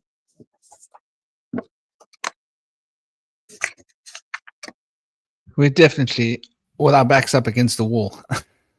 Right. But hey, that's the time when we're most dangerous. Well, so that's right. That's how we know that.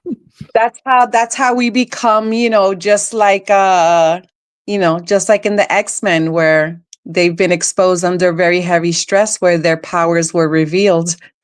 So This is something I've been thinking about, is with the advent of all of this transhumanism, I'm imagining like I like to think of like this perfect balance, what we were talking about earlier, the Ma. So the Ma is like, it's the divine feminine waters. It's the ocean, the mhm, proverbial ocean.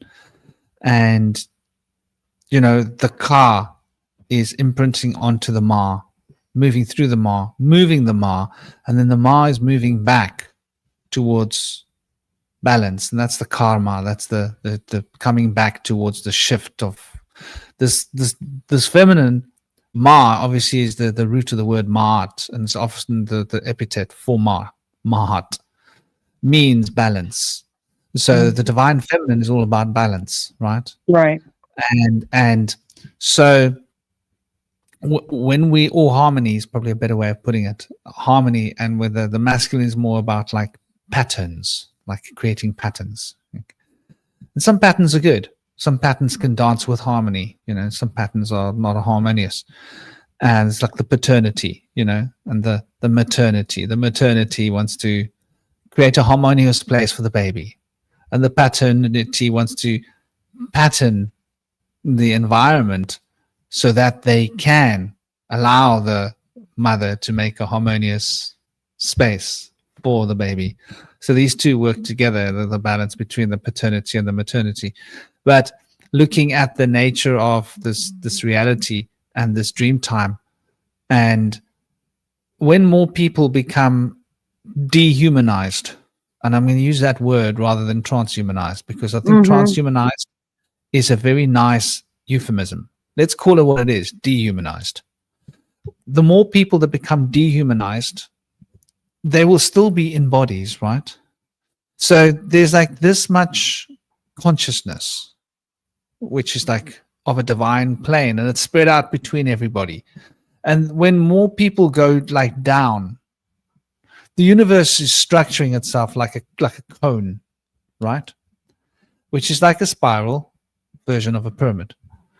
And the pyramid actually is the pressure that puts pressure on the cone, right? To compress the cone, create more density. This is what they want. They want us to become dense. Dense, dumb us down nicely. So this cone is a natural. Dunces. The natural cone is like this, that when a lot of people become dehumanized or transhumanized, like they have their spiritual essence removed. In other words, their free will. That free will that they were occupying won't just vanish. It will just go to the group that's got the free will. So what I'm proposing is that our free will potential will increase. So if there's like 8 billion people and 4 billion of those people get dehumanized, then 4 billion people will have the extra will that those other 4 billion people didn't have. We're talking about X-Men.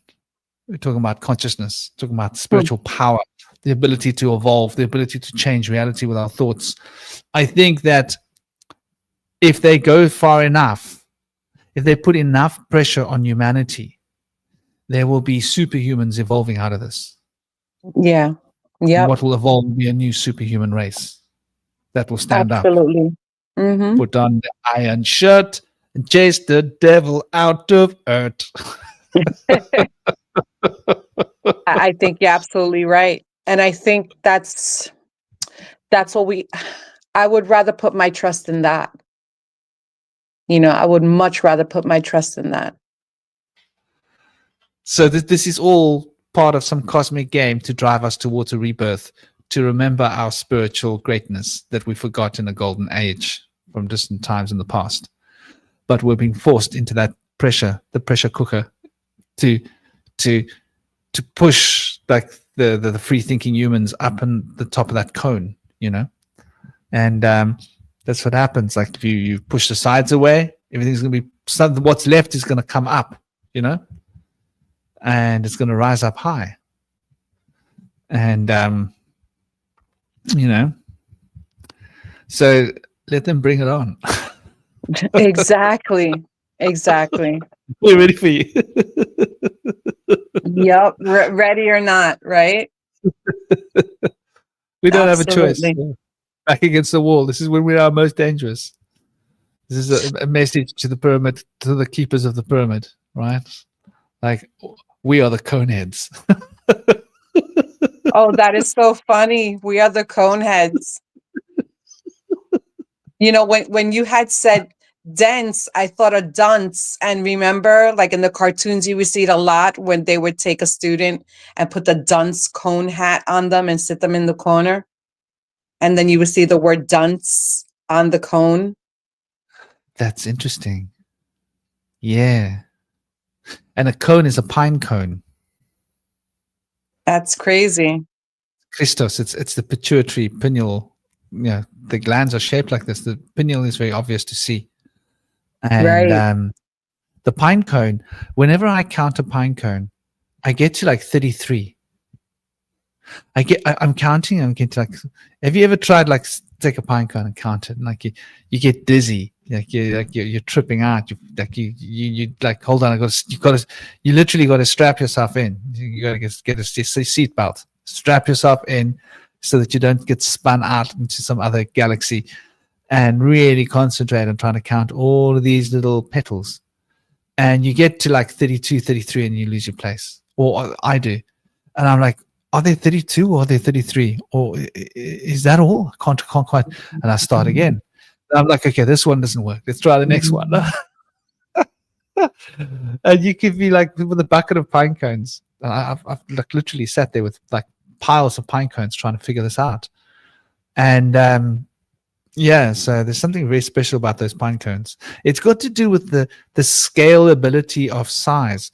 The petals get so small that you can no longer keep track of them. Isn't that fascinating? Have you guys done this with pine cones?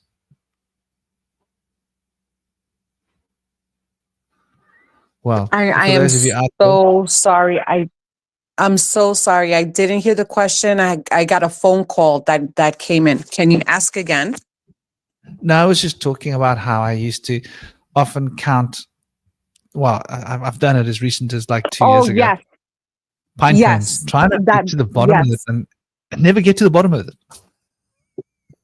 Yes, Like, is it definitely. 32? Is it 33? I can't quite tell. Like 32, 30. I thought I just got to 33, but is there more? Or did I make a mistake? Because they get smaller and smaller. And it's got to do with like how many times you can fold a piece of paper, right? So many times. And it's like when you count a pine cone, it gets so small that you can't keep track anyway. You know. Like they get flatter and flatter at the base, right? And you start to like lose your place, or the world and the spirals. But there's an interesting exercise, counting the petals on a pine cone. Endless source of wonderful meditation. Oh, that's that spiraling effect. You know, Yeah. either I think there could be, well, of course, you know, when you hear people, oh, they're spiraling, it's usually a negative. It's a negative you know, it's, oh my goodness, these calls are just coming in. People blowing up my phone right now. It's a negative, you know, to a negative effect. And but I heard, I was watching a quick video on ballet dancers, right? And how they practice spinning, and that everyone should learn how to spin in place in order to oh my goodness, in order to be able to, what's the term? Oh my goodness. To be able to, oh my goodness, I'm gonna have to research that again. But in order to be able to not be overtaken from the spiraling effect, and knowing how to ground yourself even when you're spinning, still knowing how to focus and not be overtaken from that spiraling effect, because because when we were talking about the cone, that's what I was thinking about. I was thinking about spiraling up, because when you see the smoke rise in a pressure cooker, right, that smoke goes up, and then automatically my mind goes to spiraling up, so it's either you spiral down or you spiral up, one of the two. But I think that's key, as you are transcending into this new version of yourself. You're spiraling in a sense, inwardly, but then also, because things do get chaotic, but also to stay focused even within that chaos. Yeah, it's funny. My boy used to see me spiral dancing because, like, if like I would always dance in a spiral, and now he's owning this, man. Often I'll come into the dining room and I'll find him dancing around in a spiral, and he'll spin and spin. He used to sometimes spin like 15, 20 minutes, like a little dervish, just spinning and spinning and spinning and spinning and spinning. And his mom used to get concerned. She used to say, this isn't right. I said, no, leave him. This is good. Like, leave him, let him do it. Like, it's good for him. And so it's like, it's interesting. Kids automatically know it. That's why we invented merry-go-rounds, right? For our children on playgrounds. That's going amazing. around in the merry-go-round. That's what that's all about, right? So I think there's something in that. I think there's definitely something inspiring, something in it. It's inspiring when we are dancing in a spiral ring. Inspiring. The words get twisted. The spirale. Well, everybody, I hope you guys have enjoyed the discussion. We've got 4 hours and 25 minutes. We've gone a little bit over. Do you guys have any last ideas you want to throw on the table before we wrap it up? Actually, no, I'm just so thankful I was able to jump on really quick. I know Franklin is always so gracious in sending me the link to jump on. It's just, life is crazy this way. But I'm so grateful to everyone. And yeah, just great conversation. Always love the wonderful insight. And yeah, I hope everyone has an amazing day, and so much love to everyone. Shanti, it's funny that you say that. Jumping on, I was talking to Eleanor today, my girlfriend, Hollowbone Hawk, and I was saying, like, she mentioned, like, well, a friend of hers said that, like, she doesn't like the round table because there's always just men on it. I was like, well, you know how hard it is to find women? A lot of women don't want to be on because it's like it's exposing in a sense. Like woman's got to be really together and really grounded to put herself out there because there's so many bloody weirdo blokes out there. Where do you even go with this? And I was like, so it's there's only certain women that will have that kind of core, you know, to feel comfortable doing that. Like, it's like a kind of a strength. And I mentioned, and I said, well, it's funny. As winter approaches, we might see Mooney on the show because, like, Mooney's busy. And I explained to her, like, Mooney's doing her own business. So during summer, Mooney's got to, like, you know, you got to make hay while the sun shines. But during winter, when the weather's bad, that's the time when Mooney's actually got some time on her hands, you know? Yeah. So funny that I was saying that just before the show today, about like some hours before the show. And here you are, you know, serendipity, synchronicity. So I mentioned your name and you came. Aw. Yeah, definitely. Thank you so much. You guys are amazing. And thank you to everyone in the chat for coming in and hitting that like button as well and sharing. And yeah, so much love to everyone. It's always great coming on and sharing the space with you guys. Likewise. And So it's good an to honor. have you. Thank It's you, great for all your- Indy. Listen, I'm still tripping a little bit about that dream that I had. It's like I can't believe how scary accurate that it was. Oh, thank you for sharing that with me. That was helpful. Yeah, that's really wild. I love it. You have such vivid dreams. Awesome. You're welcome. Yeah. Well, thank you, dear brother Indy. It's been an honor. Mooney, it's been an honor. Cosmic, it's been an honor. All of you guys in the chat, it's been an honor. People on TikTok, we are on TikTok for the first time, by the way, peeps. Did you know? Well, now you know. It's been an honor. And yeah, we managed to put this on TikTok. So I'm pretty stoked about that. Sending you all big love, big blessings, peace, honor, respect. Let's keep it real. Let's keep it sweet. Let's find that little root of karma within ourselves that will drive us through this world of form into a state of personal initiation where we can awaken to the spiritual rebirth and release our true potential as human beings, because humanity has been pushed into a little cube. Release the cube. Let it free. Let the cube turn into, a double tetrahedron expanding spiral of possible life force energy. Om Shanti. Blessed be.